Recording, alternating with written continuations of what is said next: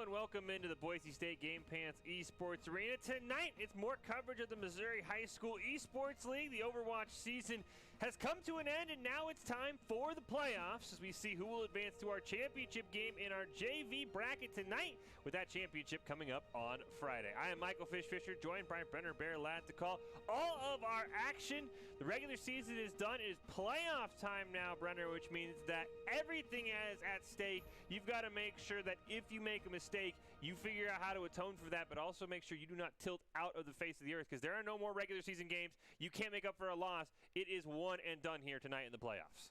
Yeah, these semifinals are definitely going to be something that's going to be hyper-analyzed coming up to this final in this high school tournament.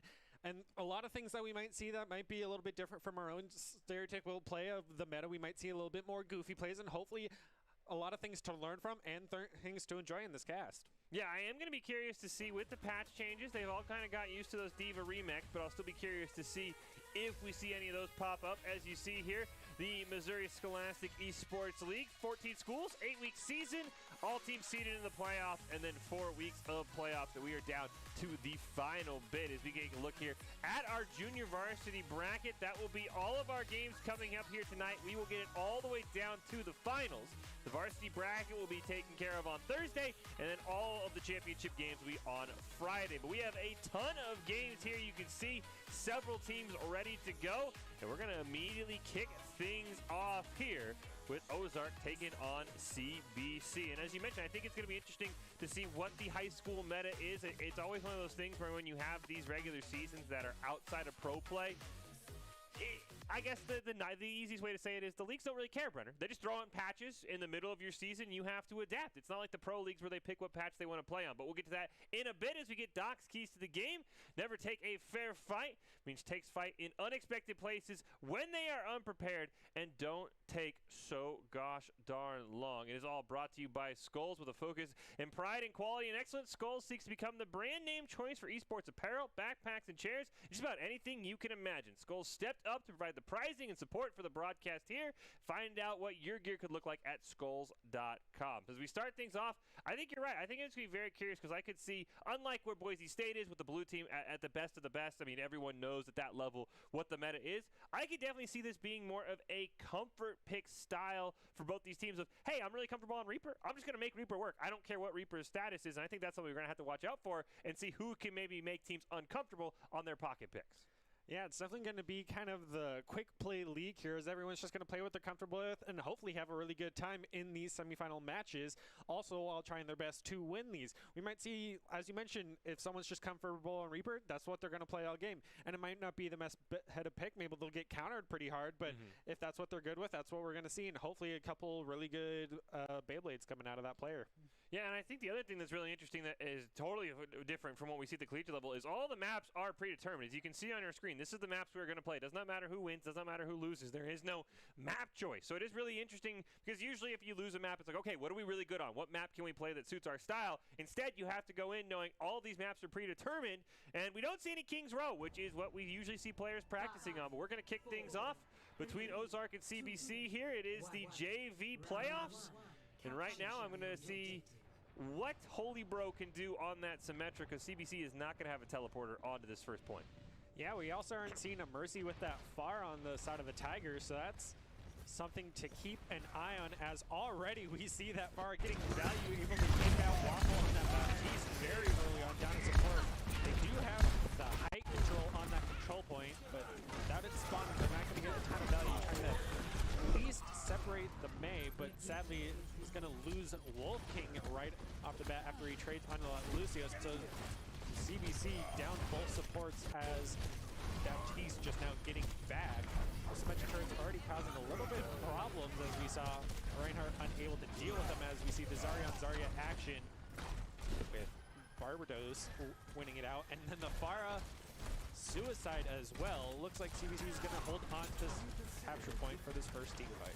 I'll be curious to see what Holy Bro wants to do. He never was taken out, but usually Symmetra, after you lose the first fight, not always the best pick for a regain. And we do see September is going to find himself over to that Mercy. Should give Ninja a bit more support in the air.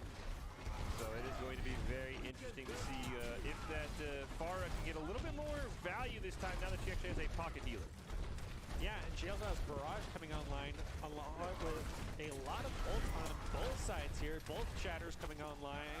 Amplification Matrix coming on pretty soon. We do see the first Shatter come down, able to get 3 members of the Tigers. Here's with Barrage coming out, able to take both DPSs of the side of CBC out.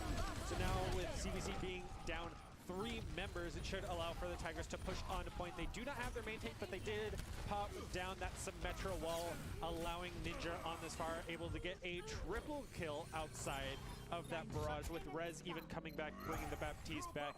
Looks like Tigers are going to take this point and make CBC reset, even go for the hero swap here onto the Torb. Yeah, maybe trying to get those Turbulent turrets down, take Ninja out of the air. They do have the sound barrier online for Cool Boy if they want to maybe use that in an aggro sense, but this is the issue with the Symmetra, is it's going to be kind of difficult for the Ozarks to push onto that point. You see the hurt already on the back line. There's the sound barrier that is going to come out, though. Shatter from Wolfie is going to land onto 2. Immediately as those shields fall, an Immortality Field comes down. He's going to get sniped out by his arrow, though, and now with an Ant Matrix available, Ninja's not going to need it. They had no idea where that Pharah was, and that is going to be a wipe there for Ozarks. They're going to establish a pretty nice safe hold on that point.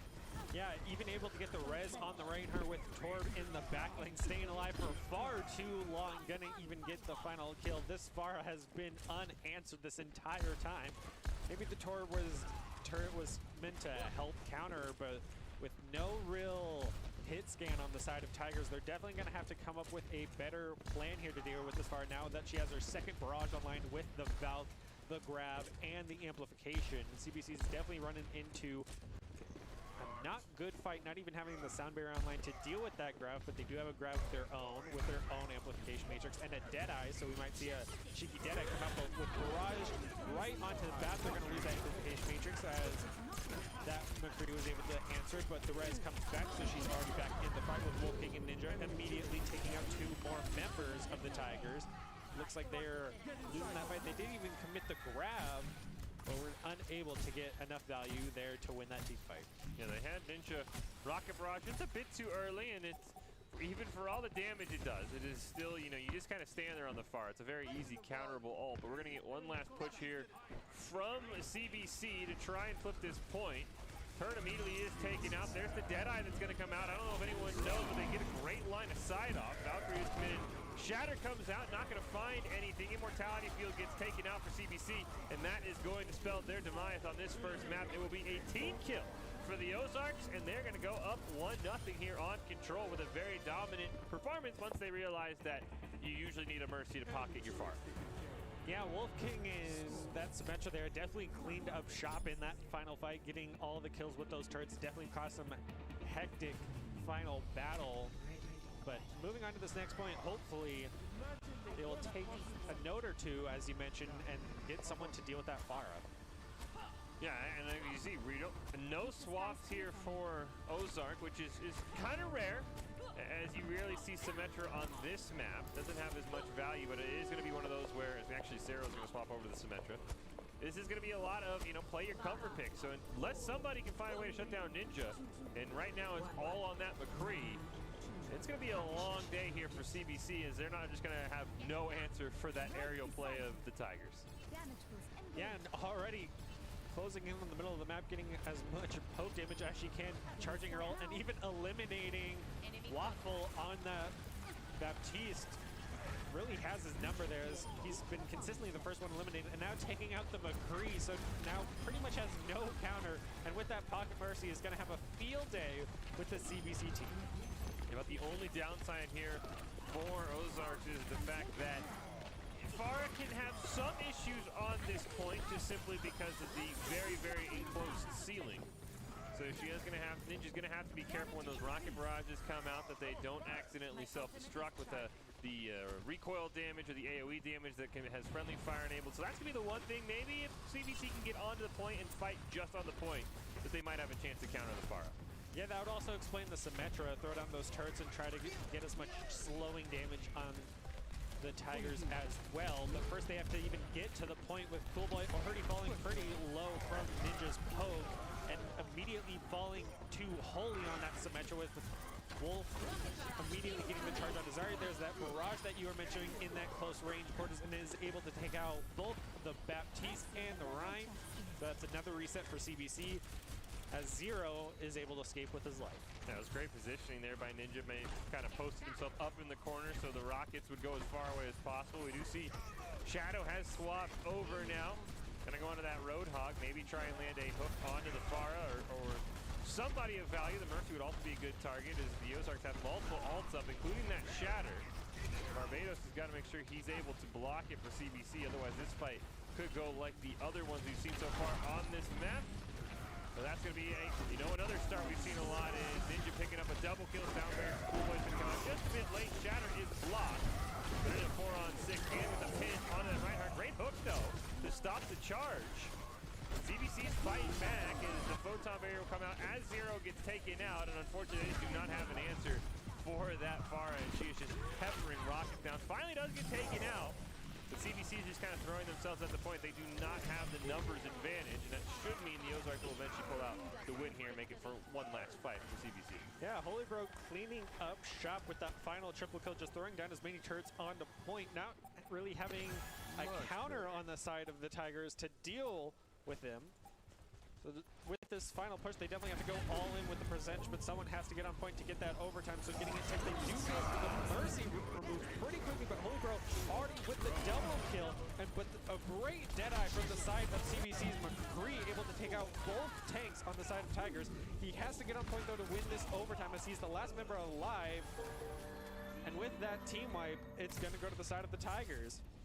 Yeah, Bro tried as hard as he could with the double Deadeye. He unfortunately missed the fan, the hammer onto the Symmetra, and wasn't able to eliminate her. And I think had he done that, that might have been enough for CBC to flip that point over. But instead, it will be the Ozark Tigers who pick up a very dominant first win on Control. I think we're going to Blizzard World next, which really, until that last point, has a lot of ground for that Pharah to absolutely pop up. As we mentioned, Skulls was able to step up. They provided the pricing and support for the broadcast of the Missouri High School Overwatch playoff. If you want to see what your gear could look like, go to skulls.com. They have everything in esports apparel, backpacks, chairs, anything you can really imagine. Those are some pretty sick lurking jerseys there as well. I mean, if you want to make your up-and-coming high school esports team look legit, Skulls is the place to go because, I mean, honestly, first look, that could be Colorado Buffaloes or that could be any high school with the Buffaloes mascot. They have some pretty awesome gear from just what we've seen.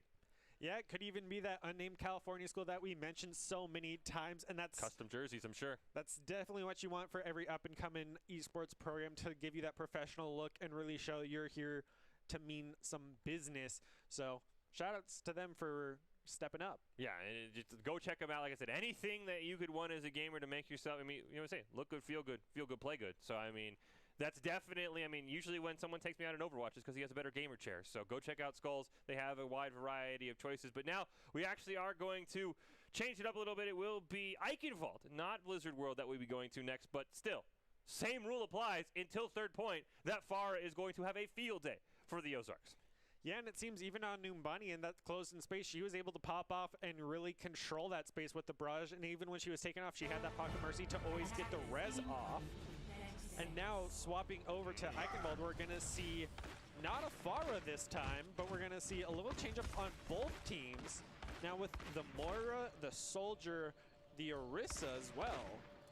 So now with the dual McCree on both sides, see they're going to be able to have that DPS output that Pharah had last time, or if we're going to see a possible swap back, or if the Soldier's going to make all the difference and just absolutely shut down Ninja this time. I don't like the Mercy pick for Ozark. If they don't have the Pharah, you just lose. I mean, McCree's decent, but he's not a sniper like a Widowmaker and Ash, but I think she would support better if you don't want to bring the Pharah out. But I guess they were predicting the full counter as you do see the Soldier and the McCree come out, and they are going to be taken low, both Silent Storm and September, being forced to retreat. And as I say that, Wolfie King's going to pick up a double. Ninja's going to continue his hot streak. He'll get one more, and unfortunately CBC gets caught at that first choke point. Yeah, this Orisa Reinhardt is definitely the double shield hard hold that you want for underneath this bridge to stall out CBC the best they can. CBC is definitely going to have to get aggressive and try to get that early pick onto at least one of the tanks if they want to be able to push through this bridge. Soldier will be able to output a lot of DPS onto these shields, but without a Mei or even a Junkrat to kind of cause some chaos for the Tigers, CBC is definitely going to have a hard time even with the Shatter, because they're going to have to burn down both shields and able to get it. As we do see a swap over on Zero to the jump. This is something you definitely want to see, but a great turn on the side of Tigers, able to block a little bit, but we are going to see elimination from Zero onto that Baptiste, as well as Shadow taking out that McCree, and then Barlos taking out both the Bongo and the Orisa, with Zero getting one more onto Holy. It looks like CBC is able to push onto this cart and take it. I did not think Shadow got that shatter off. I thought that was blocked there by Wolfie King, but he ended up hitting 3 on the back line. That was very close. I thought that shield blocked that whole shatter, but a good job there by Shadow, getting his own shatter off and setting up a nice team fight win. And I mean, I just feel like for the Ozarks, maybe you want to get rid of that Mercy, because I mean, you just don't really have a pocket target right now. You're not going to get a Symmetra, that's for sure. And McCree, he's too mobile to be continuously pocketing. So I think September, this could be a case of, hey, I know you're comfortable on Mercy, but you need to pick something else or convince one of your DPS. You see a Deadeye come out. They do take down Cool Boy. Ninja will jump into the fight, try for a flashbang, fan the hammer, not able to get it. September will commit the Valkyrie. So far, nobody's been taken out for the Ozarks. Respawn does come out. Barbados dropping low. Should be able to retreat. There's a Coalescence available for Waffle Fam. Surprised he didn't just jam that one down, as Ninja living on 6 HP and barely able to get away thanks to September healing. And we did see a 2-man shatter come out from Shadow. Once again, he has gotten excellent value on that Reinhardt and really been the difference on why this has been really a different feeling map for CBC. Yeah, CBC has definitely been playing to their strength here. The Soldier and Zero on this Junkrat have really made the difference, able to just output the DPS and take down those shields that the Tigers have been so heavily relying on. And there we're going to see Ninja swap over to the far. Now on this last point, maybe possibly a bit too late, even with the Pocket Mercy popping her Valk in the prior fight. But this Soldier definitely has become wise to that play and is able to quickly eliminate her before the Mercy is able to even get the res off for her. So it looks like they're even going to be able to get this checkpoint. Now going into the final checkpoint, as you mentioned, this is going to be the hard part, as Ninja's now swapping back over to the Junkrat. Hopefully able to output the DPS that Zero has been consistent with. But now with 5 ults on the side of CBC, Tigers are not looking good here. Yeah, CBC, I mean, they've got to be careful. If they commit all these ults and don't win, they can definitely be held for a long time. Grab is going to be the first one comes up. There's a Riptire as well. Still holding on to this Coalescence. It has been up for a while for Waffle Fam. We would think now would be the time to use it. As Attack Visor is going to come out from Bruh. Photon Barrier goes down from Holy, but it's not going to matter. Finally, the Coalescence from Waffle will be used there just to clean up the remaining pieces, and CBC gonna really turn that one around, and you have to wonder why Ninja waited so long to pick on that Pharah that I think he definitely could have maybe had a better chance on than a McCree. Yeah, they even had 4 minutes and 3 seconds. The timer having to go up there. With how snowbally that was, you'd think we'd be playing Assault here, but no, CBC just really likes their icon vault, and that Soldier and Junkrat really popped off there. We saw in that final fight, the Tigers were able to get off the Mercy res before getting eliminated onto Wolf, but he was not able to make the difference, only able to eliminate that Soldier before getting taken out, even with the Symmetra wall on his side. So I have to see what the Tigers are going to pull out here to try to match the aggressiveness of CBC.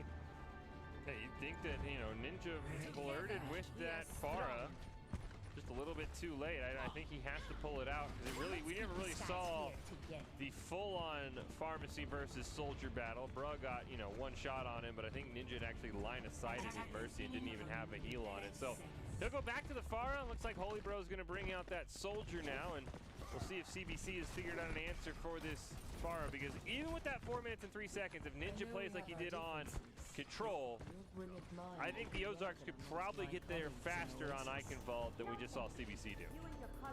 Again, the Tigers still holding on to that Mercy, so hopefully the Pharmacy will be able to make the difference. But with CBC, we saw their Soldier able to get immediate put pressure onto that Pharah and see if this Mercy is going to be able to keep her alive through that. Now, even with the Torb and that turret with the auto lock is going to be something to watch out for.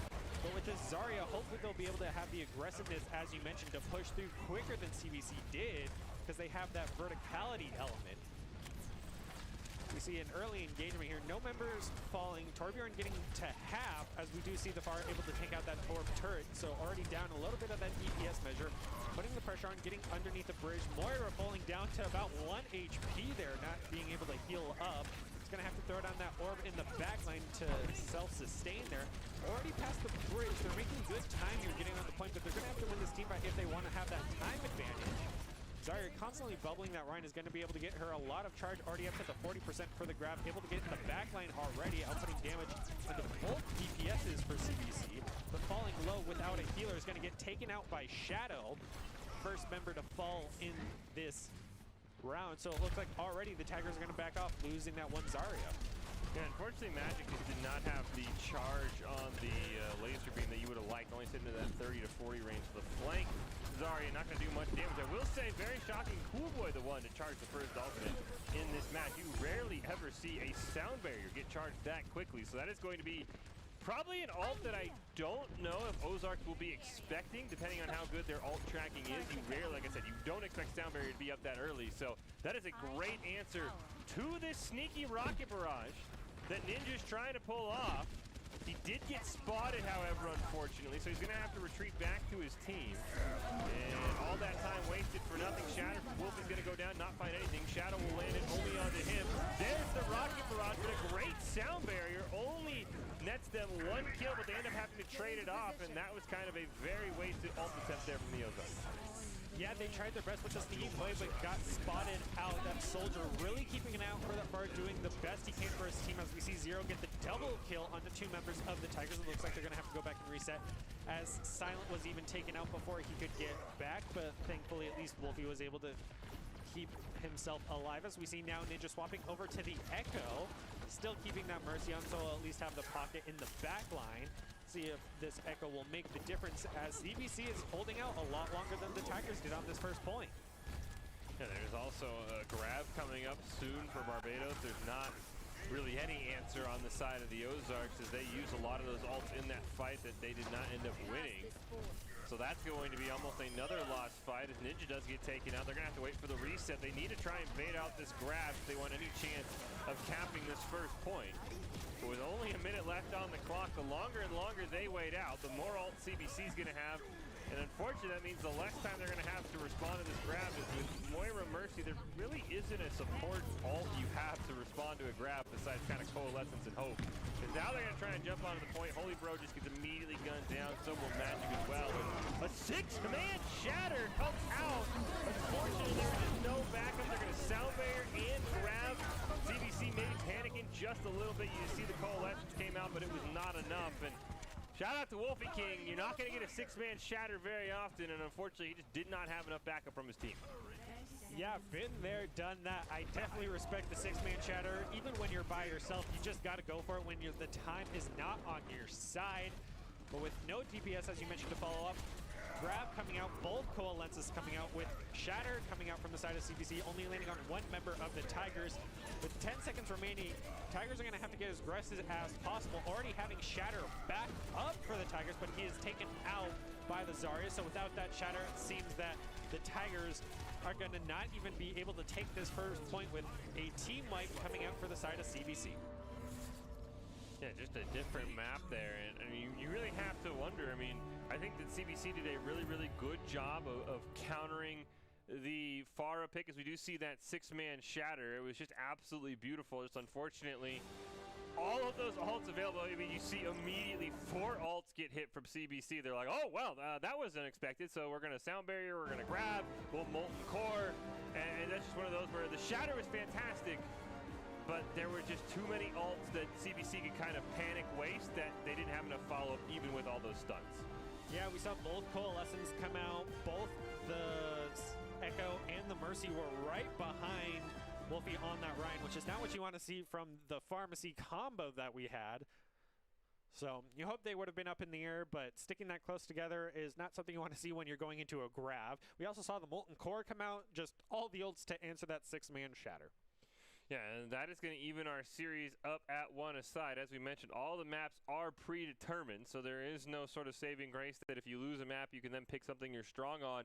And I am really curious to see what the Ozarks want to do going forward. It feels like September is kind of hard stuck on this Mercy, and Ninja kind of brought out the Pharah, but it looks like CBC has the answer. So I think there's a lot of pressure on the Ozarks to force a change, and unless they're going to bring out the Ashe or the Widowmaker, then September's also got to drop off that Mercy, because it's just not going to work trying to pocket a McCree or pocket a Symmetra like they kind of tried to do on Eichenwald defense and just got rolled over. Yeah, it's definitely, you got to have that flexibility as a player. You can't just always one-trick a Mercy like you could back in the day when she had that 5-man res. She's not as important. There's better healers that can output the stronger DPS, as we see a return to the pharmacy this time. Since they are on the defense, should pay off early on in this first point. Maybe a couple boots going off the side, but no Orisa this time to have the pull at least. So they're definitely going to have to watch out for Cool Boy on this Lucio. He's going to be able to get in the backline to hopefully boot off a little bit. Bruh is back on the Soldier. Hopefully he's going to put a lot of pressure onto Ninja, as he's been very consistent with it. Love seeing a good Soldier play, as we see Shadow jumping right into it. Already down to half HP, but his healers are right on him, as you want to see. Already Ninja's in the backline, able to take out Cool Boy very quickly, but no boots as they push the cart right past, so we're not even seeing a close hold. We're also going to see Holy Boy back on this Symmetra that he seems pretty comfortable on. Like you mentioned, these are comfort picks for these high school teams, as we see Barrage already coming online for Ninja. Very fast Barrage right into the backline, able to get a triple kill on the side of CBC, with the rest already coming back. So it looks like Ozarks are definitely feeling a lot more comfortable in this matchup. Yeah, it looks like this series might just come down to who wins the battle, the Pharmacy for the Ozarks or the DPS for CBC, because that was an absolutely insane rocket barrage in September. Immediately jumps down. Great job getting that res off, allowing you to stay at full health. And now for CBC, I mean, maybe when the tack visor comes online for Bruh, you can think about that's how you counter Ninja, but I don't know if it's a great plan planning your entire assault around one ult, so maybe Zero's got to get some damage onto that as well. But there's a boop off the edge. You were looking for one. It was Ninja who gets it, and he just remains unstoppable right now in this Pharah. Yeah, this is definitely the first point you want to see, as the Shatter comes out from the side of CBC, and he's able to take out Holy Boy with that, as Ninja is able to quickly return and take out Cool Boy, as Wolfie then takes out Shadow, so already losing their main tank. Finally, Bruh is able to get that line of sight onto Ninja and take him out, but a great Flame Strike coming out from the Tigers, taking out the healer. Looks like they're already going to have to go back and reset. Don't know if the res was able to come out for Ninja, so he is flying back at the moment, I believe. But with 5 ults on the side of the Tigers, with Barrage just now coming online and 5 per CBC, it's going to come down to the ult game here, as Deadeye is popping for the side of CBC. They're going to have a block in the background as Barrage and the Wall come out from the Tigers. Gets a double kill with that Barrage onto both tanks, making CBC having to reset, having no front line. And the Wall just now falling down. So it looks like they're going to have Shatter, Grab, and Amplification going into this next fight, with CBC only having the Coalition, the Sound Barrier, and the Visor. Yeah, it's going to be on Cool Boy to stay alive from Ninja and try and have an answer. That's a great start. He does get a boop off the edge, though. There's that Sound Barrier that was used. Unfortunately, no grab has come out yet. 3-man Shatter is going to land. We do see the Tack Visor has been popped by Bruh. And now Magic will throw down that grab. There is no Sound Barrier, though, to counter it, as you see 3 members already taking it out. And Bro, trying to do everything he can, will eventually be punched down by Holy Bro. And now with 60 seconds left, and Ninja nearly at another rocket barrage. You're wondering if CBC is even going to be able to get to this first point. Yeah, we saw a great combo actually just come out from Ninja, able to 2-shot down Lucio, knocks him up, and then back down to the ground as Shadow takes out Holy Boy, the last member on the ground for the Tigers. But no one's really had an answer for Ninja just yet. Having that barrage up for the 3rd time already, just going to have to watch out for that torture that's been so consistent, as Bro now getting the perfect missile onto him, but the res comes out from September right there on the balcony, unable to deny, with no members on the side of CBC having that verticality element able to stop it. But we're going to see Waffle able to get the double kill there, just holding right click as the Moira. Pretty solid counter for someone against the verticality that the Tigers have. So they're able to finally get this first checkpoint with Zero, able to get a final double kill from the trickling in members of the Tigers. Grab coming online for CBC as well in this next team fight. We're also going to have the Molten Core, so a possible good combo coming up. That's a great combo there, and there's no ult answer for the Ozarks. I mean, They might have a Shatter from Wolfie available depending on how long they wait on this grab, and Barbados has done a great job eliminating those turrets. There is a photon barrier that will go down, kind of wasted though, but Ninja's immediately going to pick one up onto Cool Boy, so it is a 6v5. Barbados still holding on to that grab. Shatter's going to come out once again onto 3. The alts have favored Ozarks. They have gotten multiple multi-man alts, and now they're going to send them back to spawn, but they still have the grab, they still have the Molten Core, and there's still maybe a chance here for CBC to win a fight. Wolfie can get aggressive right when his team needs it, landing those amazing shatters when we thought even they would miss around that shield sometimes. Really getting a ton of value even with that 6-man shatter early on in the prior match. Ninja back up with his 4th barrage of the game, not even up to the 2nd checkpoint here. It's really going to come down to Bruh and Zero if they're going to be able to take him out with that turret and tack visor as it's coming online. All 6 ults on the side of CBC. We're going to see the shatter come out, and then a barrage coming right for the answer, able to get the double kill, and the res comes out, putting out that DPS that CBC just simply hasn't had an answer for just yet, as Holy is able to take out Shadow, no main tank. Looks like the Tigers are going to try to fight it out the best they can, losing Bruh as well. Not having that DPS, they're definitely going to have to back off as it is a 2v4, but looks like they're going to be able to take out Ninja as they lose their final tank as well. You mentioned that photon barrier coming back already. Ozark Tigers are able to farm their ults ridiculously fast in this game.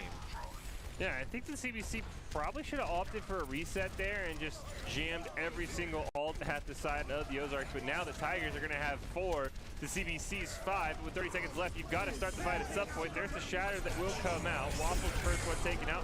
Sound barrier and tack visor are used. They're able to take down 2 members, make it 3 of the Ozarks. There is a Valkyrie pop. There's the Molten Core as well, still holding on to that grab.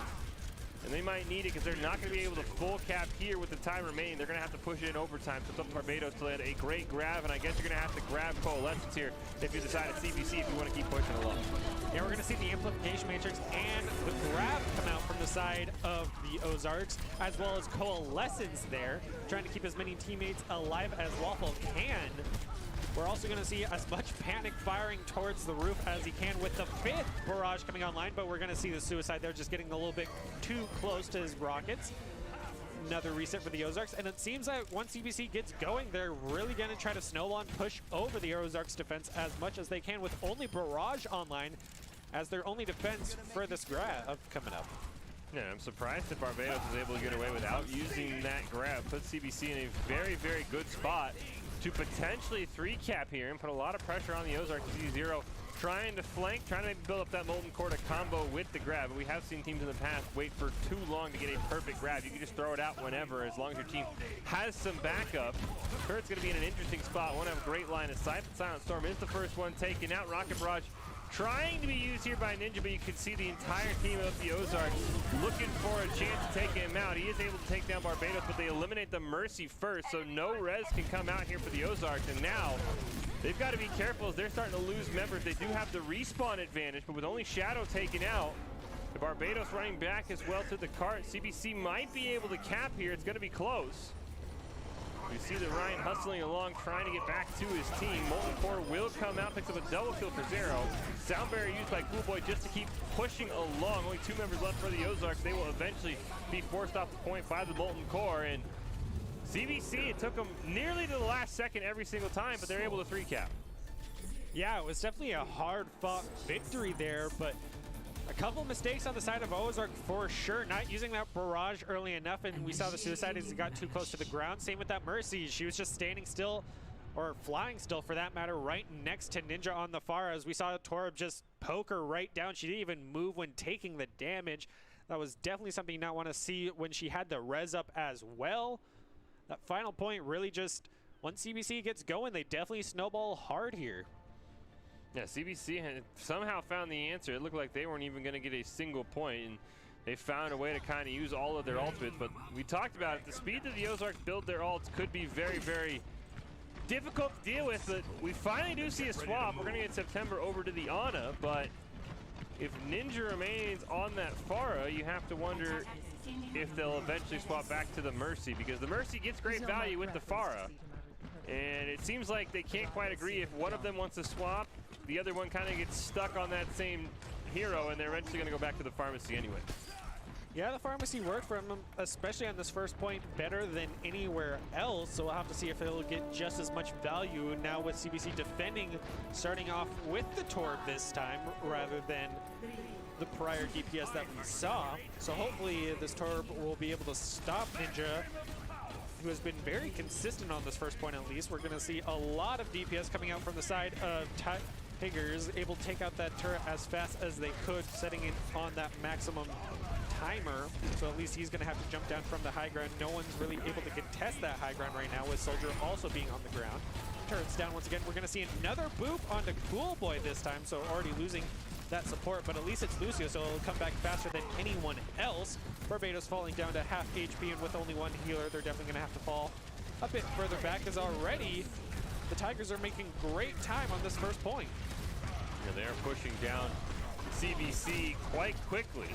And I mean, as we saw, they're still, you know, it doesn't matter what you do at the start, it matters what you do at the end. As they take Ninja out, he'll trade out his life for Bruh, and that's going to put it in a 5v5. September, though, gets the unpunished res. That's something else CBC probably is going to need to work on here if they want to end up winning the series, is punishing the Mercy reses, as September has gotten res after res. So far, the payload really hasn't moved. There's a rocket barrage online. As Ninja takes down Barbados, might be a great time to use it. He will eventually get taken out by Bruh, and that's going to mean the Ozarks are going to have to wait for their farm. Now they're going to try and go in. There's a coalescence up for Waffle if he wants to use it. Shatter comes out from Shadow, not being able to find much. They do take Magic down, however, and I think the Ozarks are probably going to opt for a bit of a minor reset while their tank comes back. Yeah, Holy Boy trying to buy as much time as he can, activating that Photon Barrier. So we're going to see Wolfie able to take out Shatter. Oh, so without that main tank, CBC might play a little bit further back, only having that Zarya. We're going to see Coalescence come out from the side of CBC, but a great Shatter able to completely deny that, as Ninja is also trying to rain as much health from above as he can, trying to deal with Bruh, and he's able to get it with only 68 health remaining and no mercy even on him. Even going to pop the barrage and take out both support of CBC, and right at the tail end of it is going to lose his life, and no mercy there to get the res onto him. But Ozarks win that very extended team fight, and we're even going to see a little bit of a snipe come out from the side of Silent onto Zero. Holy even getting the turret kill onto Shadow. The trickling not really working, but with the 4-man pushing the cart, they're going to get it. They should have one more contest here from CBC. They're going to have Sound Barrier and the attack visor online. But instead, looks like they're trying to hold as close as possible. They got to make sure they don't step away from that payload for too long, as the Immortality Field from Silent Storm will be taken out. Barbados, though, is the first elimination. Wolfie's going to pick himself up a double kill, but Silent Storm gets taken out. You see the health bars for CBC, though, incredibly low, especially that pick onto Lucio, who had Sound Barrier available, is going to make this hold even harder. Another great uncontested res is going to come out from September. That's going to give Ozarks just a simple numbers advantage. They get Cool Boy back in the fight. He pops the Sound Barrier, but it's too little too late, as the payload has been captured. So CBC will just get gunned down in a 6v3. Yeah, that pharmacy got right in their back line and just started raining down those rockets, not even needing to use that barrage that he already has back up once again with 5 ults on the side of the Tigers. They should definitely win this next upcoming fight as long as they press Q, which is what you want to see. But as you keep mentioning, CBC really needs to pay attention to this Mercy. She's getting too many reses, and Ninja's even getting a lot of boobs. But finally, the attack visor comes out, and we're going to see a double kill onto that pharmacy finally. So Bruh is hitting his value back as Photon Barrier comes out from the side of Ozarks, but they're immediately going to have to back off, and they lose that as CBC comes back very strong and rolls over the Tigers at this under the bridge point.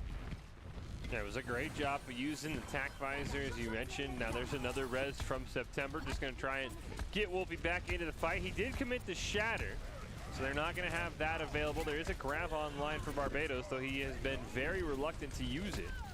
But now would be a great time, as there's a rocket barrage up for Ninja. He's looking for a way in. But everybody for CBC has their eyes set on that far, trying for a flank. They immediately spot him. He's going to try and go for that backline rocket barrage. It's going to immediately gunned down by the turret. Zero's going to take down the Mercy as well. And Molten Core is going to come out on top of that Coalescence. I think Ninja kind of baited his support into just a loss of life.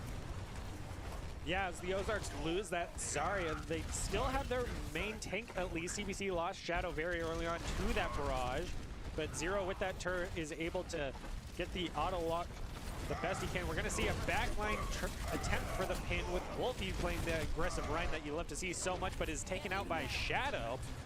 No Mercy res this time as she is back with her Pharah, causing as much damage as they can. Finally, Barbados uses that grab onto the 3 members of Ozark, but no eliminations there as Bruh finally takes out Ninja up in the sky, but once again that uncontested red comes out. So already back up to the 6 mana as September then immediately falls. Photon Barrier also falling.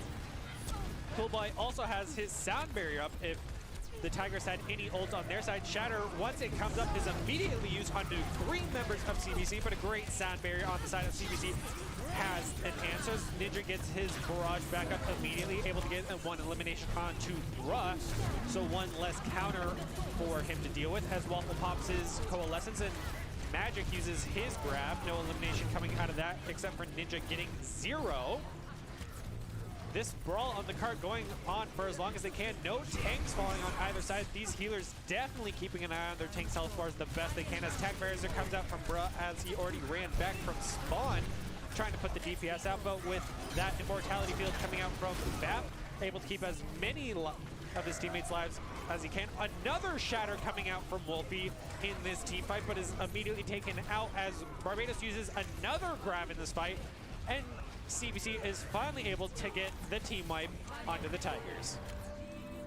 See that there are 2 ults coming up for the Tigers, but they're going to have to get to the point quickly. Unfortunately, I don't know if Wolfie running in that fast was the right idea. Time is going to tick down and nobody gets the point for Ozarks, and that's going to put CBC onto match point. And just a great job handling that Pharah by the side of Zero and his turret, and you know, they back-to-back grabs from Barbados. There's just no answer for the side of CBC besides an Immortality field, and it was just simply on cooldown already. Yeah, even when Wolfie got those shatters, it wasn't the biggest game changer that you want to see, because a lot of the times he got it, they didn't have any DPS to back it up. So hopefully they learned a lot from that series as CBC takes it. And a huge shout out to the Missouri High School Overwatch playoff sponsor, Skoll, stepping up to provide pricing and support for the broadcast. If you want to find out what your gear could look like, go check them out at skulls.com. They have just about anything you can imagine in the world of esports apparel, backpacks, and chairs, and more. And they have been absolutely phenomenal. Just like we've seen CBC be absolutely phenomenal as well. They feel like they figured out that Pharah, it was probably a little bit closer than they wanted it to be on that map, taking all the way down to overtime multiple times on their push. But they just simply held the Ozarks before they could get to the second point. And going on to our last map on Assault, there's some room for Pharah here, and I think that for Ozarks, they're kind of stuck on that. Nobody's changing off this comp. Finally, Magic will at least flirt with the Sigma, and Ninja now on that Junkrat, but you see with September still on that Mercy, that Junkrat kind of is a bad pick because what are you going to do, boost the grenades?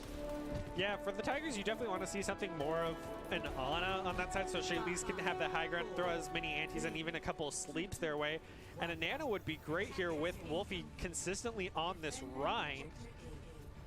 With the side of CBC, they're definitely sticking to their guns here, because we do see Zero swapping back to that Junkrat we saw him on once, no longer an attack Torb. This is not the best you want to see on Hanamura, no less. Surprised we're not seeing a Mei either to try to wall off these teams, but this is definitely a comfort pick matchup with September sticking to that Mercy is what he's comfortable with, and having all those uncontested reses have definitely been beneficial for his team, but haven't made all that difference as Ninja already got his Rip Tire up far before Zero, only at 30%, with Wolfie King at his 60% for Shatter, right above Shadow's 45, now up to 52. Waffle now getting his Coalescence online with seems CBC try to push through the gate, but immediately Ninja answers with that Rip Tire, taking out 2 members of CBC. It looks like they're already going to have to go for that reset. Now, the ult charging in this game has been absolutely phenomenal for both sides. You see Coolboy already has that sound barrier up. That should allow the CBC push next time to be a lot easier. There's only a photon barrier up for the side of the Tigers right now, but there are a couple of ults charging. But I think the biggest thing, as you mentioned, if September, even with that Mercy getting less value with the current comp, is able to still get a good res onto the first elimination target, they can get plenty of value, and they really haven't had much issue being contested on those res. Sound Barrier comes out, but it's not in time to save Shadow. There is a 4-man Shatter that will come out from the side of Wolfie. He will be taken out, though. Can September get the res? It looks like he can. Holy Bro will be taken out, but that is a huge res. Kavitic Flux from Magic. Gonna go slam things down. CBC gets a couple members taken low, but so far they're just sitting on top of that point. Finally, Wolfie back into the fight, takes down Zero. Bro is the next target, but he's able to be healed back up. Photon Barrier did come out from Holy Bro to split the point in half. Great use of that. Ultimate Valkyrie as well. Another Riptire for Ninja. It is incredible how fast Ninja has been building these ultimates, and he is a huge reason why that the Ozarks are hanging in this match right now, trying to do as much damage as he can on that Junkrat, getting behind the shield from Shadow, taking that Reinhardt incredibly low, but he will finally get taken out, and that should open things up for CBC to take this point with the numbers advantage.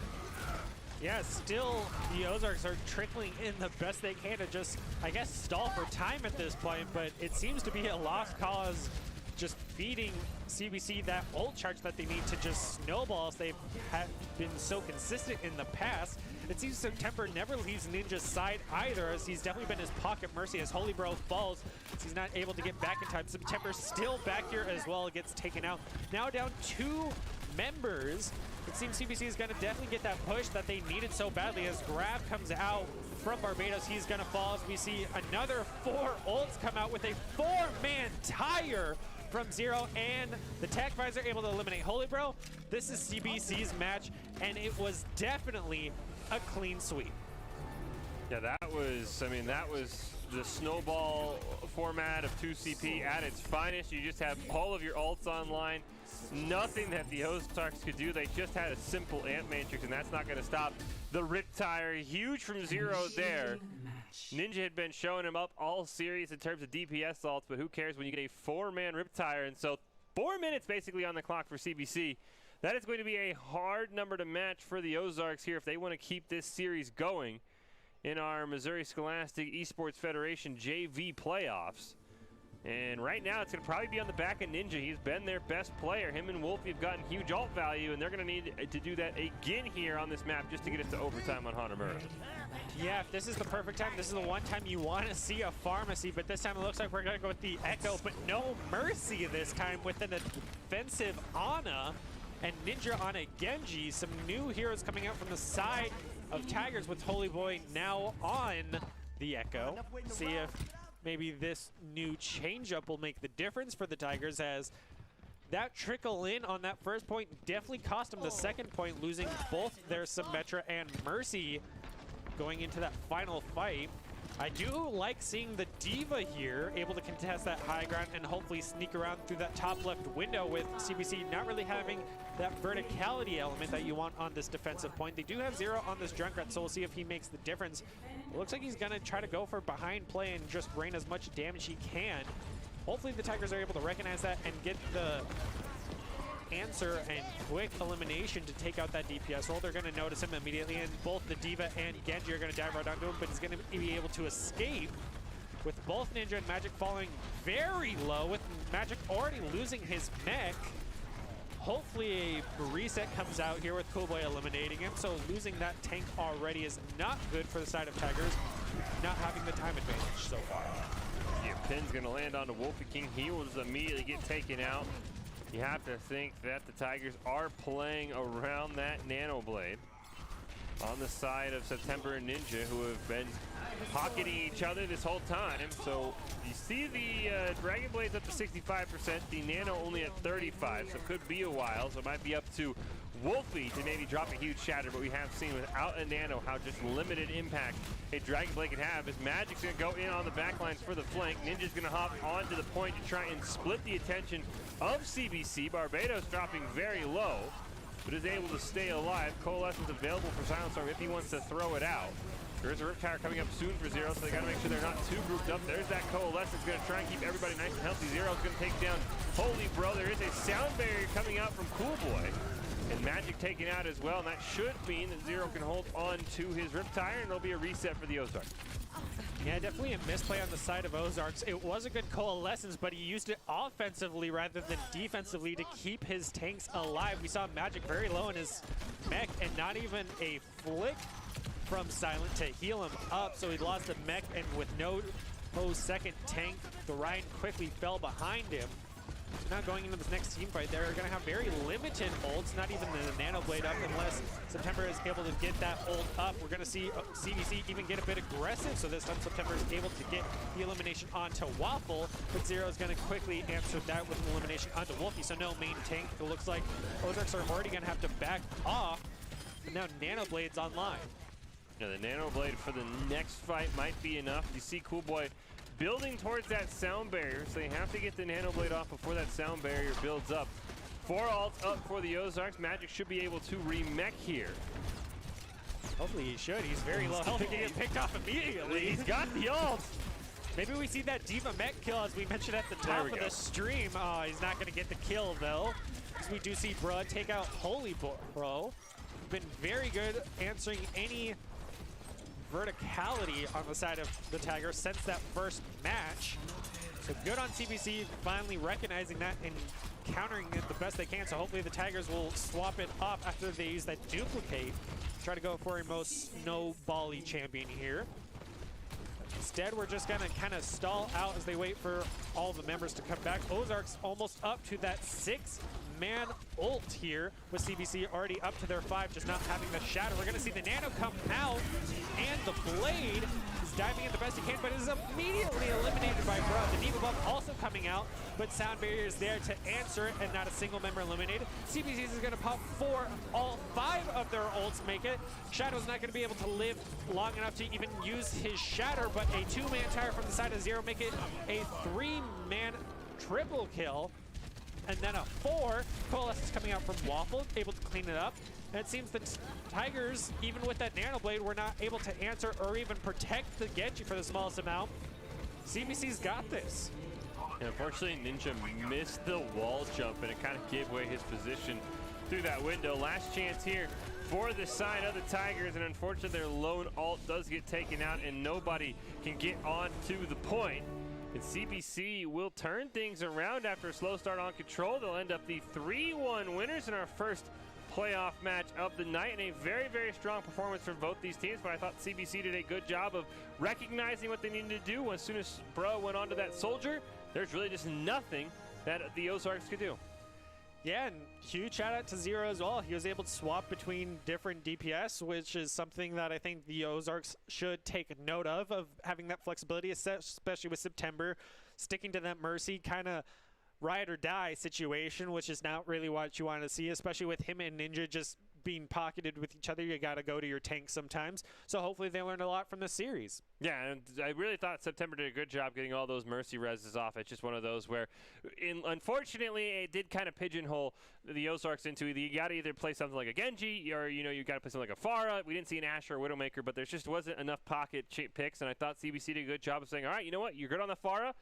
We'll die a lot to the rocket barrages, but we're going to be able to counter you in the end. Well, that will do it for our first match. We're going to take a quick break here at the Missouri High School Esports Federation, and we will be back with Blue Springs and Columbia Independent in our JV bracket. So make sure you're following the channel, and we'll be right back with more playoff action here.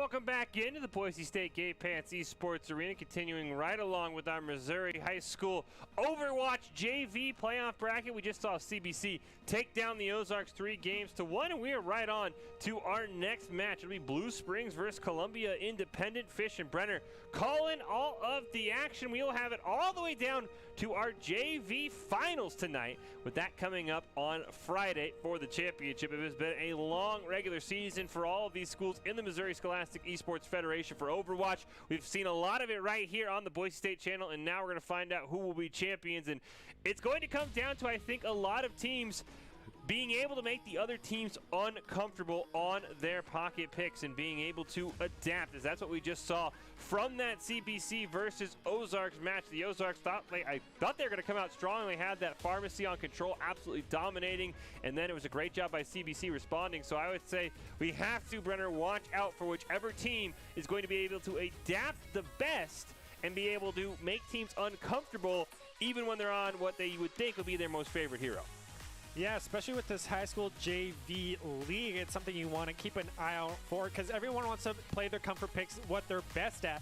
But if the enemy team is able to adapt to that and perfectly counter you on it, they're the team that's going to pull out victorious here.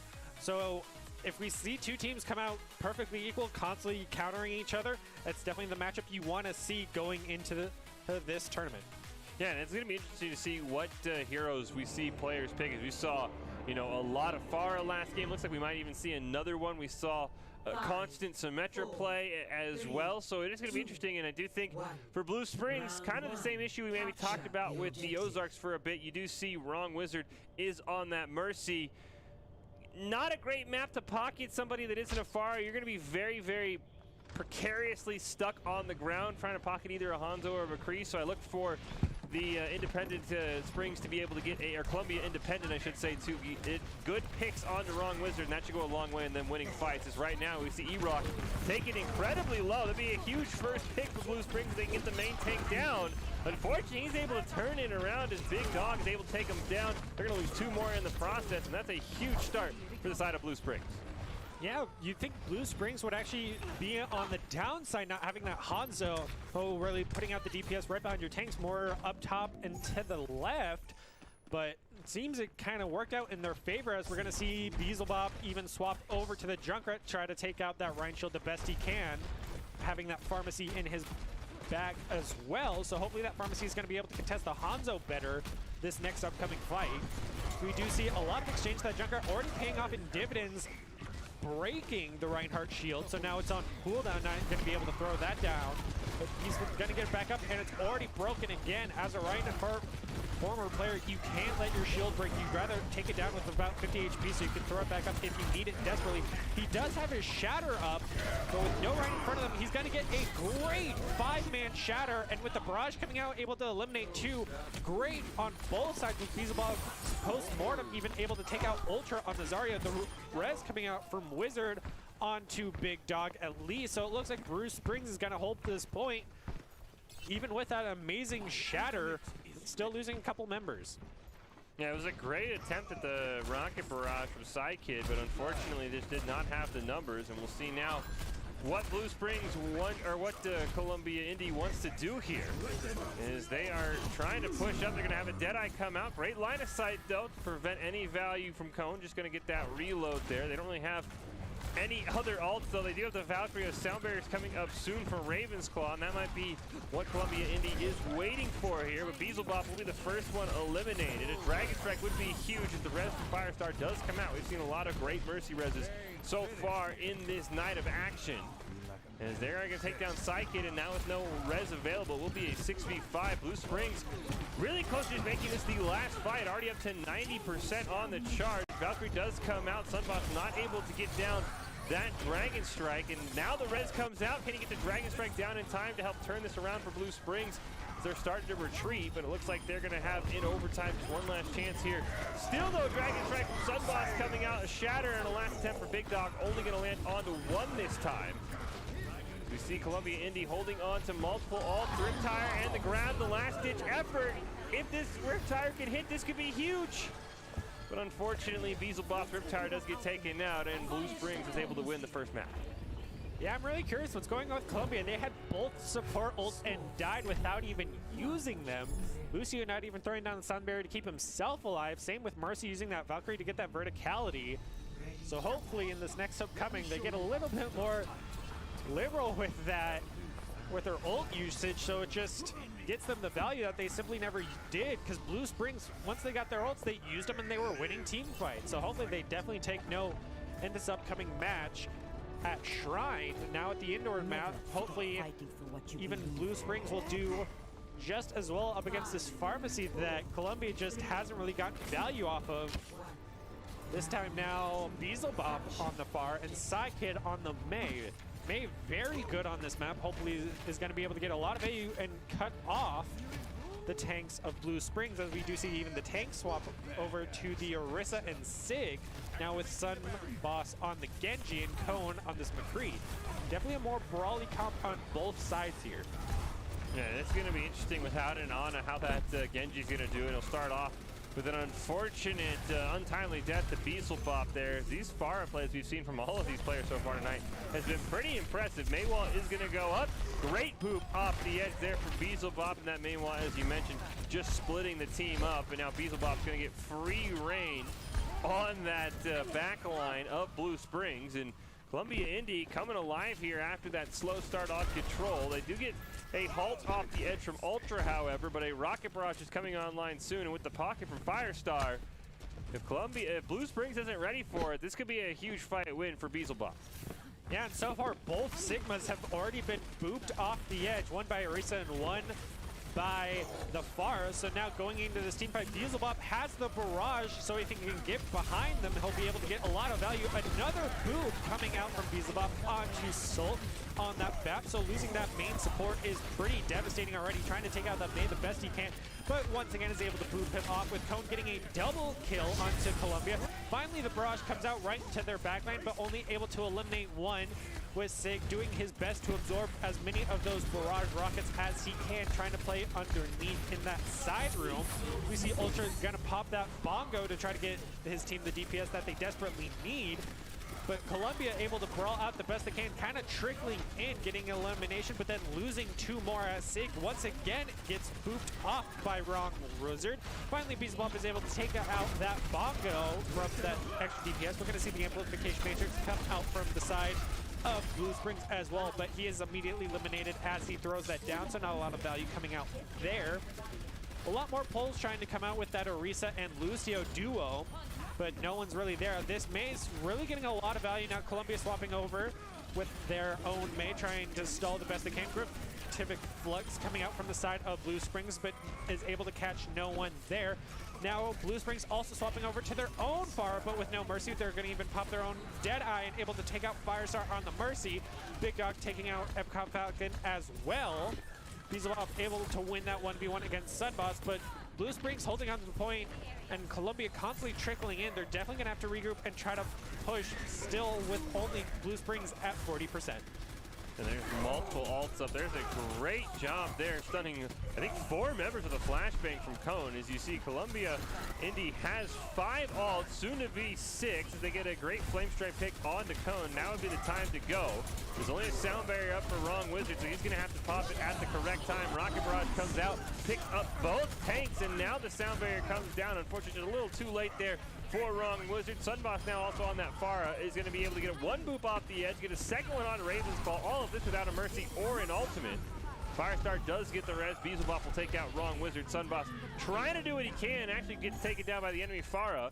And great job for Columbia Indy, only using 1 ult in that fight and now having 5 ready to go. While Blue Springs is going to have absolutely nothing in terms of ults.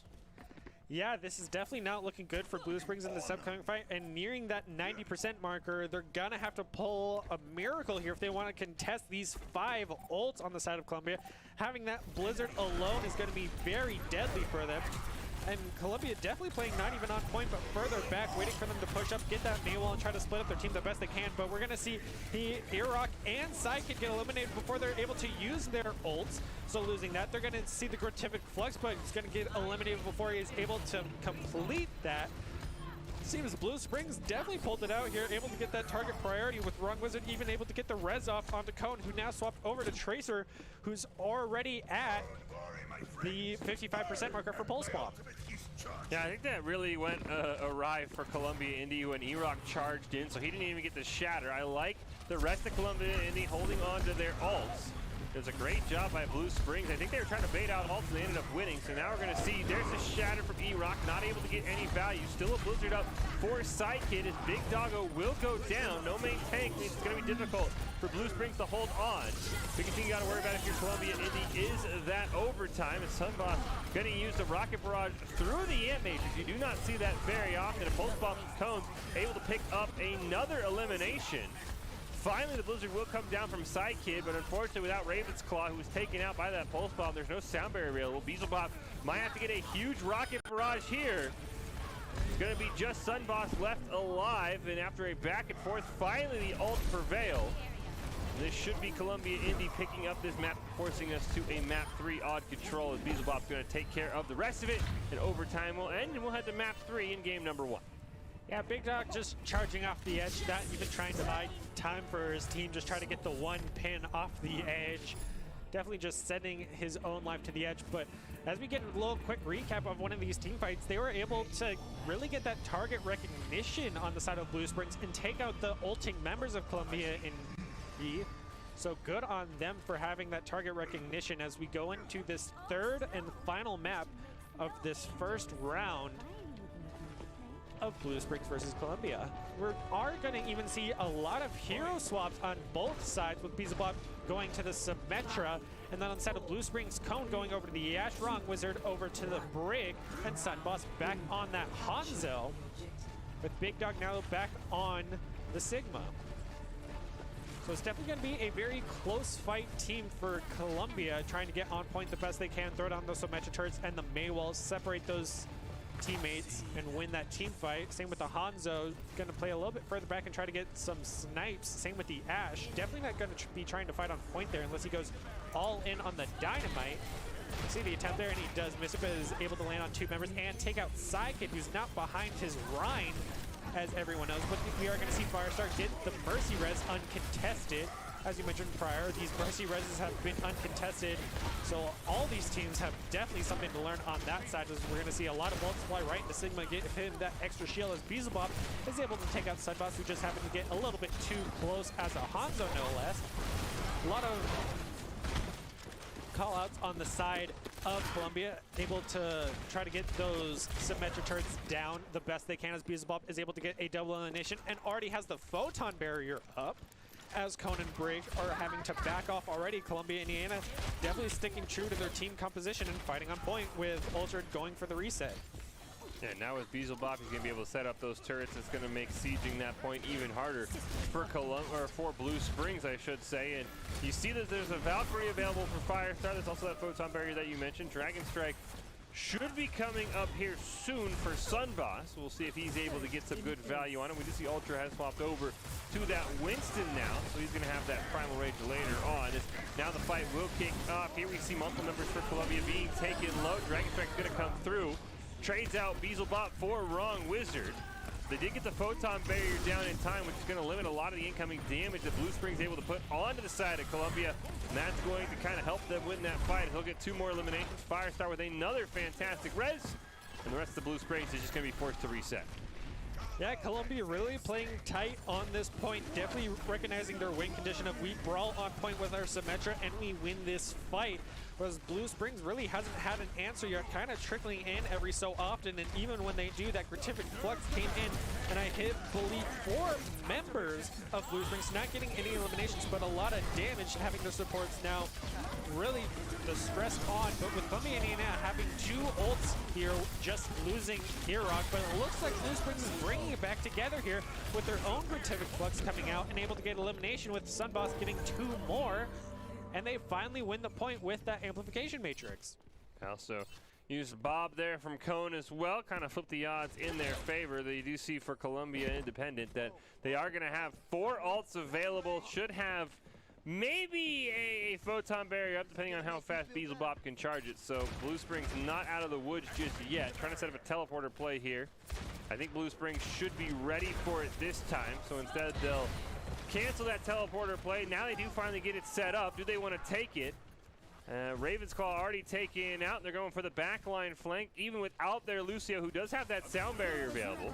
Valkyrie will be committed. If Firestar can get a res, that would be huge. As Psych is now going to throw that Blizzard right down on top of the point. Big Doggo, the first one eliminated. Multiple freezes coming out as Sunboss, Ultra, and Cone will all fall. Huge May value here for Psykid, and this should be enough to wrap up this point. Wrong Wizard just trying to kite in circles, not able to get it.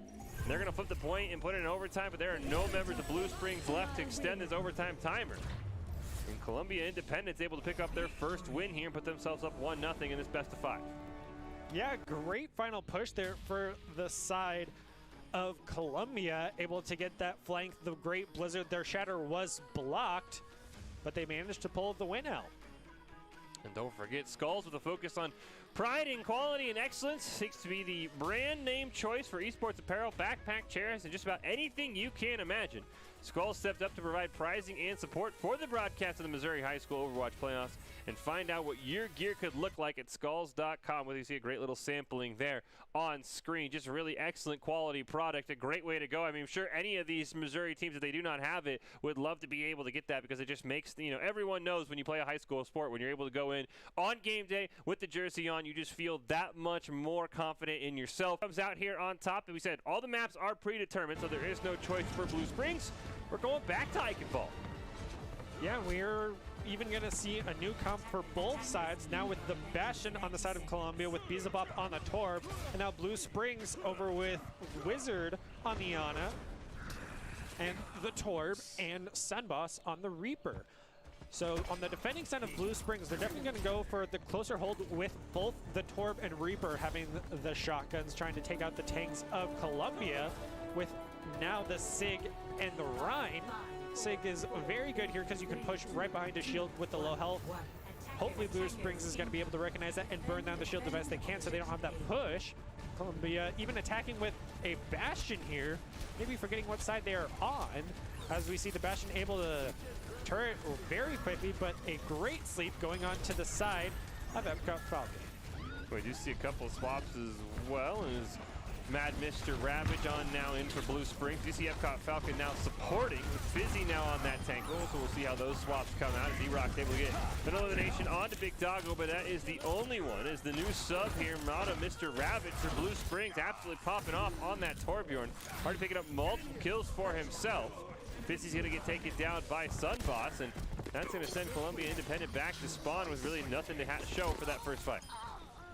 Yeah, the swap seems to be making all the difference with Madam Ravage, as you mentioned, popping off on this Torp, able to notice definitely the win condition of Columbia is really playing around that Bastion. He just dove right for him and took him out as he was prioritizing the turret to eliminate rather than the members around him. As we see the Bastion pop right down, not even a Rhine to defend him, just face tanking that Flame Strike as well. Beelzebub swapping back over to the far, now has his pocket Firestar Mercy. See if this will make the difference with Mata already recognizing it and putting some DPS down. A great sleep onto Sidekick, losing that DPS for this fight. Gonna have to stall out, wait for him to wake back up, as we see a great stun onto Erok, but the shatter coming out for the side of Blue Springs, landing on a handful of members out of Columbia. We're gonna see at least one elimination from the side of Beelzebub, make that 2, taking out the Ana and the Rhine. Firestar able to get the res onto Rock as well, so they get their main tank back. It seems they are trying to pull this out the best they can, as Beelzebub finally wins that 1v1 against Sulk. Looks like Sunboss is even going to give it to him. He does have the Death Blossom up, but it looks like they're just going to give it. Man, no chance to contest. I like that play by Sunboss to save that Death Blossom for another time, and Beelzebub continuing the play of fantastic fires that we've seen so far tonight. We'll eventually swap over to that Torbjorn, and E-Rock will go over to the Aristas. Now they're going to set up the classic pirate ship, putting a bunch of shields in front of Sidekick on that Bastion. We'll see now if Sunboss with this high ground can set up a great flanking play, as Big Doggo already taken incredibly low and will even be taken out as Psykid now just riding this payload to victory, but there are multiple ults up for both sides. We can easily see an ult bonanza. Psykid picks up another one onto Madam Ravage, and now that this Torbjorn is mobile for free, Psykid is absolutely popping up. Yeah, he's got that pocket mercy to damage boost him, and he even gets Sunbuff before he can even reset. Still holding on to 5 ults on the side of Blue Springs, with Columbia having 4 of their own to answer. But as you mentioned, they got this pirate ship going, and unless Blue Springs is able to dive right in and make that Bastion having to flick close range, it seems that Columbia has got this far. And now with both Britific Flux and their own tank, as well as Blue Springs Surge coming out, it's not looking too good for them. With Bastion using his tank, the Nano comes out onto that big dog Rhine, but he's able to get a triple kill with it. Because as I mentioned, once you get close range, it puts Bastion in a rough spot, missing a lot of those tank shots, and that Nano definitely helping him tank the ones he did hit. So Blue Springs takes back the cart right at that checkpoint. And now it's going to be really hard to get that Bastion back on. As we take a look at that replay, it looked like it was a great start. You got the Gravitic Flux, you got the tank form, but as you mentioned, the Nano from Wrong Wizard, as he gets eliminated onto Big Doggo, and he just, any Ryan will be happy to just swing that hammer around as much as they want with the Nano. He picks up a triple kill for himself. So we'll see now how the side of Columbia Independent wants to attack here. If they don't have that free payload for their Bastion to position on. Get the halt off. They do have a Valkyrie available as well as an Amp Matrix, as Beelzebub's turret will be eliminated. Epcot Falcon will go down as well, but they'll trade out Baptiste as Sulk will be taken out.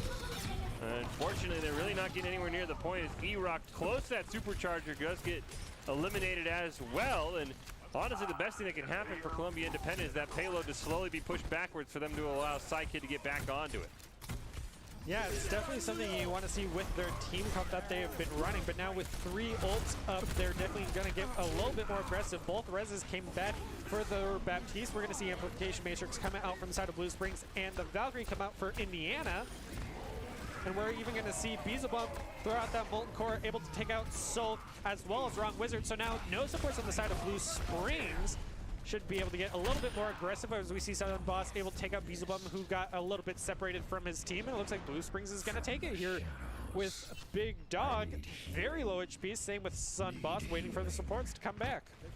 Yeah, and I think unfortunately Epcot Falcon, he did just play tank in control. Maybe, you know, in that tank mindset, just jumped in on the Baptiste, and you kind of had to say, you know, what was he doing? But like you said, he was just playing that Sigma. So that can be tough when you swap roles and you're like, wait, I'm not tanking anymore. So you see Psykid taking a Dynamite, taking a Flame Strike right to the face. Can be forced to commit a lot of that self-healing to himself just to keep himself alive. His team now setting up on this high ground. We see Madam Ravage calling in the Bob, trying to get a big flank onto Psykid. He's got Sunboss in his face as well. Tank form is available. Meanwhile, 3-man Shatter off screen will land Big Doggo.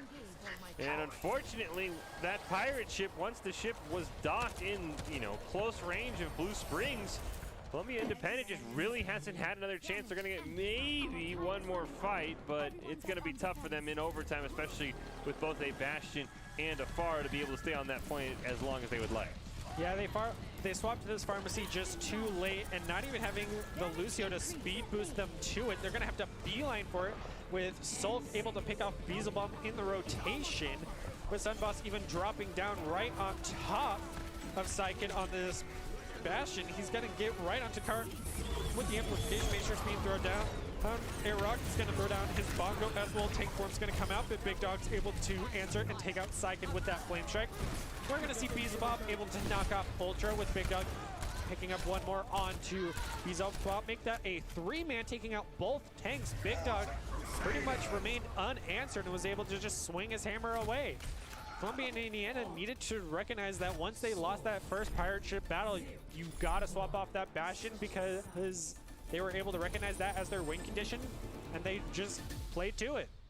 Yeah, I mean, it looked like they were just going to easily snowball on this point, but a huge Nano from Wrong Wizard just moments before he's taken out by the tank form allowed Big Doggo to get an absolutely huge play with a triple kill there being picked up. Actually, I think even maybe a quadra kill and that was the difference maker. So easily a winnable map here for Blue Springs. Have to get pretty close to capping it on that second point, so we'll see what they want to do attacking-wise. But if Big Doggo's still able to get that value on that Reinhardt, I would think that Columbia Independent would be hard-pressed to defend for as long as they might need to. Show you how it's done. Yeah, another thing to mention, as we said at the start of the series, adaptability is everything, and Columbia and Indiana stuck with their guns, and Beelzebub was the only one swapping off, so he was trying. But with the rest of this team just sticking to those heroes, it definitely cost them there, with Blue Springs, Madam Ravage being that kind of really good pick. He was on that Torb, then swapped over to the Ashe, and that seemed to really make all the difference. Same with Sunboss on that Reaper. They were able to recognize the win condition of Columbia, Indiana being that Bastion. They focused him, took him out, and won team fights. So going into this attacking now, we're going to have to see if this Symmetra is going to make the difference.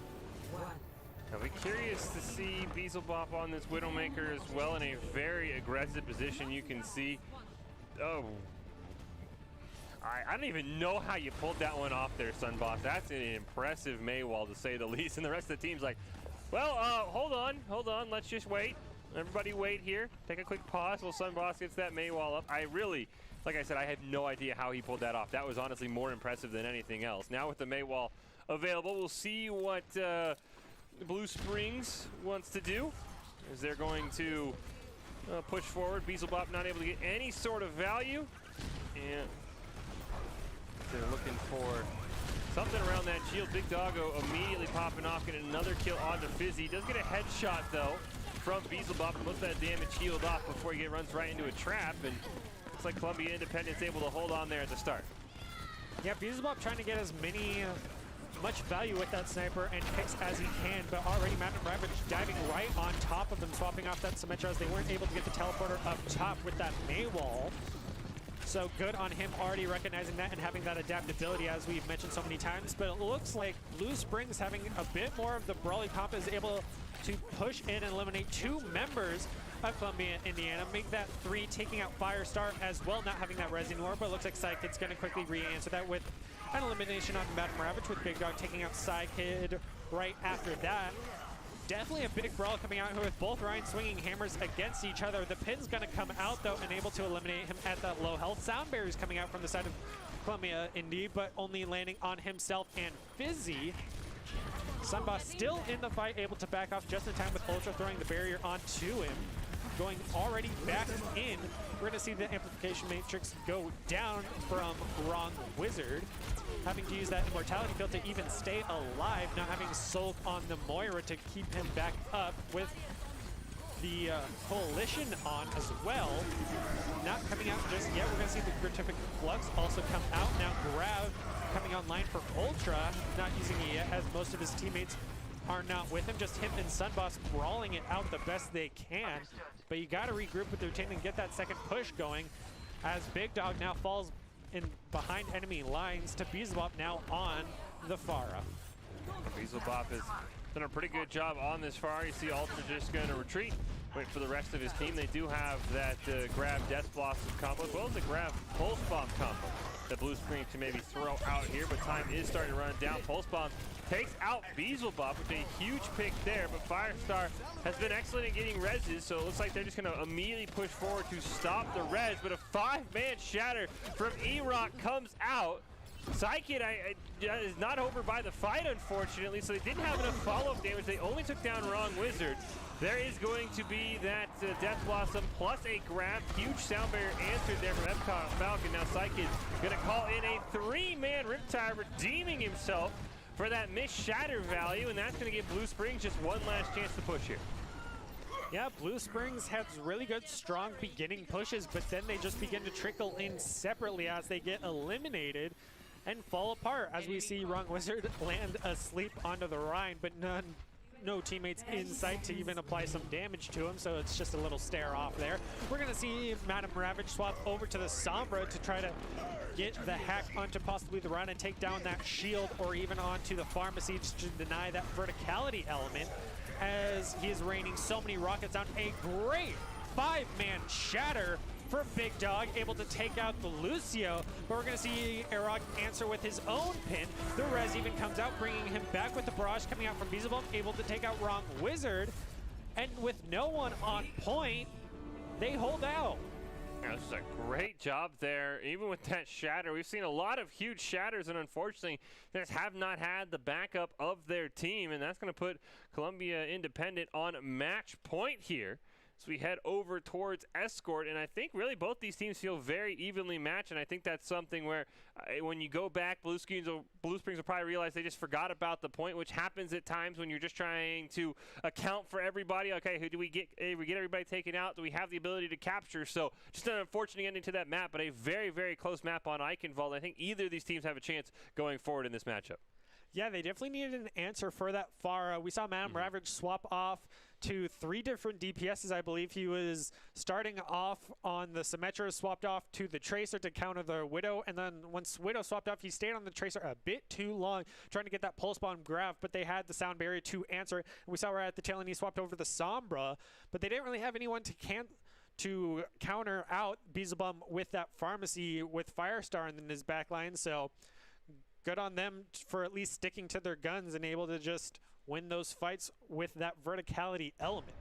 And it is the Missouri High School Scholastic Esports Federation Overwatch JV playoffs between Blue Springs High and Columbia Independent right now. We'll have a championship matchup when we are done with the night, which that will be coming up on Friday. As we see that Columbia Independent will be attacking here on the orange. Madame Ravage still behind up on that Sombra, maybe trying to find big hack value. As you see Fizzy now on that Roadhog. Big Doggo also on the Roadhog as well, which is shocking because I thought his Reinhardt play was a huge reason why Blue Springs was played so well on Eichenwald. So we'll see if he's able to get any hooks. It's the first one onto Fizzy, but should be able to retreat and heal back most of that damage. Salt taken low, and it looks like for now Blue Springs will just retreat. Hack is going to go on to E-Rock, but right now we still are looking for our first elimination as those shields holding for both sides, and Blue Springs continues to just retreat in line of sight. Yeah, Columbia with this Widow hasn't really been getting the picks you want to see from a Widow, able to output that DPS that Blue Springs has with both the Sombra and McCree. Definitely a lot closer range for this push the cart that you want to see. With Big Dog already getting 2 eliminations, Beazle now getting his first, make that his second onto Sulk and Big Dog, getting that defensive position that you want to see from a Widow, but an attacking Widow is something you don't see very often as he's returning back to it. He knows that the Sombra's there, so he's going to see if she teleports over, waiting for that peek, and she finally does with 44 HP remaining, is able to even escape, but make that a joke because she falls to Beelzebub, running her down. We see Big Dog once again winning that fight against Fizzy, with Cone popping the Deadeye, but they're just line of sighting it. She popped in just at the last second with Firestar falling to about 1 HP, make that 0. He's about getting an elimination onto Sulk, with Cone able to take out Sidekid, so at least he's keeping an eye on the sky, taking out that Pharah whenever he can. Firestar is up, so we'll see a possible res with 3 ults now. Now the wall hack's coming online for Beelzebub, but it looks like he's just gonna fall off the edge with a possible reset there. Her swapping out heroes possibly, or he's gonna stick on that Widow as he's been getting a little bit of value, but it looks like he's gonna swap over to the Reaper without brawling this a bit. Cryptic Flux gonna come out for the side of E-Rock and able to take out Cone, with Sidekid taking out Ultra's Bongo. We're gonna see Madame Ravage fall off the edge as well from that Tracer. Don't know why she was on the Tracer, especially when Beelzebub just swapped off that Widow. Maybe she's just going to try to disrupt in the backline with a little bit of a brawl falling off on the right side with, it seems, Big Dog, the only one alive on his team, but he's going to quickly fall off with Sidekid able to get a boop onto the Orisa Ultra. The fight still continues. A good 2-man ante coming out from the Ana. Whole Hog coming out from Fizzy. So at least they're using their ults, but this has definitely been a trickle-in battle with Cone now using the Deadeye to take out Epcot Falcon. They are finally able to capture the first payload spot, but E-Rock will pay with it. He's going to get hooked in. Barely hanging on, but will eventually get taken out there by Ultra. And now we see Sidekid's going to try and get a boop. Unfortunately, Big Doggo will be put to sleep, so that's going to stop his momentum towards the water. Epcot Falcon does take out Sulk. Sidekid looking for a flank. I'm pretty sure they know where he is, so he's going to have to be a bit more creative. As you can see the spam coming in. He's barely able to crouch underneath it. Maybe he can sneak over to that archway and jump down for a huge rocket barrage. Nano's going to be up for Epcot Falcon as well if he maybe wants to land it onto that Pharah to guarantee a kill or two. They also, of course, have the boost from the Mercy. Fizzy put to sleep. Epcot Falcon going to use his healing grenade defensively, and a whole hog from Big Doggo is going to catch out a pair of members for Columbia Independent. That should send them back to spawn. Beezbop maybe going to make the hero play here with the Death Blossom. Has to be careful, but down 4. I think he should just retreat, and that's what he'll do. And Columbia Independent setting up for 5 ultimates in this next fight. Yeah, already Blue is winning those team fights with that whole hog, able to get that double elimination as you called out, which was great and helped them turn the fight. Good on Beelzebub for at least recognizing that his team was dead, so he immediately retreated and kept that Death Blossom alive. We're also going to see on the side of Columbia, Indiana swapping over to that Ryan for Fizzy. So hopefully he'll be able to make the difference here as he is quickly caught out, but able to get some healing from his teammates. So they're going to have to back off as a 2-man anti-land. We're going to see the Death Blossom come out and able to take out Cone at least, but he's going to then lose his life to Soul with that auto-aim right click. The Nano's going to come up onto Ultra as well as the Vertific Flux, but he's just going to gold it out with that halt as Firestar is able to get the res onto Beelzebub once again, uncontested no less, as they begin to push the cart once again. Yeah, great job there by Beelzebub using the Death Blossom to kind of give his team the edge they might have needed. As Madam Ravage able to take down Fizzy, but Beelzebub will take him out. There's that rocket barrage from Psyche. It'll only trade it out 1 for 1. Big Doggo still on the point. Another great res from Wrong Wizard this time, getting Ultra back into the fight, and they're going to deny that payload just 3 meters from the checkpoint, and now there's going to be maybe 1 or 2 more fights for the side of Columbia Independent in the orange, and it's going to be very difficult for them with just that Nano and that Valkyrie available.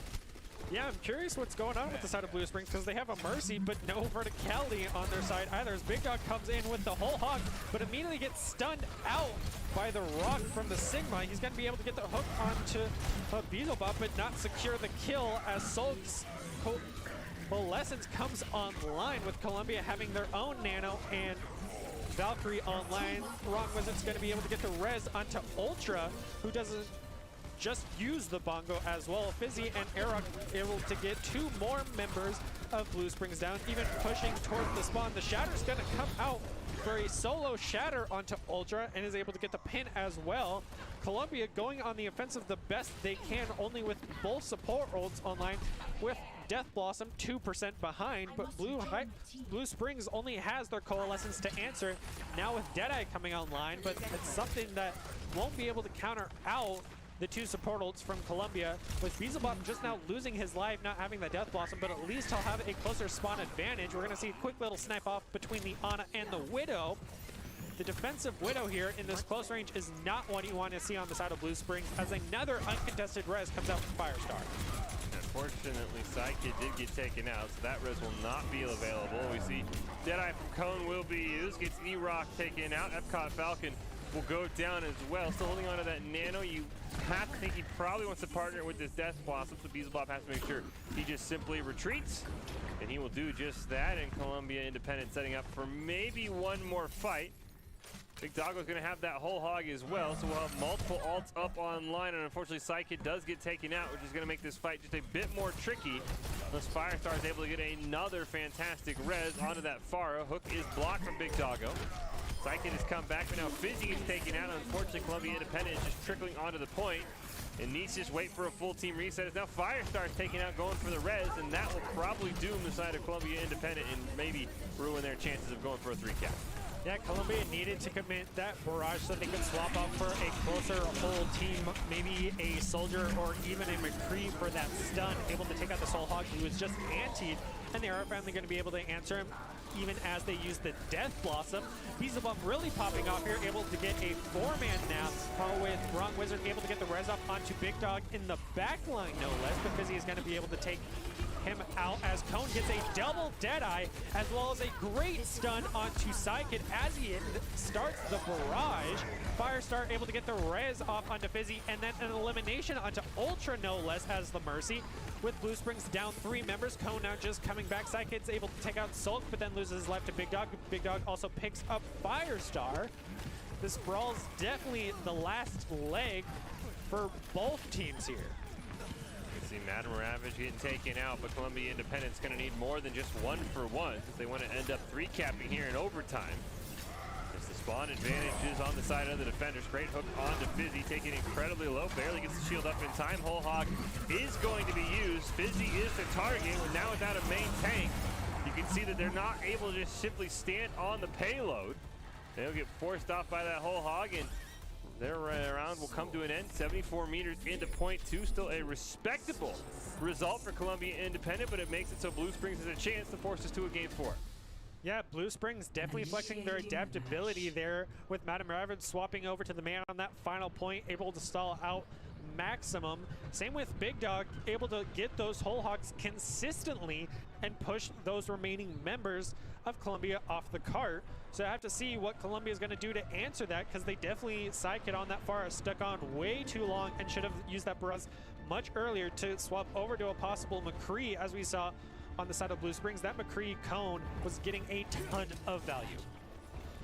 Columbia Independent will double down on their heroes in the sky. They'll bring out the Pharah and the Echo there for Beelzebub, so Firestar will definitely have his work cut out for him, trying to keep them nice and healthy. We do see Madam Ravage for now on that Pharah, though, which could make it very difficult for the side of Columbia Independent to lose any of their members, as it is very hard to get those direct impact rockets in the air. With Cone currently on the Reaper, you have to wonder how long this comp for Blue Springs will last, just simply because they don't have a great answer for either Echo or Pharah with their current composition.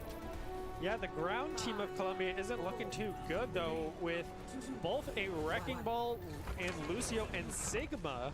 Sigma's definitely going to have the hardest time. They're not having the mobility that the rest of his team does. So he's going to be stuck on the ground, so that's definitely someone Blue Springs should focus down, since he doesn't have the mobility. But first, they're going to have to deal with this Pharmacy and Echo, as you mentioned, as we see Irok fall off the edge, just having too much speed already. Cone coming out the gate, eliminating Fizzy. As I mentioned, he's going to be stuck on the ground with no backup with this very high-speed team. Probably want him over on a D.Va instead, but we're not going to see that swap come out here, as Sidekick now also falling off the edge. We see Irok already swapping over to that Zarya. Nothing away from the Wrecking Ball, but right now Blue Springs just simply pushing. Only thing slowing them down is the speed of the payload with just the one member on it. Firestar will get taken out first, which is a great way to deny any res chance to the side of Columbia Independent. Beelzebub will be the next one taken out, hit by a huge accretion there by Big Doggo. Finally, the payload has met up with the rest of the team. E-Rock will get taken out as well. It will be an easy first point here for the side of Blue Springs, and they'll keep pushing right along as Madam Ravage able to take down one on this Pharah. We've seen, like I said, great Pharah play from everybody so far.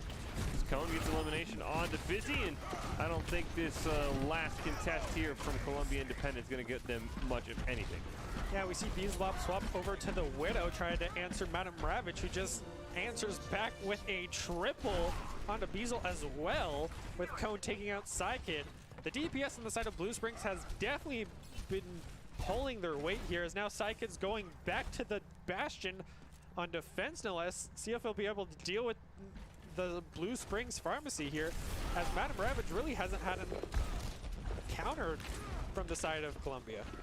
Yeah, it's interesting that Columbia has committed both the Widow and the Bastion. This Bastion's going to walk right into his own demise and get taken out there by Cone. See if Firestar can maybe salvage it with a res. Beelzebub will also get taken out, and the side of Columbia Independent just scattered all over the place. It's going to lose another member as well. They do take down Soul and Wrong Wizards. There are no supports up for Blue Springs, which means healing is going to be at a premium. And Ultra is the first one to suffer. You see Madam Ravage just at 40 HP, finally starting to heal back up just a little bit. Death Blossom from Cone will come out, not able to find any value, but Big Doggo continues his reign of dominance from the tank position, getting elimination before Beelzebub takes him down without the supports. Looks like Blue Springs will be forced to retreat, but maybe a huge barrage on the flank here from Madam Ravage is something that Columbia Independent has to be ready for. Yeah, 3 ults on both sides for these teams. but Columbia has both their supports as we see Barrage come out, and Beelzebub takes just a second too long to take out Madam Ravage as he's able to take out both Psychic and Firestar. Not having that res, Cone is going to follow up, taking out Diesel and E-Rock, with Ultra then taking out Epcot Falcon as well, with Cone finishing it off on Fizzy. That is practically a team wipe there, her wiping it out, and they're going to get the second checkpoint with 3 minutes still remaining. Blue Springs is definitely showing up Columbia right now. And Blue Springs with a chance to force this to a game 4 on Hanamura, but they still have to be careful. This last checkpoint is what doomed Columbia Independent, but both Beelzebub and Sidekick are taken out. Might want to consider swapping over, and they will do just that, as Beelzebub will now pick up the Genji. Epcot Falcon has the sound barrier available. Does have an anti on him, though, and he's able to live. So far, nowhere for Blue Springs too close to being taken out. Big Doggo is incredibly low. He'll trade out a tank for a tank as E-Rock is taken out. Epcot Falcon will fall as well. The revive lands onto E-Rock, though, and Psychic finally gets his matter of revenge, picking up a double kill for himself. Sending Blue Springs back to spawn as they'll reset with 4 minutes on the clock.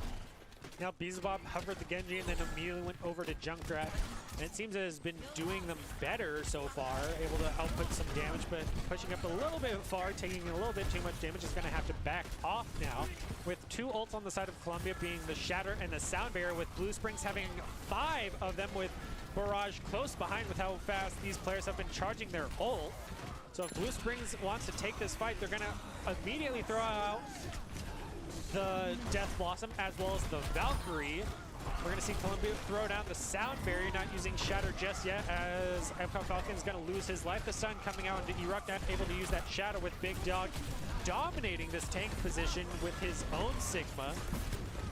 We're going to see Fizzy also fall to Madam Ravage in this close hold room. Surprised how much Madam Ravage is able to just pop off against Beelzebub in the Junkrat position, no less. We're going to see Psychic pop the tank form and lose his life as Nano comes out onto Ultra. So he's just going to push right the spawn as they come trickling out one by one, losing their lives, not having the ult. Riptire is going to come out from the side of Beelzebub and take out the Pharmacy duo. So losing those 2 members, not having that barrage anymore. But since the members of Columbia, Indiana have that spawn advantage, it looks like Blue Springs might have to back off because they have that 2 minute and 30 advantage, being right at that final point. Still brawling it out, though, the best they can, with E-Rock now losing his life to Cone once again. The Gratific Flux able to land onto multiple members of Columbia, not able to secure a kill, though. He's going to get Firestar right afterwards. Cone on this Reaper really able to just pop off in this close range brawl, taking out multiple members of Madam Ravage, gets a double kill with a single rocket, and they get the final point as he barrages the spawn, not even letting them come out. Blue Springs' adaptability was on point. Yeah, they just had so much time in the bank that they were able to withstand that last hold there, and they will get us to a map 4. So we'll go over to Hanamura. We'll see if Blue Springs can continue that momentum and force us to a game 5, or if in this little 60-second window we give the teams, if there is a chance for Columbia Independent to rally the forces, come up with a game plan here. 2CP, of course, a very different map than the payload maps, but yeah, I think you're right. I think the adaptability of this side of Blue Springs proved to be very, very successful, and Madam Ravage, the sub they brought in on Eichenwald, has turned out to be maybe the most important player so far, with an absolute excellent fire performance on that map. Yeah, it seems whatever that person played, they were comfortable with. They played on the main. They were able to get a lot of good walls and answer that. They were able to play that Pharah and really dominate the skies. They were able to play with Cone on that Reaper, and they played really well together and were able to call out targets and just execute right on them. And that Pharmacy duo, just didn't stand a chance. Psychic really needed to swap off that Bastion earlier on in order to defend better, but he stuck with it, and it definitely cost him. So hopefully going into this next attack on Hanamura, he's able to get a lot more value on this Mei. Yeah, we'll see if that Blizzard can come in handy. We do see A-Rock going to be on that Reinhardt. Fizzy will be on the Roadhog, but both of them have been eclipsed by Big Doggo, who's been absolutely excellent on this Reinhardt for the side of Blue Springs. And he's going to need another fantastic game here on Hanamura to keep them in this JV playoff for the Missouri Scholastic Esports Federation. Both these teams battling for a spot in the finals as we see Beelzebub take down Cone's turret. Gonna free up the skies just a little bit until that cooldown is back. And we do see Cone, though, will waste no time. Get a great headshot onto Epcot Falcon. Without that Lucio, it's gonna make things a lot harder for the side of Columbia Independent to push around the corner. Great May wall is gonna come out from Madam Ravage, and that's gonna stop them in their tracks. Another Turbulent turret, another elimination onto it for Beelzebub. Yeah, Beelzebub's going to have to prioritize that Torb as he's just been able to contest Beelzebub the most as a double Maywall coming out, putting E-Rock all the way up top, but he's going to get eliminated by Cone on this Torb once again. Beelzebub finally able to answer with elimination on the Cone as Big Dog takes out Sidekid, losing a lot of the anchors from the side of Columbia, Indiana, and it looks like they're just going to have to reset with Ultra picking up a double kill onto the Mercy and the Fizzy on that Roadhog now. Blue Springs having that shatter with Blizzard right behind it. Columbia, Indiana really not having anything other than that Valkyrie if he can charge it quick enough. Be curious to see what kind of shatter value Big Doggo could pick up. He's so far been perhaps the most impressive tank in this matchup. Blue Springs looking for another fight win and trying to stop the snowball from coming out. Great Maywall there from Madam Ravage will cut off most of the team. We still see Beelzebub putting in quite a bit of damage. Almost has that rocket barrage available. Big Doggo, no barrier. As you put it up, immediately has to bring it back down with it already at 130 HP. E-Rock taken low. Shatter will be blocked, unfortunately, for Big Doggo, as a couple of Maywalls will come out. Even without that Ryan Bullhog, it's going to be committed by Fizzy. Will be taken out. There's a nice revive there. Big Doggo goes charging in with the Zarya shield. Couple of turrets going to try and rip him apart. As Beelzebub didn't even commit that barrage, just swapped over to the Symmetra, so you're wondering what kind of cheeky teleporter play Columbia Independent might have in their future.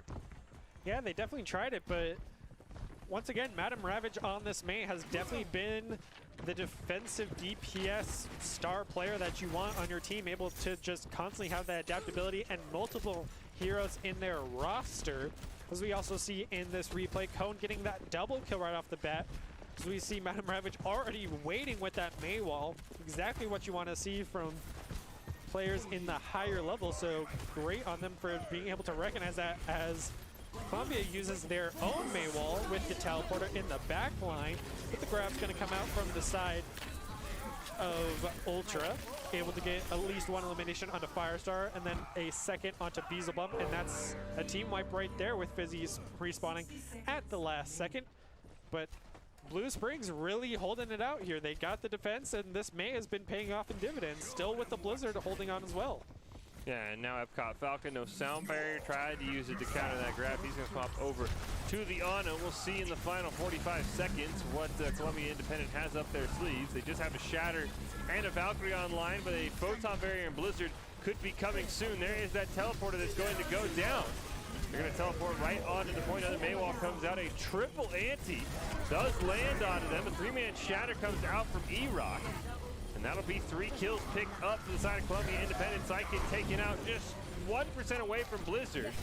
And will eventually swap over to the Pharah. So another ult thrown away for Columbia Independent, but that always is not a bad thing there. Psychic just wants to get back into the fight as soon as possible. Blizzard does come out from Madam Ravage at incredibly low health. It's going to cause the death of E-Rock, but he will eventually be taken out thanks to those Symmetra turrets. And here in overtime with a revive onto E-Rock, this should be enough for Columbia Independent to capture this point, give themselves a time extension, and hopefully get some tick onto the second point as they just continuously wipe out the forces of Blue Springs running onto the point over and over, and that's going to feed them quite a bit of ult charge.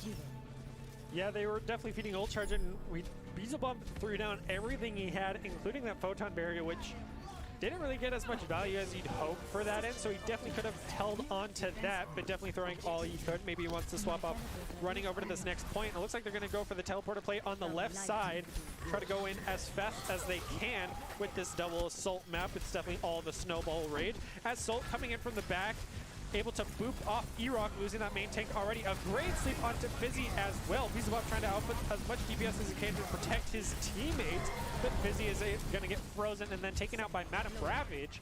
Going to have to take the teleporter back, and it looks like they're going to have to go for the reset here.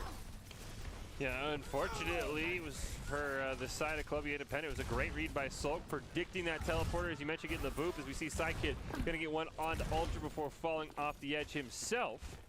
There's a photon barrier up as well as a nano for this side of Columbia Independent, who are in the red. Meanwhile, Blue Springs in the blue. Doesn't have much up, but Ultra does have that grab available, so when they do get onto the point, he should be able to drop a pretty big grab, and that could be a fight winner here, and we'll have to see how Columbia Independent wants to attack. Yeah, no Lucio, no sound barrier for that grab. It's going to definitely come down to will he be able to nail it. As a great Maywall comes out, able to separate half the team of Columbia, with Big Dog popping off once again on this Reinhardt. Definitely been his best play so far, almost getting the charge off the edge, but just running out of steam right at the end as he's able to win that 1v1 once again against E-Rock. Big Dog, as you mentioned, probably the best tank player we've seen all night so far, both on his Sig and this Rhine. He's been definitely unstoppable. Both have their shatters up. Madam Ravage also having the Blizzard up, and Ultra with that grab, as you previously mentioned. Sulk also getting his sound barrier up, with Columbia Indiana, with Beelzebub having that photon barrier, and Falcon with that nano. Firestar right behind him with that Valkyrie coming online. Another 4 ults make that 5 for Blue Springs now. Gonna have to see who pressed Q first and who's gonna win that responsive. With the entire side of Blue Springs up top, the teleport is going to come in right on point with that photon barrier answering right behind, but that nano onto Big Dog is going to be unstoppable. The surge comes out as well. No eliminations come from that. A great anti onto Fizzy and Firestar. Firestar having to pop the Valkyrie. Expires, does get the res onto E-Rock uncontested. These Mercy reses have definitely been something all these teams need to learn about, because it has just been unanswered. But Cone on this Torb is able to get a triple kill with the help of his turret. Definitely defending the point the best they can. Columbia came in strong, but lost so much steam with how many ults Blue Spring has, and they still have their Blizzard on backup as they throw it out aggressively. Yeah, there's that Blizzard just to try and stall for time, especially taking out Beelzebub's going to mean there's no teleport play up for Columbia Independent, and they will only get 1 point. No ticks for them to show for it, so a very, very winnable map for the side of Blue Springs, and definitely something that could easily get us to a Game 5 between these two teams in the JV playoffs. But first, Blue Springs has got to find a way to get on to point number 1, as it took a long time for the side of Columbia Independent to do just that, and that's going to be really the difference maker. Is if Blue Springs can get that first point, how long is it going to take them, as we see Madam Ravage with that very aggressive Blizzard, as you mentioned, takes down Beelzebub. No play for a teleporter anymore, and that pretty much ended the round. Yeah, very consistently, Blue Springs able to just answer every ult that Columbia throws out at them. They try to teleport in, and immediately we saw the nano, and Big Dog was right on top of them. It feels like Blue Springs pretty much has 3 DPSs on their end, and that wasn't even counting the Torb turret. Big Dog just dominating this tank position, and Columbia hasn't had an answer for him yet. So hopefully going into this next round with Blue Springs on the attack, see if it'll make the difference. Again, Columbia, Indiana, Firestar on this Mercy has been the pocket Mercy, but with no verticality hero with the Pharah or the Echo, you have to wonder if she's going to get as much value this time around. Yeah, shocked that we have seen quite a few teams stick with that Mercy, though we have seen, as we mentioned, the reses have been impressive enough that the Mercy, even without a true pocket target, has still gotten quite a bit of value. The defense symmetry here for Beelzebub is going to be interesting. Should make the point a lot harder to get to with all of those turrets set up. But we'll have to see where he wants to put them out. As we see for Blue Springs, they're going to have their own symmetry with Cone.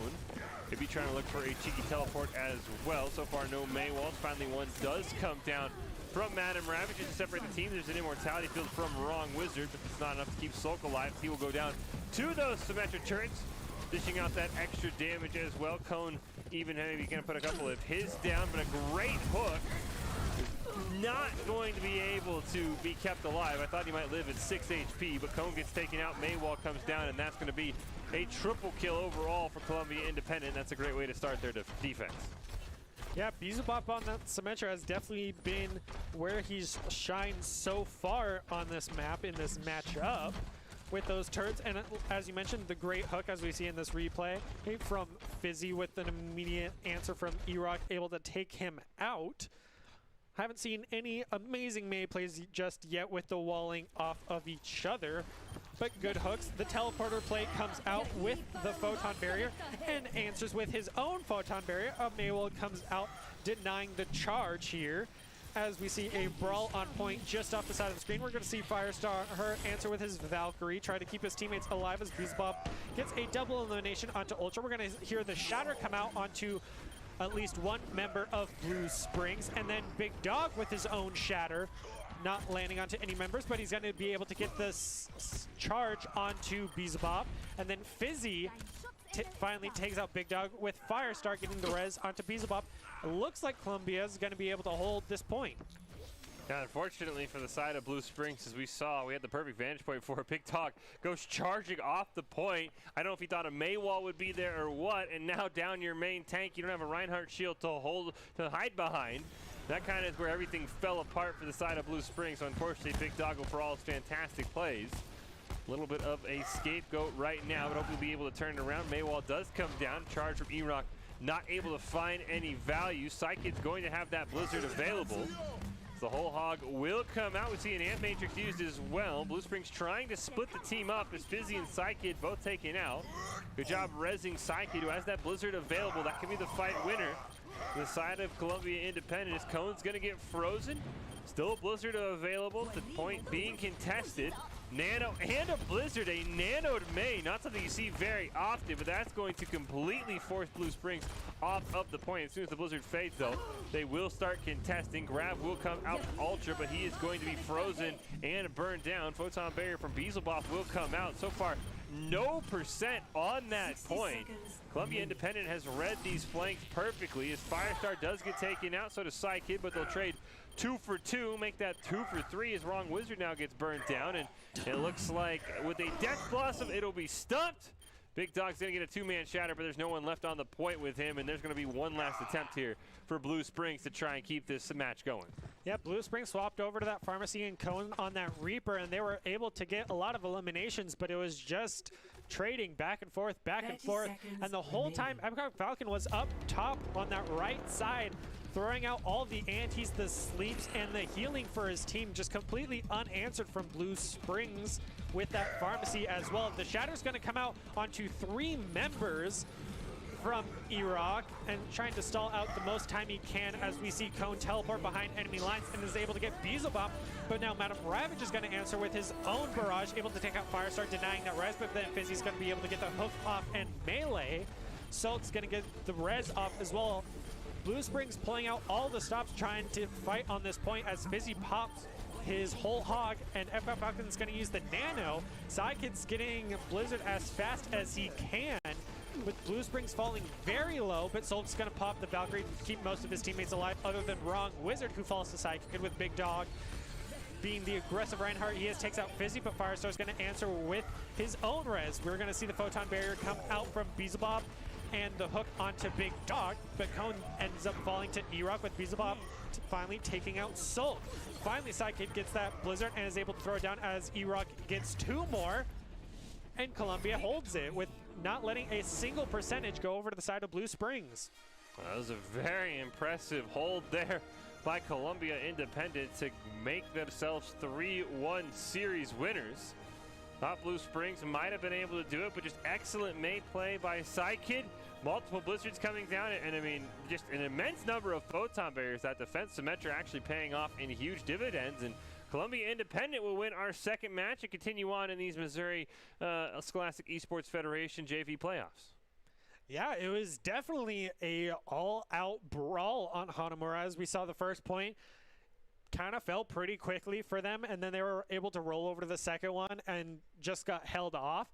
And then Columbia came alive in this defense with Beelzebub on the Symmetra and Psykid on the May, just able to hold out against the offense of Blue Springs. So really good on them, just playing defensively and playing to their strengths there. Well, we will have our next matchup coming up here. Will be Wellington Napoleon versus Clearwater as we continue right along in the JV playoffs. But before we get to this matchup, though, we will take a quick break as we have had a lot of high action so far, and we'll see if we'll get more of it after this. But it has been a fantastic 2 matches so far, still plenty to go. As we said, we will have our championship matchup by the time this night is done. It's Wellington Napoleon, Clearwater. They're coming up next after this break.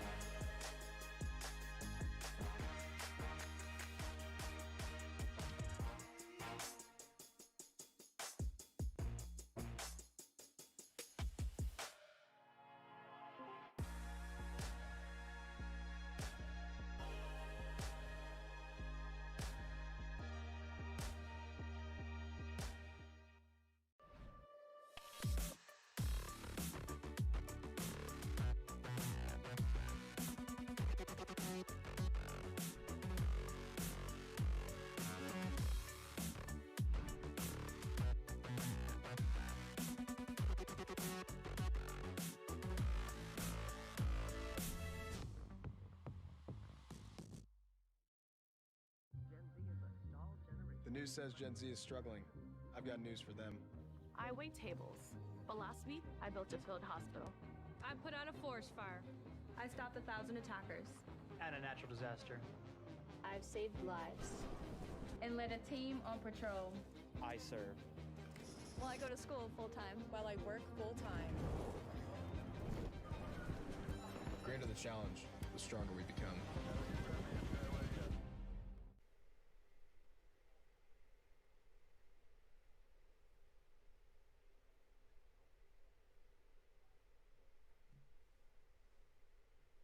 Very impressive hold there by Columbia Independent to make themselves 3-1 series winners.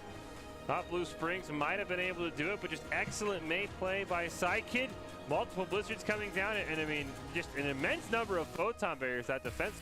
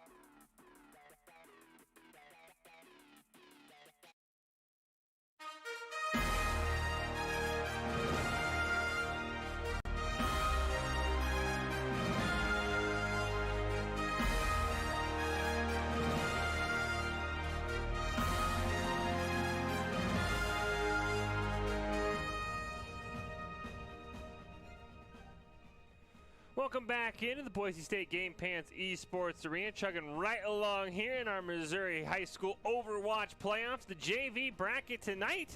We've already had two fantastic matches in the books, and our third one will be Wellington Napoleon taking on Clearwater. Here we have seen quite a lot of fantastic play from several players so far, Brother, including a lot of fantastic Mercy Reses, some fantastic Pharah play, and tank play as well. So I'll be very curious to see. So far it has been whichever team kind of is more comfortable on a team and has to swap less has usually been victorious, and we'll see what Wellington, Napoleon, and Clearwater have in store for us. Maybe they'll have new heroes in tow, but it's been a lot of pharmacies so far, and so far that pharmacy's worked pretty well. Yeah, and as soon as someone comes up with an answer for it, it seems that they have dominated with that answer. We saw that in our first game with Soldier from the side of CDC, was able to just completely dominate that pharmacy once he got into his role and got comfortable with it in the second, third, and fourth game, as they were able to just clean sweep right afterwards. And so hopefully we see coming up a lot more answers to these Mercy Reses, as they've been so key. Same with our previous matchup with Big Dog on that Rhine. He was practically a third DPS for his team, constantly dominating that front line force. Same with Beelzebub on that Symmetra for the final Hanamura map. He was able to just hold out for his team. And same with the Maywalls. They came in very key. So adaptability, as we've constantly been saying in these matchups, is key. And if you can swap less, find your perfect counters, and just beat out the other team, we see that be the most successful tonight. Yeah, it'll be very interesting to see. Like I said, it has been a lot of comfort picks so far, and we'll see what Wellington, Napoleon, and Clearwater have in store for us. As we mentioned, the JV bracket here tonight. We will get to our finals. On Thursday, we will have the varsity bracket, get down to the semifinals and finals. And then on Friday, we will have our JV championship as well as our varsity championship to close out the Missouri Scholastic Esports Federation Overwatch season, with the regular season wrapping up. And so far, it's been a bunch of great games. It is a best of 5. All of the maps are also predetermined, so there is no benefit to losing and being able to pick a sneaky hybrid or escort map. All the maps pre-picked. Well, we get Doc's keys to the game as we get ready for our third match. Never take a fair fight. What does that mean? Take fights in unexpected places when the other team is unprepared, and tempo, tempo, tempo. Don't just sit around and wait. If you see an opportunity, go ahead and take it. It's all brought to you by Skulls. We have a focus on pride in quality and excellence. Skulls seeks to become the brand name choice for esports apparel, backpacks, chairs, just about anything you can imagine in the esports world. Skulls stepped up to provide pricing and support for the broadcast of the Missouri High School Overwatch playoffs, and find out what your gear could look like at skulls.com as we will hop right into it. For the first time tonight, we will not see a mercy on either side, which means you got to make sure your life is at a premium, because there is no way to come back into the fight. Yep, Wellington also bringing in someone we haven't seen tonight, the Zenyatta on Ash. So I'll have to see if that will make the difference, as we see a double stun on the side of Wellington as a quick trade 1-for-1 on those DPS rolls, as Bubbles then is able to finish it out with the elimination onto Ghost Dog, and then the pin onto Ash, so that he's going to lose that support as the sports trade once again. With another 2 eliminations going to the side of Wellington, it looks like Clearwater is going to have to back off, and Wellington wins that first team fight. Yeah, great start for Wellington. Big fan of both their tanks, being named after, I'm sure, games they quite enjoy, with Bioshock and Ender Dragon there.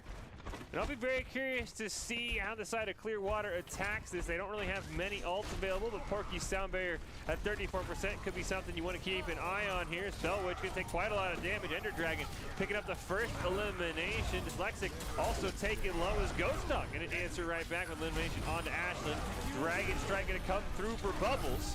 Not going to be able to get an elimination. Will at the very end of it, actually, picking up a double kill for the side of Wellington, Napoleon, and Bubbles ends up getting a quad, and he's a huge reason why Clearwater's forced to reset once again. Yeah, Bubbles got that Dragon Strike very quickly, getting a ton of eliminations, as Man of Kale also just ate about 90% of that ult, going down to 60 health, actually, right before he got out of it. So definitely not wanting to see face tanking, something he can't even block there, as the Discord orb goes over to Dave on the Roadhog, as Ankle's able to get a cheeky early pick onto Porky, losing that support so early on. Clearwater is going to definitely lose momentum on this early push, with Ghost Dog falling very low to Alpine on his own Moira, as we see a trade of eliminations going towards the side of Wellington, able to get both DPSs of Clearwater, as the tanks already push onto point, with Man of Kale getting stuck in the corner, eventually getting taken out. It seems Clearwater is losing too many members before they can even get to point, and then they just overcommit, as Shatter goes on to the remaining 3 members of Clearwater, allowing Bioshock to get a double kill with that single charge. Yeah, this is going to be a tough one here, as the Dragon Strike will come out. A grab will be used as well, and the grab Dragon does enough to not only get 2 eliminations, but also prevent anybody from contesting the point. And a great start there for Wellington, Napoleon. We have seen teams really snowball on control, and so far this game appears to be no different, but Clearwater has a chance here to respond on our second map. Yeah, Clearwater never really got their entire team onto the point. They were always lost at least 1 member just in the rotation. So Bubbles and Ankle are definitely people to watch out for, with Bubbles, as you mentioned, getting that quad kill, as we're seeing the first Doomfist in this semifinals, going over to Ghost Dog in this Shrine part. of Nepal. See if he will be able to make the difference and disrupt that back line of Wellington that has just been so strong, with both tanks on the side of Wellington able to dominate that front line. Maybe Bellwitch on this Junkrat will also be able to burn down those bubbles and the barrier from the side of Wellington as we jump into this first team fight. A lot of early damage and even an earlier elimination onto Man of Kale, not even having anyone behind him to help keep him alive. We're going to see Ghost Dog able to get the charge fist onto Ash, but is going to get quickly eliminated by Bioshock as Porky is able to finally eliminate Bubbles in that backline, but that's not what you want to see from Lucio as one of your main supports, as he is then taken out by Ender Dragon on that Zarya. Clearwater playing very split, and it's costing them dearly. Yeah, they're going to be forced to reset. They're going to have to wait for Porky to get back onto the point as Dave still hasn't been healed up to full. Finally will do it. You got to make sure for Wellington Napoleon, they do keep an eye out for Ghost Dog on that Doomfist as he started almost a team-winning fight there with a great flank onto Ashland. This Bellwitch gets the first elimination onto Bioshock and now down a Reinhardt. Clearwater might have a chance to attack in. That shield for Manakale also holding, Manakale holding very strong. Bubbles though gets the first elimination onto Ghost Dog. Bellwitch will be taken out as well. Yeah, even being down their main tank pretty early on, they were able to come back pretty quickly, and Bellwitch getting so close to that Riptire, but got eliminated before they were able to get to it. Lucio almost moved off, but he is able to ride back as Alpine gets a double kill with both the orb and holding that right-click auto-lock. Finishing up Dave before he can even get back. With almost all 6 ults on the side of Wellington, you have to ask, what can Clearwater do to come win this next team fight? Because they're only going to have 2, maybe 3 going into this next fight before Wellington all presses Q at the same time, and Clearwater's history. Well, good news for Clearwater is that they take a fight soon. If they do get Wellington Napoleon to use all of their ults, it would mean the next fight should be easier, as that Riptire from Bellwitch will get found out by Bubbles. Ghost Dog will get taken out. Huge 3-man shatter comes out, but the Grab Dragons will come through and rip apart the side of Clearwater. Dave, the only one left standing, and he will go down to the Coalescence. And there were only 3 ults used there, and we'll see as this Riptire spotted out, trying for the sneaky flank, just stopped by Bubbles, and I don't know if Clearwater's going to get a recontest before time expires, as it looks like Porky will at just 12 HP. Going to try and fight off that Moira. The rest of his team gets stunned up. They're holding on strong until they're going to lose 4 members. Now Dave and Bellwitch trying to hold on as best they can, but unfortunately overtime will end and Wellington Napoleon will take game number 1. Yeah, Bubbles just able to sit in the back and throw all the arrows he needed to, with that Zarya throwing down the perfect grab that he needed. And then, as you mentioned, that Coalescence able to clear up a lot of the members and keep his tanks alive in that front line.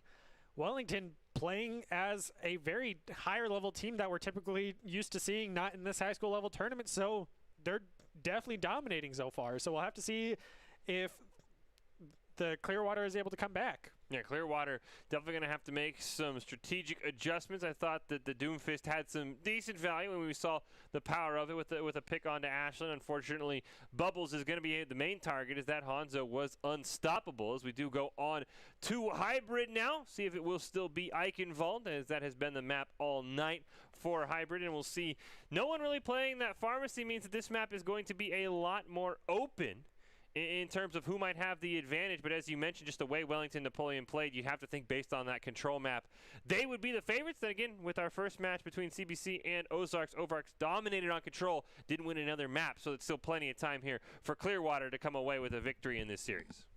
Yeah, Clearwater could just be our CDC this time around and lose the first game, get a really good knowledge of Wellington's play style, of their team composition, and then come back with the perfect counters that they needed and just come with a clear 3 sweep. So we'll just have to wait and see going into Eichenwald with Clearwater on the attack this time.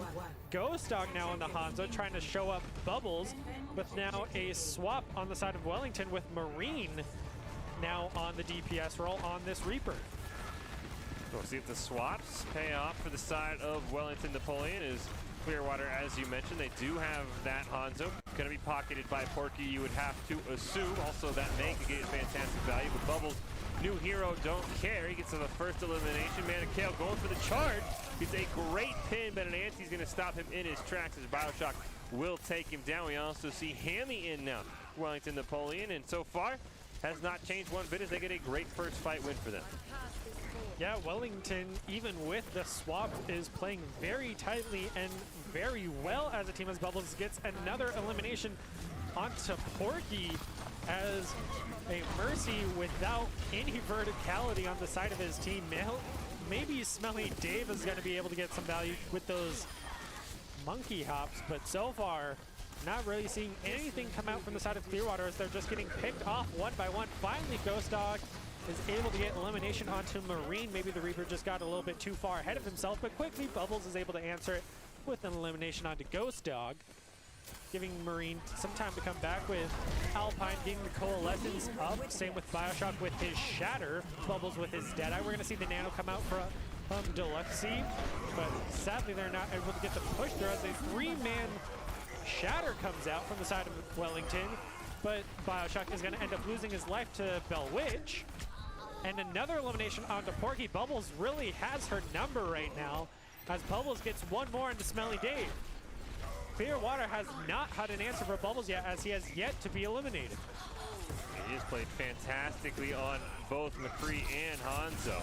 Does finally get eliminated by Man of Kale, who has that Shatter available, but fortunately for Clearwater, they have not even pushed onto the payload yet, and there's only less than 2 minutes left. Nice res there on the Bellwitch, and unfortunately, this hesitation is going to allow every member of Wellington Napoleon to get back into this fight. Dave getting close to that primal range might be able to make a difference as Ghost Dog takes out Marine. Manakale, though, will be traded out as Gravitic Flux will be used, and Hamley's going to pick up a double kill. A Blizzard comes down from Bellwitch, but it might be too little, too late. As Coalescence will take down that May, and it will be a reset for the side of Clearwater. Yeah, May at that 1 HP just trying to shoot down Ryan, who was getting healing the entire time from that Coalescence. Really just in a tight spot, couldn't heal whatsoever, and falls to that Coalescence. Clearwater not having the DPS to push through both the Sig and the Ryan that have just been so dominating this game so far, along with both the Ana, whose Nano's now coming online. We're going to see Ghost Dog use that Dragon Strike and get, sadly, no value out of it. Porky's also going to pop his Valkyrie to try to keep his team alive through this attack, but it looks like they're not going to be able to push through this defense as Bellwitch is going to get singled out by Bioshock. A great Shatter coming out from the side of Manakale, but no DPS to follow it up. They're going to get a good sleep onto Ash, but it looks like she is going to fall to Smelly Dave as the rest of his team gets taken out on point. Yeah, unfortunately, we've seen a lot of huge Shatters and just no follow-up, and Manakale will join that club. And Clearwater now with their last chance here to try and get a foot on the payload and maybe get at least a tick. They're going to be going into, unfortunately, 5 ults for Wellington Napoleon. They do have the Primal Rage available for Dave, but nothing else. They first have to get on to the point. Ghost Dog taken low. Wellington Napoleon just simply holding on to their ult. Bellwitch will be hit and stunned up. Bioshock going to get the first elimination now into overtime. Bubbles dueling Ghost Dog, barely living at 13 HP. Dave's going to commit that Primal Rage, but the Gravitic Flux will be used in combination with the Deadeye, and that will stop Clearwater in their tracks. And Wellington Napoleon will have zeros across the board on defense. Yeah, Manakale swapped over to that Wrecking Ball and went over along the right side, just out of camera shot.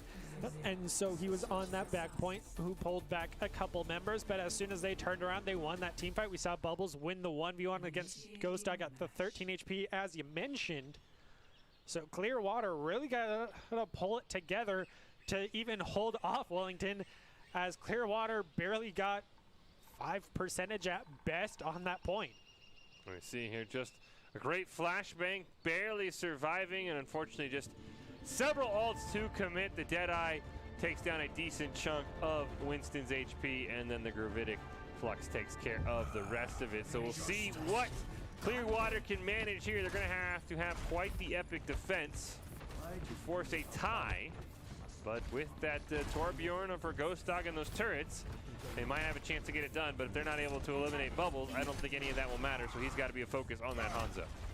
Yeah, and it seems Kwame and Marine didn't even need a warm-up for these subs because they've been performing just as well as the previous two members for the side of Wellington. So on this side of attack, they just need to get on point and win the first team fight, and they've got it. So it's really going to come down to, can Bell Witch and Ghost Dog output the DPS to hold them back, or will Bubbles just be that dominating force that he's been all game?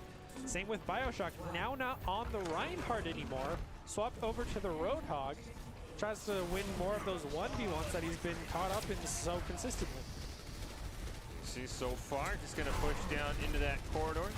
Be curious to see if Bell Witch throws down that May wall to see if maybe they can cut somebody off on the other side of it, but it will be taken out. Sonic Arrow going to be used for some scouting purposes, and we do see Bubbles will climb the wall, look for an elimination. Bell Witch, the first one, though, getting taken out by that Flame Strike. Bubbles will fall. Man and Kale and Hanley going to run into each other, though, as the Reinhardts will get stunned. Great anti there from Ashland's able to take out Dave, however. Now just sitting up one, make that up two as Ghost Dog is eliminated. Does look like Wellington Napoleon should be able to free swing their way onto this point. They should be able to capture it in short order as Mana Kale does go down. Porky trying to get the res at very low HP. Dex also kiting backwards, not able to make it. Just like that, Wellington Napoleon's going to put themselves on match point. Yeah, just what you want to see from Reinhardt. He held W on, he held that left mouse button and just swung away at that Moira, who just simply couldn't get away from him as the rest of his team just cleaned up shop. Wellington definitely showing that this is a pretty close to a one-sided game so far. Clearwater has to pull something out. Maybe they bring in their own subs that are just the god tier that they needed, or something happens in between these two matches that they just bring it together here. Yeah, so far Wellington Napoleon has put on maybe our best performance of the night. We will go to Rialto as we have all night for Escort, so maybe that is a map Clearwater can take advantage of. So far, we have not seen a sweep, and we'll be curious to see exactly how they plan to defend, because it just felt like, you know, unfortunately, they just couldn't get the May value they probably needed for the side of Clearwater. But if they're able to get that May set up, they can get those blizzards. I think there definitely is an opportunity with how aggressive Wellington Napoleon's playing. So there's a chance here that we can get to Hanamura for our Game 4, but right now, it's going to be a lot of thinking going on in this 60-second break that we give these teams for the side of Clearwater in particular to try and figure out a way to avoid this sweep. Yeah, we saw in their defense of Eichenwald, they had a huge issue. We saw that May run off on her own on that left side, contest the two members, and get eliminated by that Flame Strike. So it really comes down to Clearwater's got to play closer together, and their healers are always on the tank, but we saw right at the end, they got separated. That Mercy was with the Moira by herself, getting chased down by Kwame on the Reinhardt, which is not what you ever want to see. You want to stick by your tanks and your DPSs, which is why the May got eliminated so early on, because she was by herself. So Clearwater's got to pull it together, especially with Bubbles back on this Hanzo, who's going to be able to pick off so many members if you're not together. And now Clearwater's bringing out the Pharmacy to try to contest Bubbles on this Hanzo. But if he's hitting his shots as consistently as he's been, it's going to be a problem as we see Wellington bringing back Ender Dragon on this tank roll. And finally this Pharmacy is taking out Bubbles, but these Mercy Rests all matchup have just been uncontested. So we do see Bell Witch fall off the edge there. Bubbles, as soon as he comes back, is able to eliminate Man of Kale. We're also going to see the return of Ankle on the DPS role of the May. Bubbles eliminates both Pharmacy there. You eliminate him once, but you didn't protect against the res, so you're going to fall for that as Alpine gets a double elimination with the Moira Ball of Death. That was a great start for Clearwater from Ghost Dog in that elimination, but as you mentioned, these Mercy Reses from everybody we've seen tonight have been on point. And Bioshock trying to defend that far as barrages, and we do see a boop off the edge, but there's Bubbles right back to get the elimination. Both holds so far working out well for Wellington Napoleon. Ankle's actually going to swap over to that one free. Bioshock put to sleep, then hit by the Ante. Will be able to just barely survive as Bell Witch gets taken out by Alpine, and now they're Clearwater trying to use that payload as kind of some line of sight cover. Unfortunately, Dave will fall off the edge, and the environment has not been the friend of Clearwater's. Alpine is going to be able to take out Dex as well. Ghost Dog falling. Revive does come out from Porky to be able to get that Pharmacy back in the air. Ghost Dog, though, incredibly low. Actually going to get taken out with a double kill from the Battle Mercy for Ashland. Wellington Napoleon right now with an excellent start here on Rialto. Yeah, a great pin even coming out from BioShock very late. Just happened to catch him as he's able to make it a double kill onto Dex on this Ana. We're going to see Bellwitch pop the tire and try to get maybe a little bit of value on Bubbles in the backline. But a amazing bubble coming out from Ender Dragon to protect Alpine, and then a quad barrage from Ghost Dog in the backline is able to clean up both DPSs from the side of Wellington.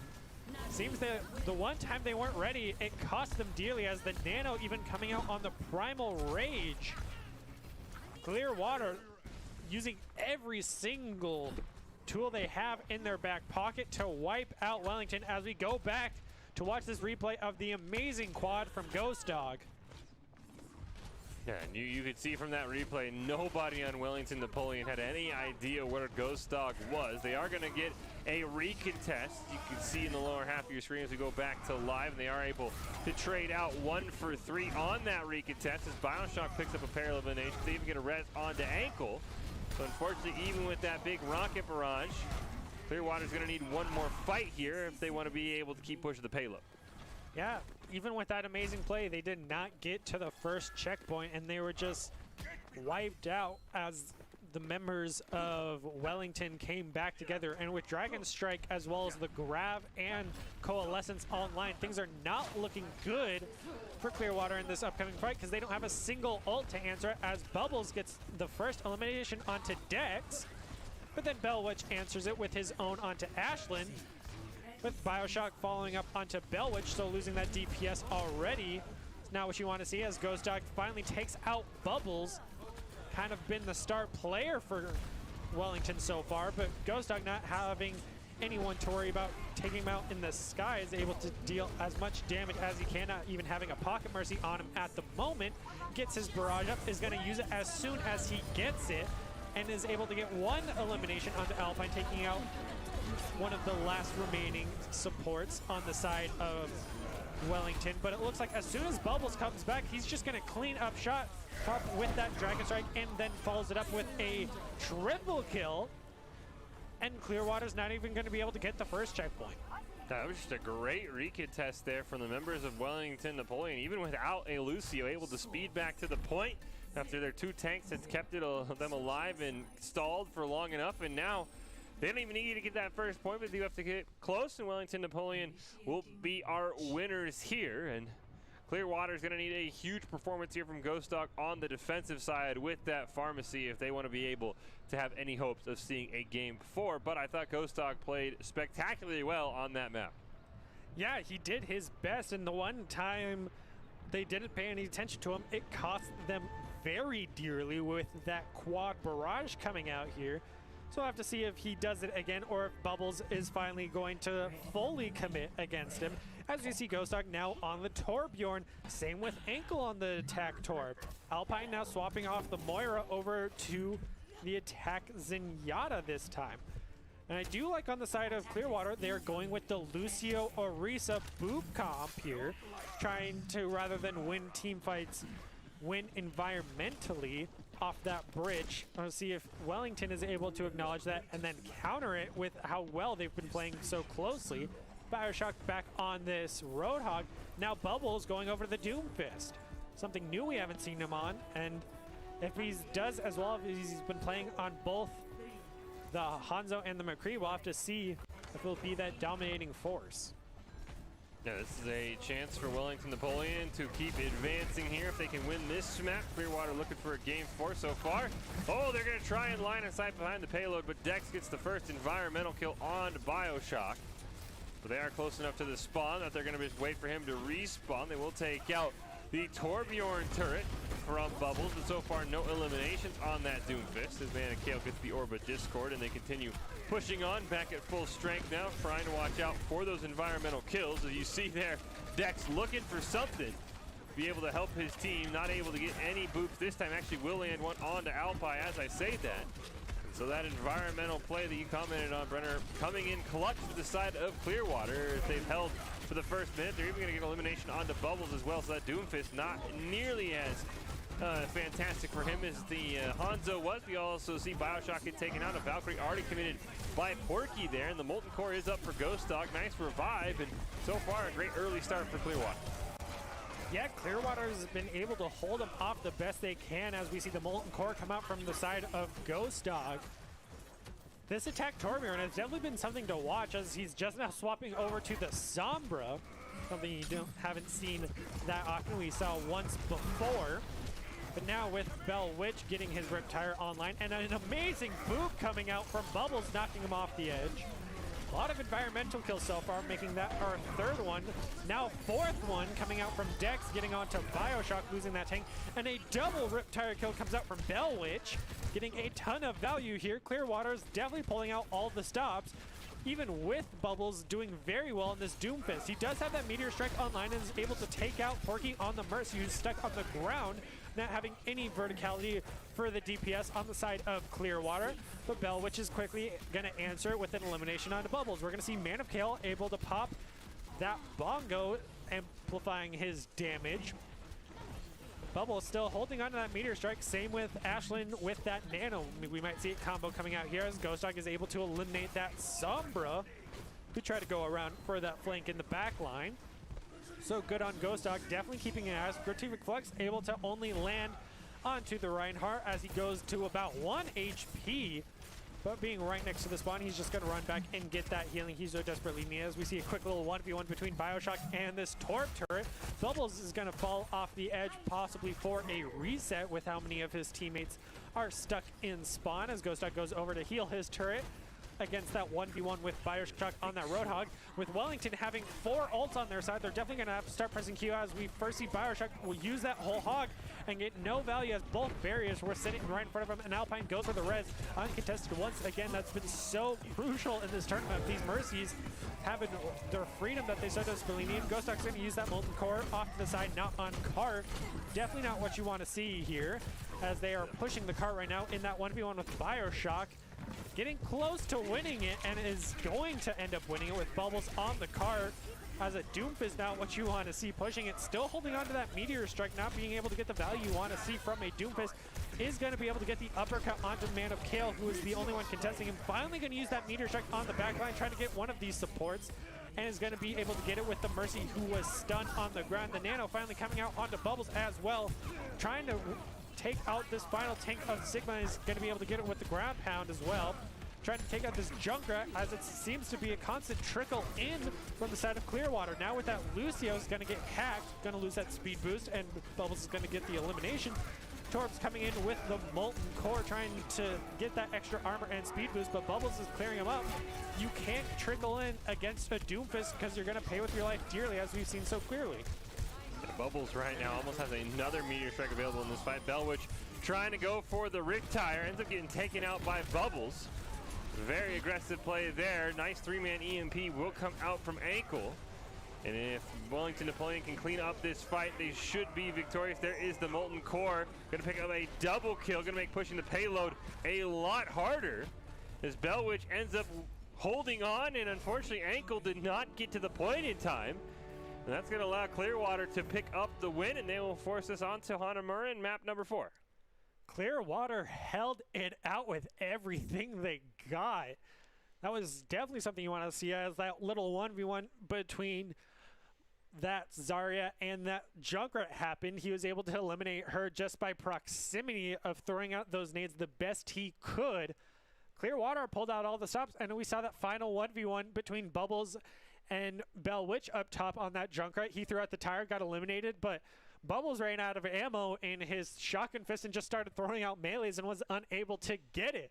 So Clearwater, skin of their teeth, pulls it out for game number 3 and brings us to a 4th one on Hanamura. Yeah, great Molten Core as well, all over the payload, so that there was just no way to stand a push. And Ankle on that Sombra, unfortunately just got caught with not enough awareness to realize that he needed to be on the payload, and that's how that map ended. But we'll go to Hanamura.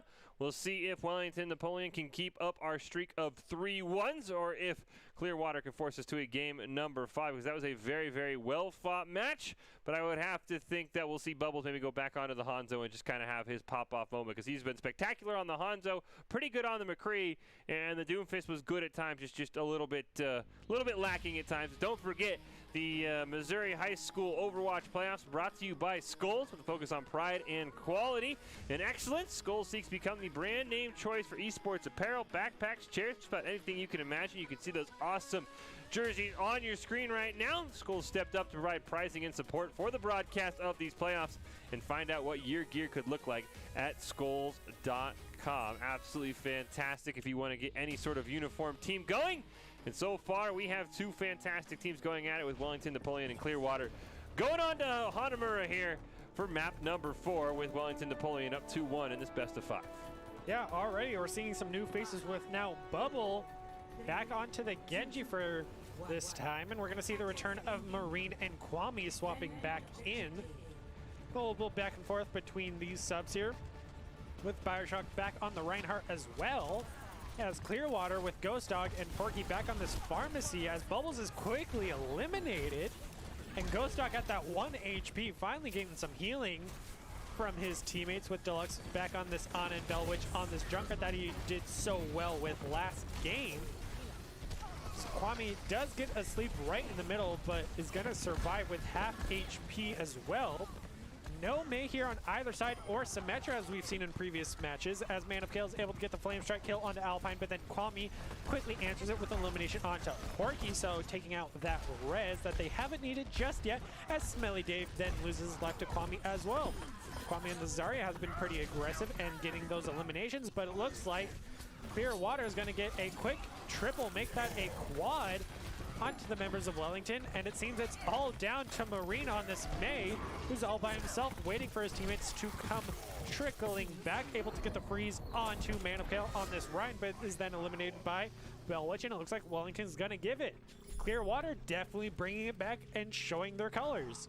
Yeah, Clearwater with a great little start there. They're gonna have that rocket barrage and the nano up for the second point. It's only the nano for Ashland available for Wellington Napoleon, and Bubbles now swapping to that. McCree's going to throw away an attempt at a nano blade, with the Genji originally maybe his choice, but not getting as much value as he would have liked on it. So we'll see if Clearwater's able to snowball onto this point in quick order. You can see a high ground held to your right side by Wellington Napoleon. You can see the blue silhouettes. Meanwhile, it is a 2 attack here from the side of Clearwater. They're going to break things up. Now Ghost Dog's going to try and do some high ground damage onto Ashland, get that elimination, but Bubbles will immediately take him out. Bellwitch will get frozen as the nano lands onto him. Just unfortunate timing there for Dex. It looks like Clearwater is going to have to retreat without getting any value. They attempt the res. Frozen mid-animation for Porky and not able to get it. Yeah, as soon as Bubbles swapped back over to the McCree that he definitely seems more comfortable with than that Genji, he's been able to hold off the Clearwater Assault, and especially deal with that pharmacy that was causing them troubles on the first point, as Bubbles then gets a double onto both Dave and Dexel. So I have to wait and see what Clearwater's going to pull out now that they have that Barrage, Valkyrie, Gratific Flux, and Tire coming online. But Wellington has their own 5 ults coming online, with Deadeye right behind the Grav. So I have to see how this is going to play out. Bubbles definitely on this McCree is something to watch out for, so it has to be Clearwater's win condition of take them out first. And they should be able to win the team fight next, as Marine is looking for that great Maywell, able to separate that pharmacy apart, and Bubbles is quickly going to eliminate them. They have to watch for that res, as it's been such an issue here, but he's going to pop the Deadeye and take out Porky. We're going to see the Gravs come out as well, but it doesn't look like it was even needed, as both tanks fall, and Clearwater is already having to reset, now losing that Valkyrie as well. It's just a great Maywall here by Marine. They just catch off Ghost Dog on the wrong side of the wall, take him out, and that just breaks up the whole team, as Clearwater has definitely gone for a split rush attempt at trying to divide and conquer the side of Wellington Napoleon, who's just simply held up on this high ground. You can see Bellwitch with the Rift Tire. Ghost Dog has that rocket barrage. You can see the members of Clearwater in the red, all spread out. Maybe looking for a Riptire or something to start this fight. And Dex is going to be taken low, and Anti's going to prevent him from healing back up. Ghost Dog's going to try for the flank, get a decent bit of damage on it, will get taken out by Bubbles as Porky uses that res onto Dex, and that's unfortunately going to mean no Pharah available as we see Bioshock peeking the wall there with that shield. Here comes the Riptire. Bubbles, though, will take care of it in short order. Yeah, Clearwater needs to swap off this pharmacy. It's close range, and Bubbles has been a dominating force so far. So you got to swap over to something that's a bit more brawly that can work better for you. Maybe even the Reaper or a Soldier to just have the DPS output that you currently don't have. Because Bellwitch is trying their best on this Junkrat, but with how much Clearwater is just playing split apart, they're just getting picked apart by Wellington. We're finally going to see the barrage come out from Ghost Dog, but it looks like he's going to get taken out by Bubbles, not even going to get an elimination with it. And with 4 ults on the side of Wellington, Clearwater's not looking too good, and they're sticking with the pharmacy. Not what you want to see right now, but they're finally swapping it over to the Reaper, and hopefully they're just going to have to contest this high ground in order to win this fight against Wellington. It's going to be hard for Manakale to get a lot of shatter value. Having to push up onto that high ground where Wellington Napoleon has been hanging out. He'll throw that flame shot up there, not able to get anything. And now you see Hammy trying to charge that Zarya laser. Going to take quite a bit of damage. Nano's going to go onto Beltwitch from Dex. Does not have the Riptire available though. Will spam grenades, and Marine's going to throw down that Blizzard, get taken out in the process. Bubbles picks up one. Shatter not able to find anything. There's a Nano from Ashland onto Bioshock, who now has a Shatter of his own. He can just keep swinging that hammer, though. That's all he's going to need. Eventually, he's going to land the Shatter onto Manakale. Get a great pin as well. Porky gets the revive, but it's not going to be enough. And they get a couple of ults out from Wellington Napoleon, but that's about it for the side of Clearwater. Yeah, both Nanos coming out from both Anas there. We're going to see just before we swapped over, Dex now on the Lucio. Bubbles getting that double elimination as well. Staying alive through pretty much that entire team fight. The Shatter getting on the one Rhine as well, then getting the pin. They have not had an answer for Bioshock on this Rhine up top because they've just had this hold the entire time. And Porky's staying on this Mercy with no verticality. DPS on his side is not going to end well, sadly. They're going for the teleport and going for the push underneath. We're going to see the Battle Mercy even come out. Not healing the team, goes all in on the Ana and is going to be able to get her. Love seeing a Battle Mercy, but it's your job to keep them alive, yet you get stuck in the grab. So you have to wonder whose fault was that really? Losing that team fight with all the DPS, not even having tanks with them. You see the Gratific Flux come out, but Marine's going to be able to eliminate Ghost Dog there. With 10 seconds remaining, Napoleon has this. Yeah, Wellington Napoleon should be able to hold here as we see Manakale go charging in. Bellwitch thought he could sneak past as well. Does end up taking out Bioshock from the grave as Bubbles picks up a 3-man Deadeye. Overtime will end, and Wellington Napoleon will just need one tick on point number 2 to call themselves victors in this matchup. Yeah, we know Clearwater can defend very well, though, as we saw on the previous map, so maybe they're just better on the defense. Have to wait and see how well Wellington is going to address this with Bubbles. As soon as he got on that McCree, did so well, so hopefully we don't see a return for him onto that Genji that he was just not the best on. Have to just wait and see as we hop into this next matchup. Bellwitch did very well on that Junkrat, outputting the DPS, but Porky needed to swap off that Mercy. Yes, the reses are good, but you need to not go Battle Mercy with your Valkyrie and stick with your team for the healing. So we see Bubbles now back on the Hanzo. Definitely a threat to watch out for, but now Ghost Dog back on probably his most comforting pick on that Torbjorn that worked out so well on the last map of Escort. So I'll have to wait and see how this plays out. Now Marine back on the Reaper as well. Definitely going to work out in this brawl comp, but no Mei in sight this time around, so they're not going to be able to wall off. But now Bubbles hovering on the Pharah, back on the McCree, keeping us on our toes. Now, I would assume unless somebody brings out the Mercy, Bubbles will probably be on that McCree or the Hanzo. We'll see if they're able to break the defense of Clearwater this time. As you mentioned, Ghost Dog played fantastic on Rialto with that Torbjorn. Gonna be able to put some turrets down, but you know Maywall both makes it more difficult for the attackers to push and a little bit harder for Clearwater to defend. As kick things off, both Ryan's gonna put their shield up. And we probably looking through a pick as soon as they can break that shield, as Bioshock will put his down. Great hook going to go on to Ghost Dog, just not quite able to get enough damage. As Alfie's going to be taken out there by Bellwitch. And now Dex takes down Bubble in a slow start here. Great hook is going to come out, but did not have any ammo left in the shotgun. And that is going to allow Sigma to get away freely for the side of Clearwater. Yeah, Bubble swapping back over to this Hanzo now, but very surprised that Clearwater's defending as well as they are, with Porky on this Mercy just chilling on the ground the entire time, healing up the best he can. It feels like back in the old days where all you needed was the 5-man rest and sit in a corner. So love seeing this old Mercy play come back and actually work so far, as multiple members of Wellington falling very low, and Porky's even going to get the res off to Bellwitch, with Ghost Dog eliminating with Bubbles. Ghost Dog on this Torb has just been unstoppable on the defense right now, already having the Molten Core up, with Ashlyn and Alpine having their 2 ults up for the supports. Dex now popping his Coalescence, trying to get the turret on the rock, but is unable to get it. A great 2-man shatter with the Nano coming out from Bioshock, as well as the Gratific Flux. They are pushing in all force. Bioshock able to get a double. Alpine and Bubbles clearing up. Bellwitch is able to answer with 1 onto Bioshock, but Kwame quickly coming back, taking out Dave.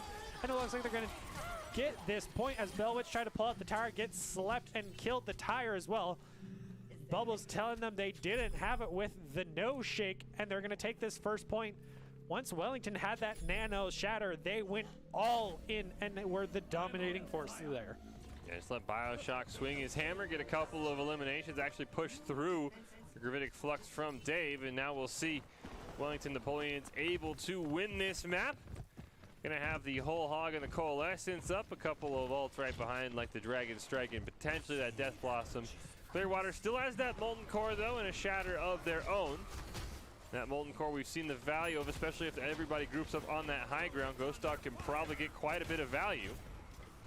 You see the 2 Reinhardts trading off there. Sonic Arrow's going to do some scouting for the side of Wellington Napoleon, but no one has quite committed yet to a fight. Finally, Ghost Dog takes down Alley Pie, and now Ghost Dog's turret being taken out. Probably not enough value, but that might do it as Dave gets taken out. A shatter, though, going to be able to pick up a double for Manakale, and with a revive onto Dave, Wellington Napoleon's going to have to be forced to reset.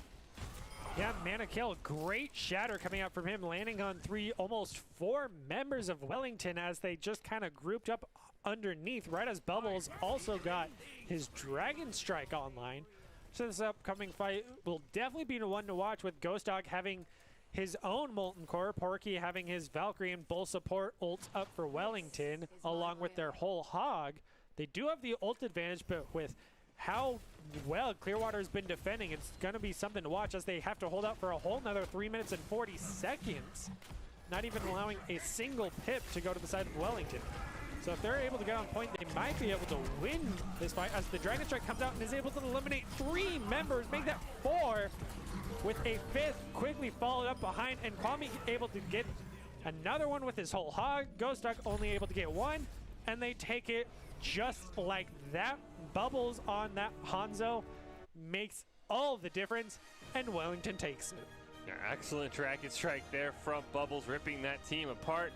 Ends up with a 5 kill, and Wellington Napoleon will win our 3rd series on the night, 3 games to 1. Clearwater thought they might have had it with that Molten Core, but unfortunately Bubbles was just too strong to stop. So whoever faces Wellington Napoleon in the next round definitely has to watch out for that Hanzo play in particular. It is the Missouri High School Esports Association. It is the Overwatch playoffs for the JV side. We will have our semifinals coming up next, I do believe, as we get ready to get down all the way to the finals. And it looks like we should have Wellington Napoleon once again taking on Maplewood Richmond in one of our semifinals coming up next. So getting closer and closer to those anticipated finals that will happen on Friday. And Wellington Napoleon may be looking like our best team we've seen so far. Yeah, we'll have to wait and see how they play up against this team in this matchup. We'll have to see if they bring out their own Pharmacy or Pocket Mercy for those reses that have just been completely untested this entire game, along with their own Reinhardt that's just a 3rd DPS player who lands amazing shatters and just charges right into the enemy team, which has seemed to be a very consistent thing in this tournament. So you have to wait and see, or if they bring out their own Doomfist that every team has seemed to kind of try but not really work out just yet, or have their one-star DPS player. Well, we will take a quick break, and then we'll be back with our first semifinal on the night. It's Wellington Napoleon, fresh off a 3-1 victory over Clearwater, taking on Maplewood Richmond. Who's going to the JV finals? Find out next.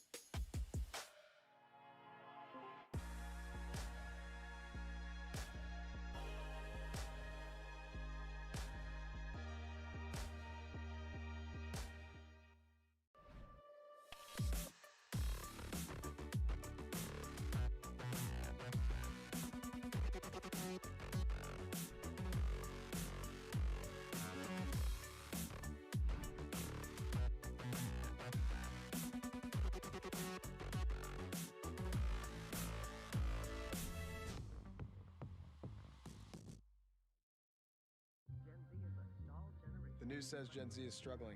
I've got news for them. I wait tables, but last week I built a field hospital. I put out a forest fire. I stopped 1,000 attackers And a natural disaster. I've saved lives. and led a team on patrol. I serve. Well, I go to school full-time. While I work full-time. The greater the challenge, the stronger we become.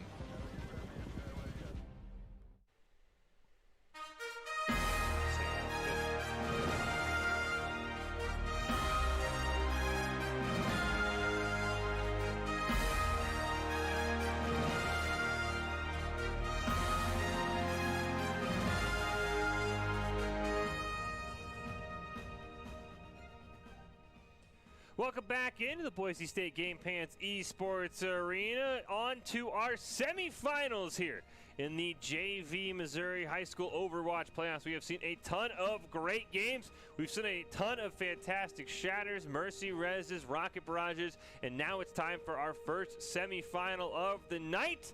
It is Wellington Napoleon, who we just saw take down Clearwater. They will be taking on the side of Maplewood Richmond in our first semifinal of the night. Our maps will change, still a predetermined order, but we will open on Busan this time. So a little bit of a difference, no more Nepal, and we'll see how Wellington Napoleon, who has been most likely the best team we've seen all night, does against Maplewood Richmond, who we have not seen, and they're in the semifinals, so you know this is a very, very talented team. And one of these going to the finals that will be held on Friday night. I'll be curious to see how Busan goes for both sides. Yeah, we'll definitely have to keep an eye on Bubbles to see if he will pull out all of the stops with his McCree and Hanzo either on the defense or offense, as they've just been so dominating in this force. You see the Missouri Scholastic Esports Federation Spring Overwatch breakdown. 14 schools, 8-week season. All teams seeded in the playoffs, in the 4 weeks of playoffs, coming to an end later this week with the championships for both the JV and varsity bracket coming up on Friday night. But right now it's the JV bracket. It's Wellington Napoleon taking on Maplewood Richmond in our first semifinal of the night. We will start on Busan here, and we'll see what the rest of the maps are. We will go Control, Hybrid, Escort, Assault, and then back to Control. So far, we've all seen 4-game series, so we've got a chance to peek at Assault. We see the maps down there. We will get Kings Row, we'll also get Havana, and we will get Temple of Anubis as well. So some new maps in the rotation. Probably the more popular maps, especially Kings Row and Temple of Anubis, are the favorite Assault maps from what we saw in the collegiate season, so we'll see how these players respond on those maps. Yeah, we could see maybe a double bubble come out, as we haven't seen that come out from either of these teams. They always like to play a little bit off meta with, say, like the Winston and then an Orisa instead, or even the Sigma. We've seen a lot of Sigma in these games and seems to be kind of the favorite. Same with the Reinhardt. Yep. We've seen some Zarya, but almost no Diva whatsoever. And even if she is plays, it's for a very limited amount of time. Because we want to see those call-in mech kills. As you mentioned, they've just buffed it to do that 250 damage. So we want to see that come up, but it looks like no teams are going to opt in for it. As once again, we're seeing the Pharmacy, and on the other side, we're going to see the Mercy and the Echo come out for the side of Maplewood. Also going to see a couple of new members. I do think it's Wellington Napoleon in the red, as we do see Matty Ice and Jesus now in there. Two members we did not see in that previous match. We'll see how they responded. Matty Ice starts out well, picking himself up a double kill onto that Pharmacy. In particular, Bubbles incredibly low, switching at just 1 HP. Hammy will be taken out. And unfortunately, that is the only elimination that Maplewood Richmond will get, as they will get wiped up there by Bioshock and Matty Ice. Yeah, already the Mercy Res coming out as well, getting Kwame back in. These swaps for Wellington have really popped off, because they even brought in new members that we haven't seen before, and they're doing just as well as all the prior ones. So you have to wonder if Maplewood did the research in the prior games or even spectated to learn the playstyle of Wellington, or if Wellington is just going to snowball as they have so consistently once they get hold of the point. It's really going to come down to, can Quince and this Pharmacy get the picks that they so desperately need? But Wellington's playing very close together, as we see the first elimination onto both supports for the side of Wellington, so no res there. But immediately we're going to see an elimination as an answer on the side of Maplewood. You see Lucky takes down Bioshock. Matty Ice has been performing absolutely incredible, gets the duplicate off. Unfortunately, I don't know if he's going to be able to get the shatter. He's going to be able to use it. Unfortunately, I don't think the animation finished, and then as he came out only at that 100 HP with the most recent change, he was not able to hold on, and he will get eliminated, and Maplewood Richmond able to turn that around and flip the point. Yeah, we saw Orange get the double elimination as well on the Zarya, so maybe that is someone to keep an eye on for Maplewood, as we have not seen them tonight. Have to keep an eye on this Pharmacy, as well as they're getting both their ults online for this upcoming fight, with only Bioshock having the Shatter online, with their own Valkyrie and Nano coming online, with Kwame close behind for that grab. We're going to see the Shatter come out for both sides, along with the Nano, as well as Coalescence come out, and the Barrage. Ults all around, but it seems Wellington is taking this fight for themselves, as they are just wiping out multiple members of Maplewood. Yeah, Matty Ice, absolutely phenomenal coming in for Wellington Napoleon in these semifinals, and he sent Maplewood Richmond back to spawn. Should have a couple more fights though, but no ultimates. Orange might have that grab up in time.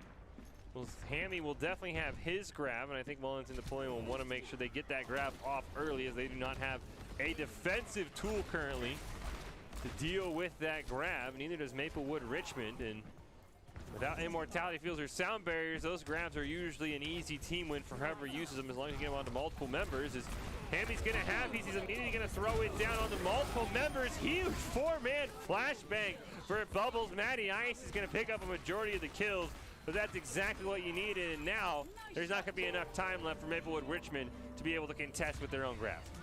Yeah, Ankh tried with their own flashbang to stop it, but once that grab threw down, he had that flashbang, and they just all fell apart. Bubbles, definitely the dominating force, along with Matty Ice getting a ton of eliminations with this Echo. So I have to see going on to this next point what Maplewood might change up here, because Matty Ice on this Echo was pretty much uncontested the entire time, with Ankh on that Pharah not getting the eliminations you want to see. You see here, I mean, just perfect. You mentioned there's that flashbang, but unfortunately wasn't quite not long enough. And when you have 5 members caught in a grab, there is not much you can do, as Bubbles does some final redecorating in the spawn room. We'll see if Wellington Napoleon can keep up this hot streak, and we are going to see Quince now on that Echo. An interesting choice with how low the ceiling is here on this map, but we'll see if Matty Ice is able to continue the fantastic play, or if Ankh and Quince are going to have an answer for that Echo. We're also going to see a swap in supports with Silver Ink on the BEP and Newt now on the Moira, with the side of Wellington sticking to their Ana Mercy that has been working for them so well. With Bubbles starting us off with an elimination onto Quince in that Echo, because as you mentioned, this is a low ceiling. Bubbles is going to be very dominating, able to just eliminate the small verticality element that Maplewood will have, as he gets another elimination onto Lucky, with Matty Ice clearing up orange. Silver Ink is just going to jump off the edge for the reset, and Ankh is going to fall to Bioshock. So very early on, Wellington is showing that they're the dominating force here. Now they're going to try and hold the side of Maplewood Richmond in their spawn. And they're going to have to be creative about where they push on. Matty Ice close to that duplicate. Bubbles close as well. You see multiple ult up above 75% for Wellington Napoleon in the red. Meanwhile, it's only Ankh whose Deadeye is close to being online, but right now they can't even get out of their own spawn room. Duplicates up for Matty Ice, as Quince is the first one who will be eliminated. Nice headshot there from Bubbles. Matty Ice gonna get that duplicate onto the Reinhardt. Want to try and build that shatter as quick as possible, as a 5-hit flashbang did go off from Ankh. Luckily, Wellington Napoleon was able to live through it, only losing Hammy, and he will be revived. Shatter's gonna come out there for Matty Ice. Duplicate will end. Ankh nearly saved that one for his team, but unfortunately just did not have quite the follow-up he needed. Yeah, Matty Ice and Bubbles definitely seem to be playing their main characters, with Bubbles also being an amazing Hanzo. Matty Ice getting 2 shatters there, landing on multiple members each time, and getting a ton of eliminations. As you also mentioned, a great stun coming out from Bubbles, as we're going to see the Ant Matrix come out, but sadly immediately going to get stunned out by that shatter once again. Multiple stuns, as a great Valkyrie's coming out. Also damage boosting, because they definitely don't need that healing. Matty Ice is once again going to duplicate onto this Reinhardt and get multiple shatters again and again. A great stun coming out from the side of Maplewood onto 3 members of Wellington, but it is simply not enough, as Matty Ice gets a full team wipe by herself. Yeah, this excellent play on that Echo. You can see why Matty Ice subbed in for the semifinals, and looks like Wellington Napoleon should go up 1-0 here. Overtime right around the corner, but nobody for Maplewood Richmond even able to get out of their own spawn. Bubbles, 5 HP, does finally get eliminated, but it will not matter. And Wellington Napoleon will win game number 1, and we will head to Kings Row. Yeah, hopefully one of these teams has their own unique strat, even if it is a Statue of Liberty play, because so far Maplewood has not had any advantage up against Wellington so far. Wellington, with these new subs, has definitely been a dominating force so far.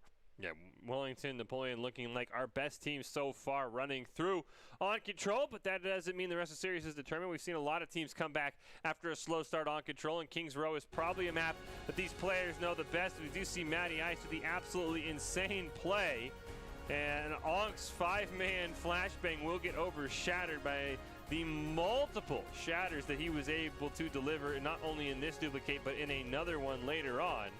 And he was absolutely spectacular, and if they don't have an answer for that Echo, Kings Row will not be a fun journey for Maplewood Richmond.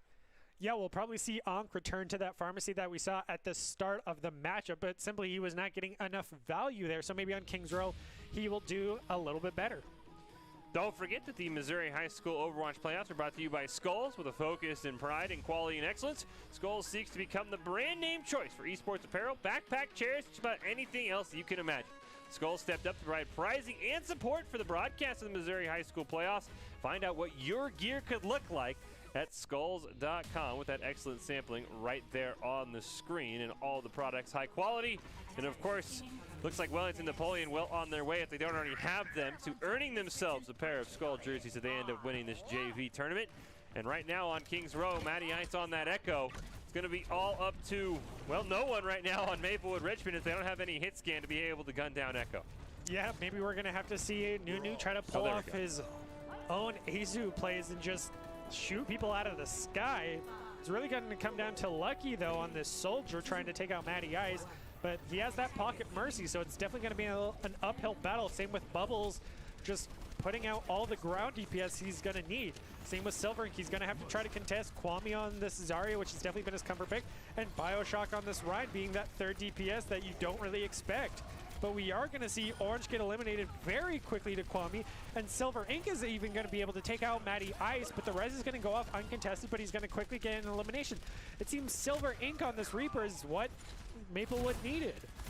Now Maplewood actually switching Silver Ink and Ankh. You see Silver Ink now DPSing Ankh, the one on that Lucio, and at least in that first fight, as you mentioned, that proved to be the difference maker, as Ankh barely able to make it away. Silver Ink trying to run back. He is critical HP, gonna have to maybe pop that Wraith for him, but it's not gonna have it. And that could be the carelessness that you don't want to see, is now Wellington Napoleon might be able to push. They get a two-man stun onto the side of Maplewood Richmond with a great flashbang from Bubbles. They end up picking up two more as Matty Ice has now gone onto that Hanzo. Maybe we've seen where Bubbles gets his great play from. Ankh gonna get pinned up, and that should be a payload unlock here for Wellington Napoleon. Yeah, good on Wellington for immediately realizing, hey, Echo's not going to work here. They're going to be on Soldier, so we're going to go on to Hanzo and just out DPS them and just push right through. We saw them push right through Maplewood's own Immortality field, not even destroy it because they didn't need to, because they can just roll over Maplewood. So now with this cart, we're going to have to see if they're going to play slow and steady or just keep rolling them over and leave one person on the cart the entire time. Valkyrie will be committed by Ali Pie. They have a Nano up as well, and the Shatter, Deadeye, and Dragon Strike all available for Wellington Napoleon. Anti's going to land just onto Lucky. Ankh's got that sound barrier. Shatter's going to come up. Perfectly timed sound barrier, though, from Ankh. Unfortunately, it's not enough to keep Orange or Silver Ink alive. With that Nano onto Bioshock and him just freely swinging that hammer. Matty Ice able to take down the Immortality field from Newt as well. And Matrix online maybe for a regain here for Maplewood Richmond if they want to try and contest on the point. They've got to watch out for that Dragon Strike that Matty Ice has available, as well as the Deadeye. But for now, Wellington Napoleon is just going to wait for that payload to push. Yeah, Maplewood's getting a lot of ults here, and they're going to pretty much have time for one more team fight at the final checkpoint if they want to commit it. But a great Shatter coming out from Maplewood, but that grab came out as well. The Immortality field keeping so many members alive through that Dragon Strike. But as soon as it expires, they all collapse to Wellington, who just rolled over them after that Shatter was so good. But the Graph Dragon Strike really just took him out, as Alpine's going to be able to get that res off, and Bubbles is going to get the flank onto Lucky, who is just not watching his back, standing still.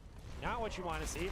So with this Deadeye coming up still with Bubbles, I have to see if it'll make all the difference as the Amplification Matrix comes out from the side of Maplewood. Yeah, probably just smart here for Wellington Napoleon to line of sight that Amp Matrix. There is a Death Blossom online for Silver Ink if he's able to get it off on the back line of Wellington Napoleon. Another Valkyrie being committed. See Bioshock land a big Shatter to wrap this one up, but a huge tack visor from Lucky gets two on the back line. Great flashbang there to stop what was probably an obvious Death Blossom. Sound barrier off the Shatter there for Ankh. It's Orange dropping very, very low, but Lucky's going to be able to redeem himself, pick up a quad kill, and send Wellington Napoleon back to spot. Yeah, and amazing on Wellington as well, because he did use that Death Blossom, so it was immediately just negated. So now he's having to swap over to the Junkrat to just output even more DPS. So I'll have to see if he'll get as much value as the Tire as Lucky did with that Tack Visor. Definitely someone you want to keep out for in the next team fight for Wellington. Now with Hanzo also getting very close to that Dragon Strike, he'll probably have it. Kwame also getting very close on that grab, as Quince is going to use his own grab, but only catch one member of Wellington, and with no DPS but a 5-man shatter coming out from the side of Maplewood, and Lucky able to pick up 2 with Orange getting 1 more. Alpine able to get the res uncontested, but immediately lose his life to Orange, with Bioshock able to get 1 more onto Orange for some revenge. Back and forth between these two teams, but that shatter definitely turned the tide in Maplewood's favor. Yeah, Maplewood's got to make sure that when this Grav Dragons comes out from Wellington Napoleon, they are ready. They're not going to have a sound barrier. They might have an Ant Matrix to at least contest the amount of damage being put out, but it's going to be on to Newt to be able to land a great immortality field like we saw earlier on, as they see Kwame up to 98%. There's a nano up as well for Jesus. See if he'll drop it onto Matty Ice or someone else. Maybe even Bioshock to let him fully swing that hammer. Grav is up, so is Tac Visor. That might be the answer, as well as an all-out brawl here with just over 3 minutes left on the clock. Wellington Napoleon trying to put the pressure on Maplewood Richmond when they have to attack. Multiple ults already coming up online. They are going to be able to put some damage onto Bioshock. There is the nano that's going to come out. Tac Visor will come online. Grav Dragons will be used. Lucky gets the first elimination. The Dragons, though, going to rip through the rest of the team. Lucky put to sleep. He is the last man standing. It's a team kill for Wellington Napoleon, but they might not be able to push the payload in time, so they might have to do some body blocking in the spot. Yeah, Wellington just timed that perfectly, and an amazing sleep from Jesus that you have to just tip your hat to as the amplification comes out for Maplewood. But as they're just trickling out there, getting taken apart by Bioshock on this Rhine, as well as Matty Ice on this Hanzo, with Bubbles now popping his own Deadeye to get rid of Lucky, who's been kind of a star player for the side of Maplewood, and Wellington takes it. Now, great round there for Wellington Napoleon. 2:09 on the clock, a full cap as well, and Maplewood Richmond's going to have their work cut out for them, but maybe Lucky on the Soldier was the missing piece, as he played pretty admirably. As you mentioned, a great sleep there by Jesus. Kind of shut everything down, plus that Grav Dragons combo, and we'll see what is in store for these teams as they attack, as Wellington Napoleon looks to put themselves on match point. Yeah, we take a quick look at this final replay in this final bout, with Bubbles using that Deadeye, as I mentioned, and Bioshock just swinging away as members just trickling in. Matty Ice, even as a Hanzo, is very good close range, using a lot of the Sonic Arrow to just tell where people are coming out of spawn as well. So have to see how Maplewood's going to try to answer this on their own side of attack. Newt back on this BAP, and Silver Ink now on this McCree, with Lucky on the Junk. We're going to see Orange return to the Roadhog, with Wellington sticking with Alpine on this Mercy with no verticality, but Matty Ice on this May. So it seems that they're definitely going to go for a stall on point. Kwame and Bioshock sticking to what they know, and Jesus staying on that Ana. So it's going to come down to, can Bubbles out DPS his own Bioshock on this Reinhardt? Now, it'll be an interesting one here for Maplewood Richmond. Curious to see what the defense for Wellington Napoleon looks like. Looks like they're just going to wait right on the point. Matty Ice, if he's able to get a good May wall, could definitely slow down Maplewood Richmond's attack, if he's able to trap out somebody like Quince on the wrong side of the wall. But so far, Maplewood Richmond playing very passively, do not want to get caught in that wall and maul. You see some damage being put out there by Lucky, jumping up high above that wall, but so far Maplewood Richmond just too scared to push through that chokehold, knowing what Matty Ice could do. He is going to be forced to crowd freeze to heal back up to full, however. And Lucky trying to put as much chip damage on as possible. Maybe trying to break that barrier. So far, no real action. We do see a 3-man anti did land from Jesus there. And now finally, Maplewood Richmond will push through that choke. No attack quite yet. So looking for Maywall. They do get a sleep onto Quince. Maywall is going to go down to separate the team, and Orange caught on the wrong side. Immortality field from Newt. Not enough to save him.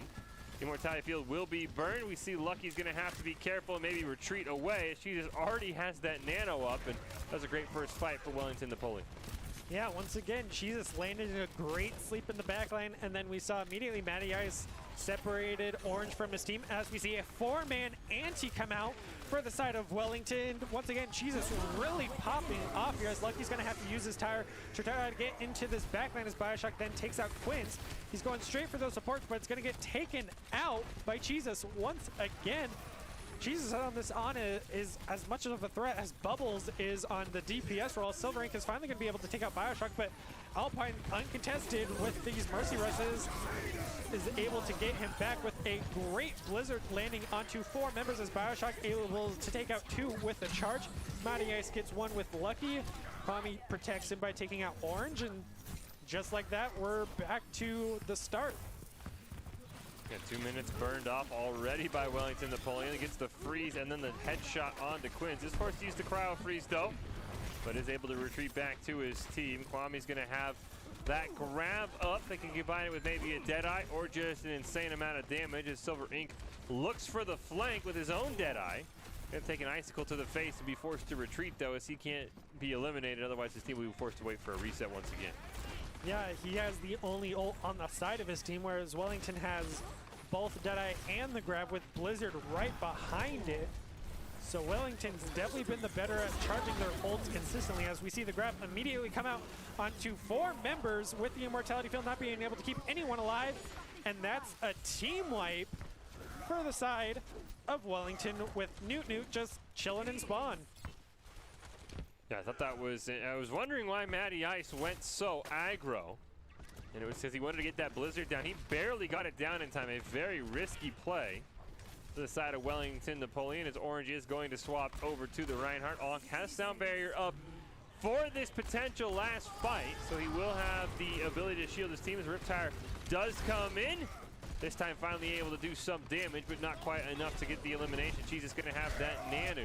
Bioshock gonna get a huge 4-man shatter, pick up a double kill with the Flame Strike. Fortunately, that sound barrier is too little, too late for Onk. Nano's gonna go on to Bioshock just because. And Maplewood Richmond will get maybe one last contest on this point. They might have a grab from Quints, and that might be what they need unless Matty Ice can charge this Blizzard incredibly fast. Yeah, I'm curious to see if Maplewood went a Diva here, how much more value they'd get being able to eat both the grab and the Blizzard had they run it. But world may never know, as we see the Amplification Matrix come out and a great headshot from Silver Ink onto Kwame. Being down that main tank, they're going to try to have to contest that res, but they are able to get the elimination on Alpine.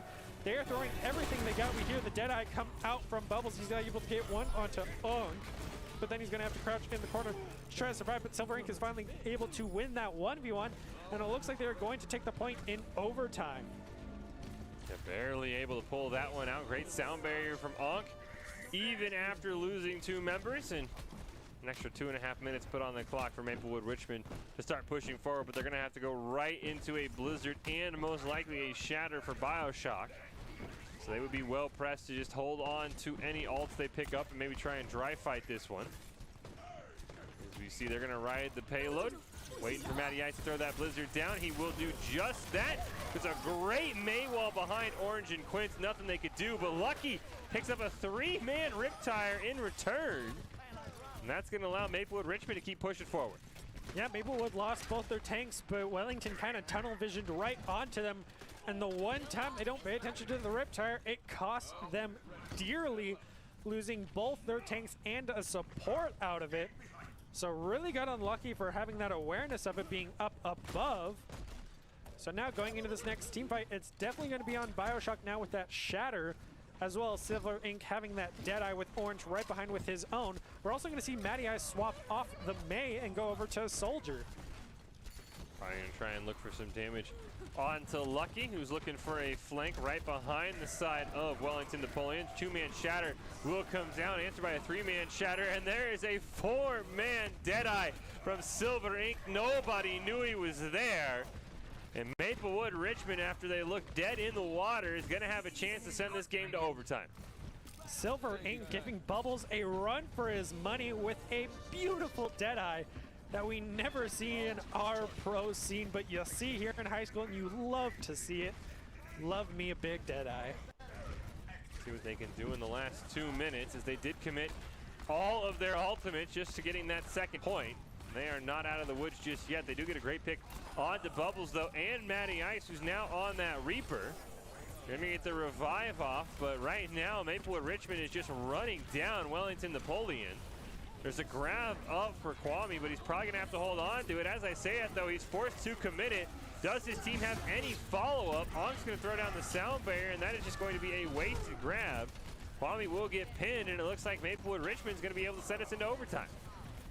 Yeah, Alpine's going to have to use his Valkyrie immediately, and then they have their Nano as well as the Deadeye. We're going to see the Riptire come out for the side of Lucky and gets another triple with it onto both supports as well as Bubbles. Bioshock's able to take out Silver Ink, but then Quince and Ankh are quickly going to be able to answer that back and take out both tanks for Wellington. So it is a pure trickle battle as Matty Ice now swapping over to the Reaper to buy as much time for his team as he can, with Deadeye coming out from the side of Bubbles, able to take out Ankh, with Alpine able even to get the res off to Matty Ice to buy just that little amount of time, as Matty Ice gets another double elimination onto both Nunu and Quint. So it looks like Maplewood's going to have to reset, as they had to even commit the Amplification Matrix, losing that tool for this next upcoming fight. They do have a minute remaining, so one, maybe two fights with how quickly they wipe here.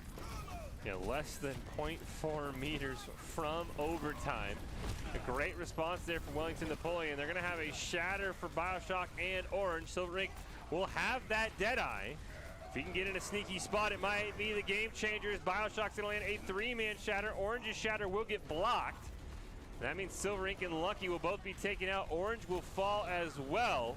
Maplewood Richmond has to run back, look for a reset. They'll have a grab and potentially a sound barrier if they can get the reset, but look how far away they are from the payload. It's going to be quite the journey for them in the final 10 seconds, and with Ankh getting picked, that's going to make it even harder. The grab from Quince gets eaten by Kwame on that Diva. Deadeye comes out in a last-ditch effort for Silver Ink, not able to get anything. And unfortunately now in overtime, it looks like Maplewood Richmond might just fall a bit short. No, Valkyrie is committed there by Ali Pie. Bubble's going to pick up a double kill. He'll throw out the Deadeye as well. But there's no one left for him to even shoot at. He'll get Newt around the corner. And Maplewood Richmond comes so close to overtime, but will end up losing the map. And now Wellington Napoleon's on match point. Yeah, I got to hand it to Wellington, because as I prior mentioned, as soon as they swap to Diva, they win the team fight. They eat the grab and they take it, because they recognize that Ink on the McCree was a huge problem, and then Lucky on the Junkrat was another huge problem. All hit scans that are launching projectiles at you, Diva can eat all of that. So you definitely got to give hats off to Wellington, even as they were getting snowballed by the other. They were given the snowball push, but they held off. Yeah, it does sound like, for time's sake, we will jump ahead to map 4. So that does mean that we did get a win for Maplewood Richmond on Havana, and we'll go to Temple of Anubis, see if Wellington Napoleon can wrap this one up. As I said, we've seen 4-game series all night, and this first semifinal does not appear to be any different of a story. And we'll see if one of these teams can punch a ticket in the JV final, and that will be coming up on Friday in Temple of Anubis. Speaking of snowballs, a very, very snowbally map, maybe the favorite assault map that we saw for Boise State this season. So we'll see what both these teams have in mind. If anybody's got a Widowmaker in their back pocket, this might be the time to bring it out, or especially to see maybe if Matty Ice wants to go back to that Echo that he absolutely dominated on. But it will be map 4. It's Temple of Anubis. Here it is, the semifinals of the JV bracket, the Missouri Scholastic Esports Federation Overwatch tournament. Wellington Napoleon leads the series 2-1, and you see Matty Ice on that Echo. Yeah, it's something to definitely keep an eye on, but now we're also seeing Silver Ink on the Ash, with Ankh returning to that Pharah. So Nunu on that Mercy, it's definitely going to be a combo to watch out for, with Alpine also on the Mercy to keep Matty Ice alive. And now we're going to see Kwame going from the Wrecking Ball to the Diva. Really got to love the Diva, because that can make all the difference here, being able to eat a lot of those rockets from Ankh and even die when he does the barrage to counter that out. So a huge issue arising for Maplewood, but maybe this Ash will make all the difference, as we haven't seen them in the past. But a lot of early damage already going to him from the side of Maplewood. Yeah, you see Silver Ink there getting quite a bit of focus. It looks like Kwame's got to be careful he doesn't spam down the people with the shields from Quince. As Matty Ice will trade out 1 for 1. We'll see if either Mercy's able to get a res off, and it doesn't look like they're going to opt for that, as they will take down the Immortality Field from Lucky, who's now on that Baptiste. We've seen a couple of role swaps coming out from Maplewood Richmond in this series. See, Ali Pie and Jesus both very, very low. Matty Ice off the respawn, kind of diverting attention, but does not have a pocket healer. He's going to have to retreat for that health pack, but he did buy his team some room. We see Orange incredibly low. Immortality Field going to come down here from Lucky once again. Will get immediately burned down. Onk, though, with the great flank, able to take down Bubbles. Going to drop that rocket barrage right on to Wellington Napoleon and pick himself up a double kill. Yeah, the one time you had Kwame, he wasn't even with his team. He was running back from spawn. And Wellington paid dearly for it there, getting wiped with that 4-man Pharah play from that upper window. Definitely was not expected, especially from Bubbles, who had that stun online, just didn't get it off in time and got eliminated pretty early on as well. These sky battles are definitely something to behold as Onk takes out Alpine very early on, but Bubbles finally looks up and takes out Onk as well as Newt. So losing that pharmacy, they're allowed to push right underneath as we see a 3-man shatter coming out from the side of Maplewood, as well as the amplification matrix, but they're gonna immediately nano and use the Deadeye and get a double kill, followed by 2 more from the tanks, and they're gonna take this first point. Yeah, and they're gonna have multiple ults up. They're gonna have the Valkyrie, the Shatter, and a Duplicate with a Diva Bomb online shortly. So we take a look at this play, and it's Bubbles once again who opens things up, even with Matty Ice having quite a few spectacular plays. Bubbles takes down that pharmacy, as you mentioned, pops the Deadeye, is able to ramp things up with a double kill there onto Silver Ink and onto Quince. As we see back in live time, they're trying to attack onto that payload. Shatter off the Duplicate for Matty Ice, only get a stun onto Lucky, but will allow the elimination after the Duplicate fades. Ali Pie being taken out means no res available for Wellington Napoleon. They have to be careful. Bioshock's going to throw down the Shatter, not able to find anything. And Kwame actually just going to eat the mech kill, not going to go for the self-destruct at all. Didn't like the position he was in. Does look like Wellington Napoleon should be able to turn this into at least 1 tick, maybe 2, which is absolutely huge. Orange going to come around with that Shatter, immediately throw it down onto the Baby Diva and onto Bubbles. Kwame stood no chance there. Orange will get picked off. Revive's going to go onto Kwame. Gets the remech off just barely as Bob gets called in from Silver Ink. He's going to drop that Diva Bomb right on the point. Get a double kill onto Bob and onto Quince, and this should be enough for Wellington Napoleon to snowball. There's a rocket barrage on the back line. Kwame just barely alive. Couple of eliminations being traded off, and actually looks like Maplewood Richmond should be able to stabilize. Yeah, it was definitely back and forth there. Wellington got really close, but Maplewood just pulled it out with Onk and Silvering just pulling out all of the stops there, with Nunu even swapping over to the Brig for the close range brawl that they needed so desperately. We even saw Kwame now swapping over to the Zarya to try to get that grab, kind of bring the teammates together so they have closer targets, as Bubbles also committed that Deadeye, but was able to get no value there. We're going to see Lucky now swapping over to the Mercy as we see Duplicate come out onto the Reinhardt, trying to get as many shatters and pins as he can, as we see the first shatter come out so far, but Immortality Field keeping them alive just a little bit longer, as we see Matty Ice get a double kill with Jesus, and Bubbles getting his own double kill, and right there Wellington takes it. Yeah, excellent play by Matty Ice on the Echo on that second point. Both fights he had Duplicate available and got huge shatter value, so we'll see what Maplewood Richmond can do here. They need to cap to force overtime to keep their chances at the finals appearance for the JV bracket alive, but after that dominating performance by Wellington Napoleon, it looks like they might be able to finally push on through to the finals, as Kwame got a great Diva Bomb there. And I think, unfortunately, Maplewood Richmond waited a little too far in spawn, because very rarely do you see on a first fight on point B that a team gets 2 ticks. Yeah, and even when they did, they came right back after getting wiped there and just snowballed right into it. There was no siege to be had. They just pushed right on the point and won the team fight outright. So with Wellington now on the defense, with their same comp coming back, Kwame just sticking to the Zarya this time. No Diva in sight, with Maplewood sticking with their pharmacy, but now Silver Ink on the back on the McCree this time. No Ash. Have to see if this will make the difference, because he's going up against Bubbles, who has been a very consistent dominant force in this matchup. As we see the Semifinal shenanigans here from Matty Ice, who's played spectacularly well in this series and looks to propel his team to a championship appearance in the JV bracket. And we'll see what Maplewood Richmond can do here. Down 2 games to 1, trying to get us back to control. If they're not able to get early eliminations onto Matty Ice, this could be a long 4 minutes for the side of Maplewood Richmond, as they don't even have a May either to cut off a lot of that damage, as both Reinhardts will just put their shield up and some flame strikes come out.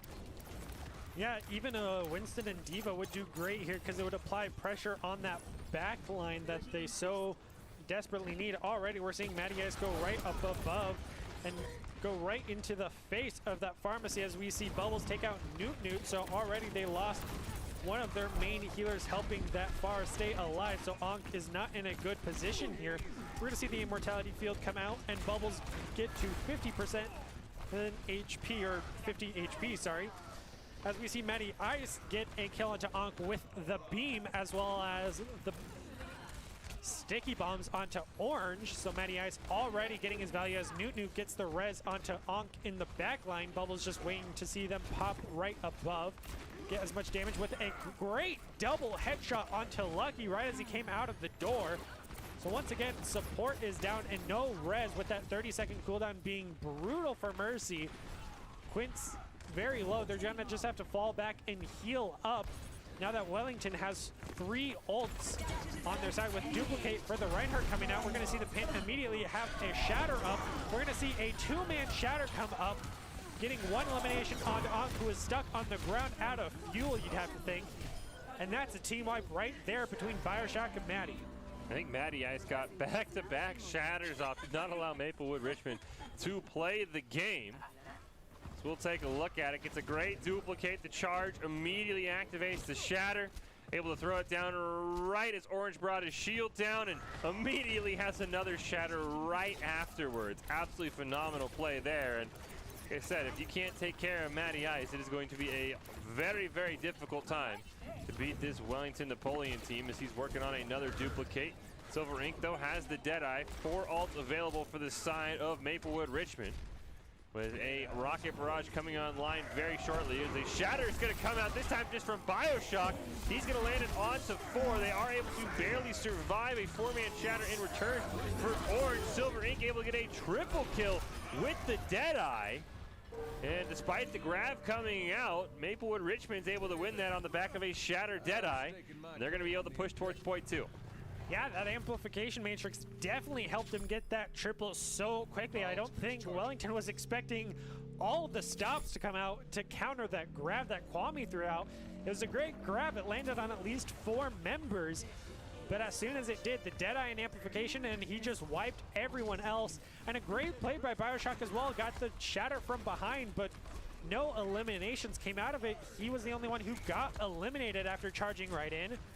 Because you got to know the Reinhardt combo of Shatter, Flame Strike, then Charge, as we see Ankh immediately open up and get a double elimination with his own barrage. Newt's immediately going to bring him back alive as they're just rolling onto point as fast as they can, as Ankh is able to eliminate Matty Ice from behind, not even paying attention. So we're going to have to see a quick Kwame turn to Wrecking Ball, but they snowballed much better than Wellington that time, and they have the time advantage, so hats off.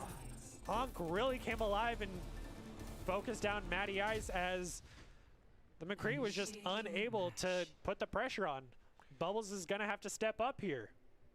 Yeah, unfortunately for the side of Wellington Napoleon, they kind of got baited by Bioshock's Shatter later on, as we do get a look at this fantastic play from Matty Ice. Absolutely phenomenal use of the duplicate. But yeah, later on, Bioshock committed a Shatter. His team ended up running right into the Shatter and a Deadeye combo from Maplewood Richmond. And just like that, we will head to overtime here.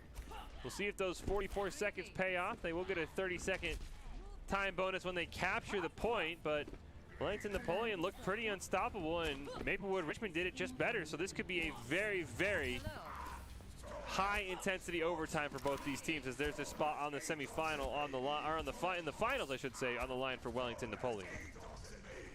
Yeah, and with only 2 minutes on their side, Maplewood does have that 45-second advantage, so it's at least one extra team fight for them if we make it that far, because right now it's all on Wellington and Matty Ice and Bubbles to output the DPS to push through this Maplewood defense.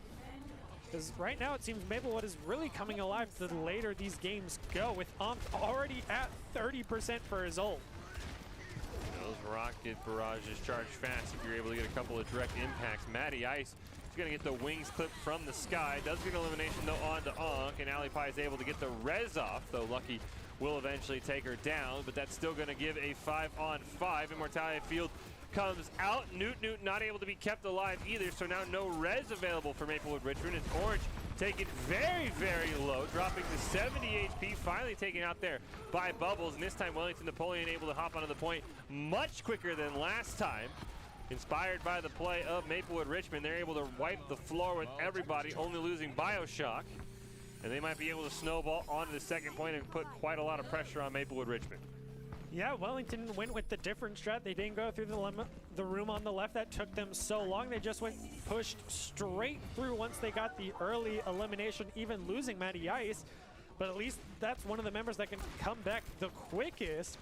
So they are definitely snowballing. They even got the res off onto Bio, so they can just snowball the best they can. And they have Nano going into this fight with Deadeye right behind it. Maplewood not close enough for that barrage or shatter. We're going to see the Deadeye come out right in the back line and maybe get a single member, but sadly not, as Orange gets the Flame Strike kill onto Jesus. Matty Ice is going all in on Ankh, and he's going to be able to get the elimination, but no res coming out from the side of Maplewood's Mercy. The duplicate comes out onto Zarya, trying to get a grab of their own, already at that 70%, charging as fast as they can. Amplification Matrix going to come out for the side of Maplewood as well, but is going to get the elimination. The grab does come out right at spawn, and Wellington is able to get it. Yeah, unfortunately, that Deadeye shut down with a great Immortality Field, and we'll see now a very, very quick double cap. That is going to be very hard to match for the side of Maplewood Richmond. We saw a great duplicate using that grab to hold them in spawn so they could easily 3-cap that point. And we'll see now, 2 minutes 44 seconds on the clock. Maplewood Richmond's going to have to go very, very quickly if they want to be able to match the performance we just saw for Wellington Napoleon. Yeah, Wellington got aggressive, and they realized that we pushed down the middle, we'll get to point quicker and roll over them sooner, as they were just holding that ledge up top. So have to see if Maplewood's going to apply the same strategy or go around that left side that everyone else has. It's also going to come down to, can Ankh get that early pick and not get picked off by Bubbles? Or even Matty Ice for that matter, as the Sky battles have been quite intense in this matchup.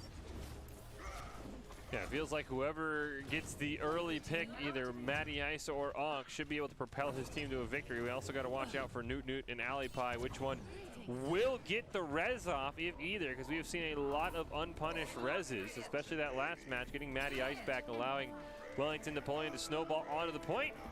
And we'll see. Maplewood Richmond's got to win this map to force us to Game 5 for a chance at the finals. Meanwhile, Wellington Napoleon would love to lock it up right here, and Matty Ice already doing a very, very sizable chunk of damage. Yeah, really, we keep mentioning it. These Sky battles are pretty much going to determine who wins the upcoming team fight, because both Silver Ink and Bubbles on these McCrees have been doing phenomenally, especially with these Deadeyes, but Maplewood has the advantage of having that amplification matrix. But at the same time, Wellington has Jesus, who's been nailing sleeps and antis constantly, and that nano boost has been able to give them the momentum they need to get onto point. We see Matty Ice already opening up with a double kill onto that pharmacy. Things aren't looking good for Maplewood already, but they do have that extra time advantage of that 45 seconds. And right now it's definitely being used, as Matty Ice is in the backline getting all the free damage he needs and is already at 75% for that duplicate. Silver Ink does take him out. Orange able to get a nice pick onto Bioshock as well. We'll see which one Alipie chooses to res, if either. Matty Ice now back alive. Ankh is actually also swapped over to the Echo of their own, no longer on that far, so we could see a big duplicate there, but there's only a minute and a half left on the clock, and so far Maplewood Richmond has not made it through that close choke. Yeah, I gotta give it to Wellington for pushing through the middle and not the left side. Wellington was ready for the push through the right side, and Maplewoods just keep doing it. They haven't been winning. We're gonna see the Shatter come out, only able to land on Alpine, and we're gonna see Jesus use that nano once again on Bioshock, who's just able to swing his hammer and be that third DPS that Wellington has been so good with. We're gonna see him get even a kill with his Shatter, and then that's a team wipe for Wellington. Maplewood's gotta change it up here. They can't keep pushing through the left side because clearly Wellington's gonna beat you at it. Now going into this next team fight, they have 4 ults to Maplewood's 2. They're going to have the grab up as well, plus that duplicate. We've seen the amount of value Matty Ice can get with that. Auk will be taken out, but Newt will revive him. One last chance here for Maplewood Richmond to keep this game going, and they've got to make sure they defend against that grab with a perfect immortality field from Lucky. There's that duplicate, though, from Matty Ice. He will get stunned. Grab is going to come out. Shatter's going to land onto 4. Matty Ice immediately going to build another Shatter. Use it to land it onto Lucky, and he's going to pick himself up a 6 kill. And that is pretty much going to do it. Maplewood Richmond not going to be able to get to the point in time, and thanks to Matty Ice absolutely popping off, Wellington Napoleon should be able to make it to our finals unless something crazy happens in the next 2 seconds, but no one from Maplewood Richmond is even going to get to the point, and Wellington Napoleon wins the series 3-1, and they'll be in our JV finals on Friday night. Yeah, Wellington just had the answer for everything Maplewood threw at them. And Matty Ice and Bubbles were definitely the 2 star players you want to keep an eye out for, as well as Bioshock, who is just the 3rd DPS on the Rhine. Same with Jesus on the Ana. They were just a great team all around, getting a ton of great individual plays, and all around just an amazing team. Yeah, fantastic play from Wellington Napoleon. Like we said, maybe one of the best teams we've seen all night. Had a couple of players sub in those semifinals, and they were able to take care of business. Well, we got to find out who they will be playing in those finals on Friday night. We've seen both CBC and Columbia Independent advance to the semifinals. So we will take a quick break, and we will be back with that matchup. One of these teams will get the pleasure of playing Wellington Napoleon in our JV final on Friday night. The other one will see their journey end within the next 5 games. It's CBC, it's Columbia Independent. Somebody's making the championship. Find out after this break.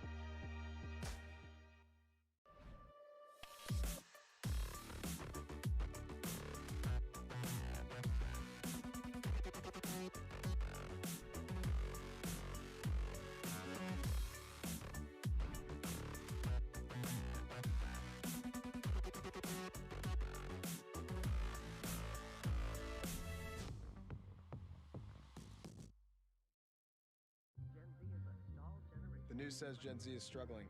I've got news for them. I wait tables, but last week I built a field hospital. I put out a forest fire. I stopped 1,000 attackers And a natural disaster. I've saved lives. and led a team on patrol. I serve.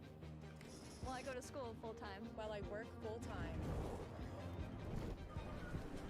The greater the challenge, the stronger we become.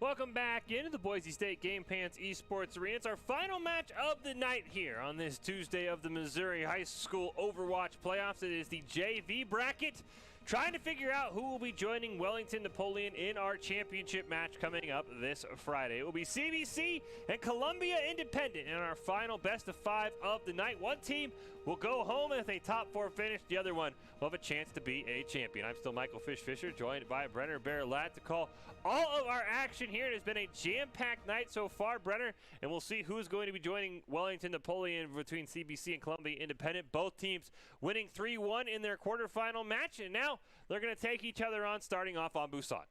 Yeah, we'll have to see if we keep the trend of going 3-1, as we've done that in every prior game up to this point.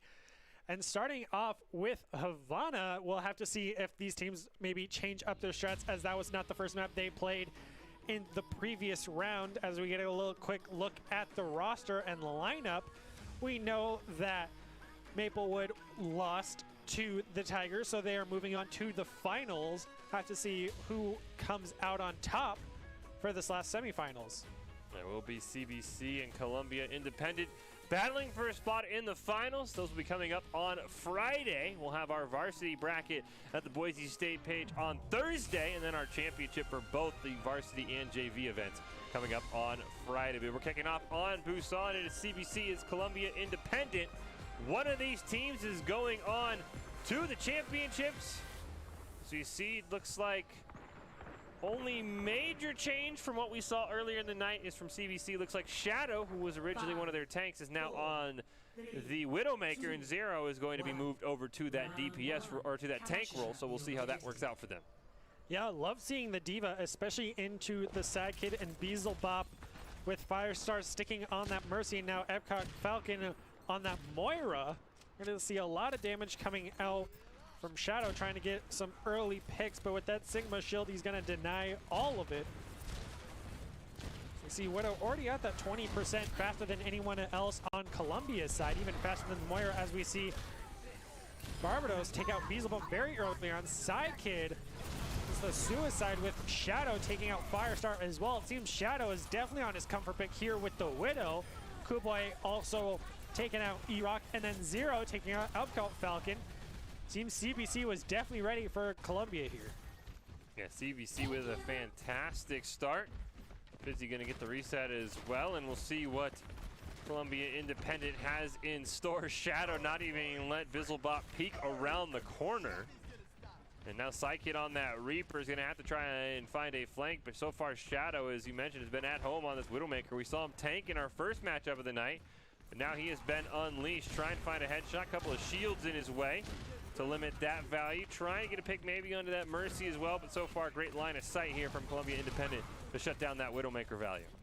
Yeah, now Beelzebub's going to try to win that 1v1 against him with his own Widow this time. Not it with the Ashen, immediately loses, not even having line of sight against him, as Shadow just takes him out before he has the chance. We're going to see the wall hacks come out from Shadow, because he was able to build that ult faster than anyone else in the game, as Barbados then follows it up with his own chatter. And Zero and Kublai have their ults up as well. CBC charging their ults as fast as they feasibly can, wiping out Columbia, not even letting them touch the point here.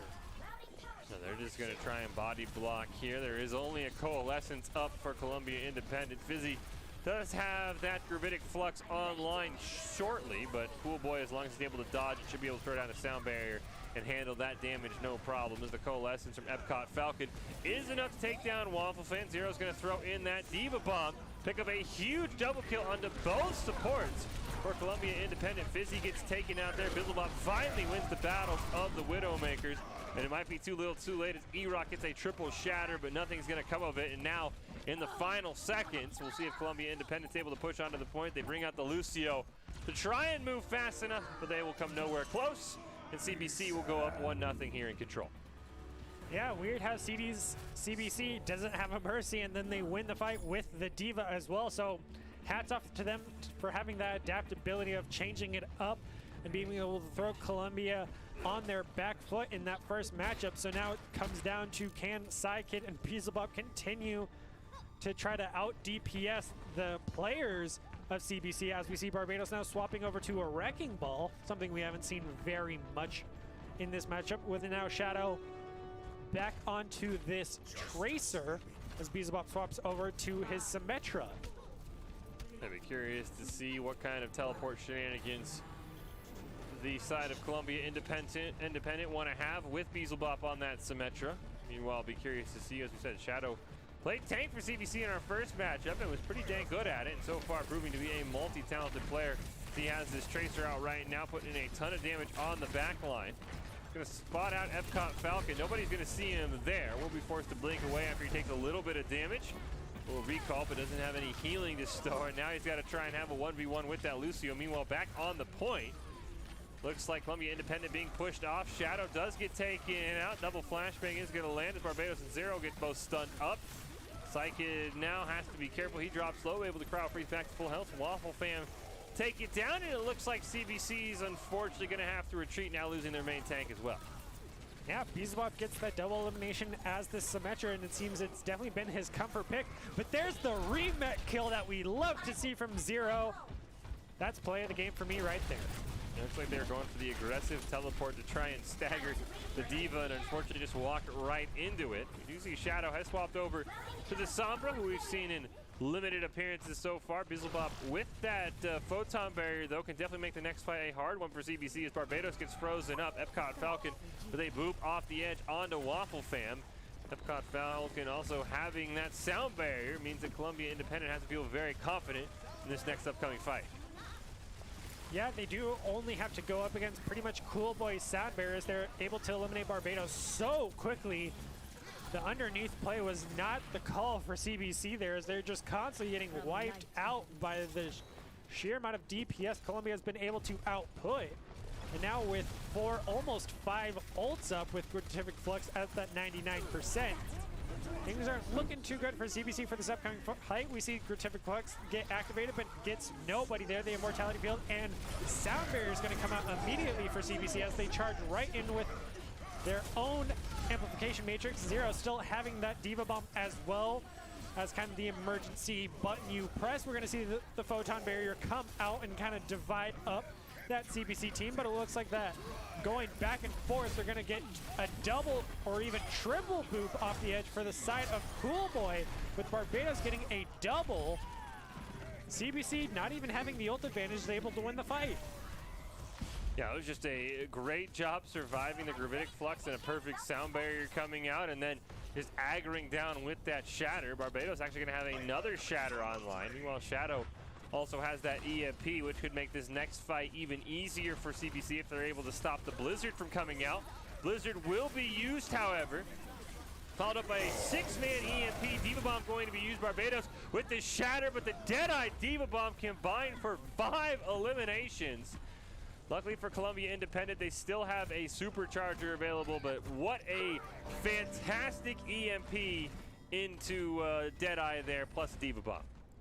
Yeah, it was definitely the team play you want to see, especially from even these early on JV high school players. You'll love to see it, especially with high kill Deadeyes. We even saw the EMP come out and hit all the members of Columbia there. So they just didn't even have any way to answer for that. See if Columbia Independent using that supercharger, trying to get some of those ults back. Do have the Valkyrie available, and they are getting close to a Gravitic Flux, but Cool Boy almost has another sound barrier online. They do find out the translocator for Shadow, so he's not going to be able to teleport around as easily. They still have not found an elimination. Gravitic Flux is online. Immortality Fields will come up. Cool Boy's got to be careful. He's very low on HP. Bizzlebop is the first one taken out. Cool Boy will fall. Chance for Gravitic Flux here for Fizzy if he's able to get a good one, as currently they trade 2 for 2. Finally, they are able to get the revive onto Bizzlebop to give Columbia Independent the numbers advantage. Sound barriers up for both sides now. The Waffle Fan will get taken out in this back and forth affair, up to 90% on the control point. Finally, Zero gets taken out. Shadow takes down Firestar to prevent any res. Barbados with a shatter only gets it onto Bizzlebop and will follow up with an elimination. Solo Gravitic Flux is going to be committed there onto the Reinhardt, and in overtime, Columbia Independent should be able to flip the point. Epcot Falcon maybe would have wished he has that sound barrier back for this last fight, though.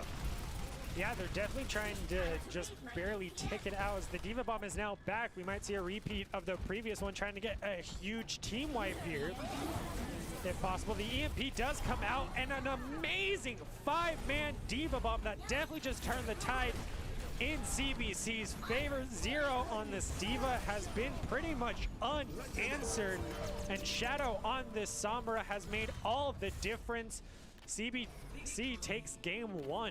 Yeah, fantastic Diva Bomb there combined. I mean, you saw him launch it out right by the EMP. There was just unfortunately nothing that the side of Columbia Independent could do, and that was just a fantastic start to this semifinal here between these two teams. We're going to take a look at it one more time. Even down 2 members, he's just waiting for Shadow to get in position. You see the silhouette of the Sombra lands a 5-man EMP, and every single EMP'd member gets taken out. Zero waves goodbye to Columbia Independent's chances of forcing a map number 3 on Control. Due to time constraints, though, we will jump ahead in this series. We'll hop right on to map 3 on Havana. We were told that CBC was able to pick up game 2 on Kings Row, so this would be a chance for a sweep for CBC and a chance for them to make it to those finals against Wellington Napoleon. But we have, as we mentioned, seen a lot of 4-game series, so it's something to watch out for. Don't forget that the Missouri High School Overwatch Playoffs brought to you by Skulls, with a focus and pride in quality and excellence. Skulls seeks to be the brand name choice for esports apparel, backpacks, chairs, and just about anything you can imagine. Skulls stepped up to provide prizing and support for these Missouri High School Overwatch Playoffs, and find out what your gear could look like at skulls.com.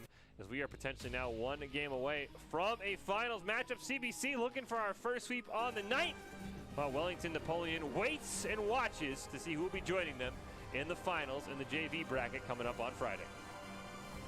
Yeah, we have to wait and see if Columbia is able to bring it back on this map, because they're bringing back the pharmacy with Bizzlebop on this Genji. Seeing kind of a new comp as well, with Sidekick now going to the Tracer, as well as Fizzy on the Winston and Epcot Falcon on this Zenyatta. Looks like Sidekick's going to go back to the Pharah. It's definitely the high mobility comp that you're going to try to push, eliminate the team, and then have one person on the cart. Most likely Epcot Falcon, with that Zenyatta being able to hang back. The Discord Orb is definitely going to have to be on Shadow no matter what if they want to be able to take this. But with that Pocket Mercy from Cool Boy, it's going to not end well, as we see immediately he's able to eliminate Psychic and Fizzy with no one throwing any damage his way just yet. I don't even know if Columbia Independent has seen him yet, as he is just raining down uncontested damage on the side of Columbia Independent. Firestar does get a res onto Fizzy, but no one has come close to this Bastion. The best they can do is line of sight him. Fizzy does take down Barbados. E-Rock finally sees it. He's going to come charging in. No, never mind. Excuse me, that was Zero on the Diva. Thought that was E-Rock coming in, as they do get a sleep, though. And that's going to allow Bizzlebop to at least get some room. And Tank Form comes out from Shadow, immediately takes down Firestar with that ult, but is going to be forced to retreat. Trying to healing himself up. Cool Boy trying to do the same thing. Very aggressive turret form here from Shadow, and he will be punished as Bizzlebop's going to pick up a double kill. Yeah, good thing for at least Columbia had that Genji early on to run right into that Bastion. Same with the Diva, really able to just absorb as much as Bizzlebop even gets the melee kill before the remech happens, and he's not killed by the mech. But as we go back and forth, as soon as they get eliminations, CBC is able to answer with 2 of their own onto the Diva and the Genji, with Psychic trying to run raining down as many rockets as he can, but with both tanks still alive for the side of CBC, they're able to contest the cart the best they can with Barrage coming out, but he is eliminated by Zero on that D.Va. Shadow back alive, able to start raining fire with that Bastion turret, able to take out 2 members, make that 3 for the side of Columbia. And they're constantly just having to trickle in at this point because they are just unable to get a team wipe on the side of CBC as we see Shadow just celebratory spazzing out. And Shadow has been phenomenal for CBC. That might be the secret they need if they want to take down Wellington Napoleon, if they end up pulling off this victory, as Primal Rage does come out from Fizzy, ends up getting eliminated by the remech from Zero, but Shadow was right there. Pops the mech form and does get immediately put to sleep by Epcot Falcon. Fantastic sleep there, but he's still going to be able to take out Firestar's Bizzlebop, taken down by that D.Va bomb. The Nano Blade is online for Columbia Independent if they're able to get it off. Unfortunately, Bizzlebop was taken out, and now they're right down to their last 90 seconds as Epcot Falcon will fall as well. Yeah, if Columbia wants to have a chance, they have to just Nano Blade, which they'll just have to beeline for that Shadow on that Bastion, because if they get him, they'll at least have a chance here. But right now, CBC is just playing so tightly. They had to go through that front line first, and right now they haven't been able to break it, with Zero taking down Fizzy already. And they burned through Fizzy's Primal Rage when he did have it. And as that D.Va bomb is popped, it is blocked successfully by Barbados, and the blade came out, but he was only able to take out Waffle Fam as the res has to come out onto Shadow. So they were able to take him out, but having that pocket Cool Boy Mercy makes all the difference as Echo Falcon finally uses his Nano onto his own D.Va, but sadly D.Va does not have that DPS that you need to stall out as we're getting 3 meters within. The solo Shatter comes out onto D.Va as well, but finally they're able to get them demech'd, as well as another 2 eliminations from Shadow and Zero. Zero gets another one right behind. Columbia is trickling in the best they can, but with only 20 seconds remaining, they got a long way to walk, and now with Bruh having his Deadeye right above where Shadow is normally sitting, Columbia's not going to be able to push through, and it looks like this is going to be CBC's 3rd game as they're going to be heading over to attack with 5 seconds remaining. We're going to have the Valkyrie pop there, Amp Matrix used as well. Shadow eliminates E-Rock in the mech. They're not even going to need to use the Deadeye or the D.Va bomb as Bruh's able to get a nice flashbang kill onto Bizzlebop, and just like that, CBC is going to put themselves 86 meters away from a spot in the championship on Friday. Yeah, we'll have to see if Columbia pulls out all of the stops to stop CBC on this attack. We'll have to wait and see in this final semi-finals match between these 2 teams and see if Columbia will bring us to a game 4 or if CBC will be going on to the finals to fight Wellington. The CBC started off pretty strong. Be curious to see if they opt to put Shadow back on that Bastion and have him ride the payload to victory. I'll also be curious to see what Columbia Independent wants to do, if they go for the close hold or if they'll just opt to wait around the corner. A lot riding on this, as you mentioned, Brenner. CBC has a chance to get the sweep here in the semis and make it onto the championship game. And as we line up here, doesn't look like Shadow's going to bring back out that Bastion. He'll just go onto that Reaper and see Bizzlebop back on the Genji, but no Ana this time, so the Nano Blade won't even be an option, which significantly limits the power of that Genji. Yeah, it seems Bizzlebop's definitely planning for a return of that Bastion, but he won't get it. He got a little bit of value early on, taking out a couple of the other weaker members of CBC, but ultimately was not able to get as much value as Bruh or Shadow, as Shadow's going back to the Bastion. Have to see if they're going to do kind of a protect the president strat on the cart with Bastion, as we don't see a pirate ship as there's no Torb. A great hook right off the bat onto Barbados from Fizzy, but unable to secure the kill. Barbados doing his best to shield Shadow on this Bastion, but right now Columbia has not had an answer until Bizzlebop finally goes for the dive in, but the res is going to come out from Firestar, as well as Cool Boy bringing back Fizzy, but he's quickly eliminated by Shadow as he already has his tank form in less than 30 seconds into the match, as he's just outputting so much damage and eliminates multiple members of Columbia.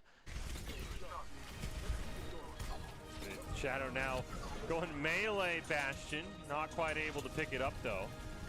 Bizzlebop will get taken out. I think they're raiding for the res from Coolboy, but Shadow will just respawn in time anyway, and one more fight.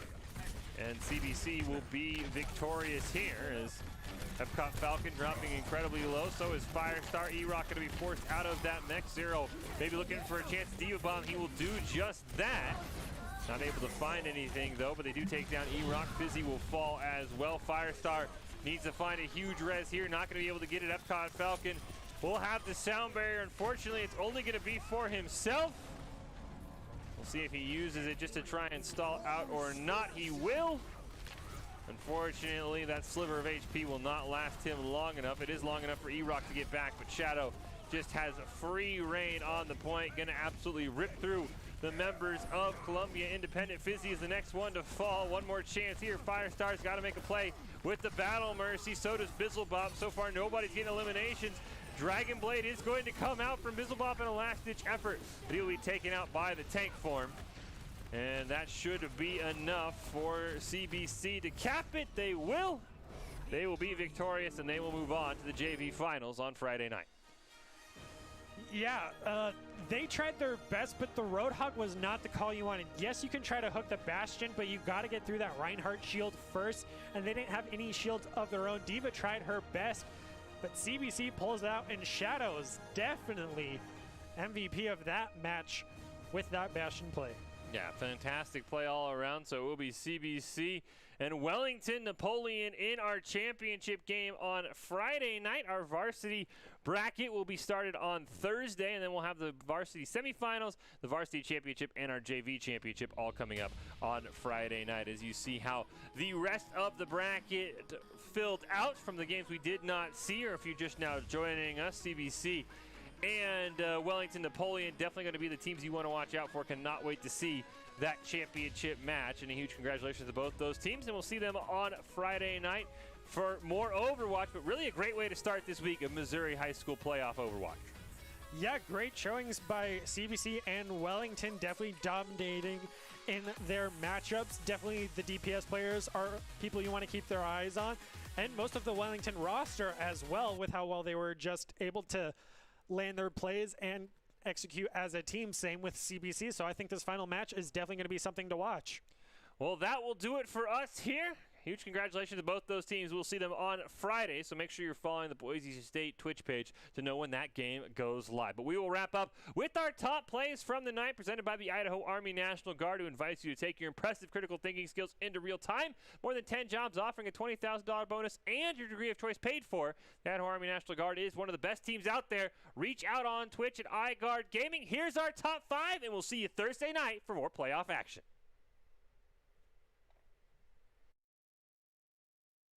Eliminated. Nice headshot there from Bubbles. Matty Ice going to get that duplicate onto the Reinhardt. Want to try and build that shatter as quick as possible as a 5-hit flashbang did go off from Ong. Luckily, Wellington Napoleon was able to live through it, only losing Hammy, and he will be revived. Shatter's going to come out there for Matty Ice. Duplicate will end. Ong nearly saved that one for his team, but unfortunately just did not have quite the follow-up he needed. Yeah, Matty Ice and Bubbles definitely seem to be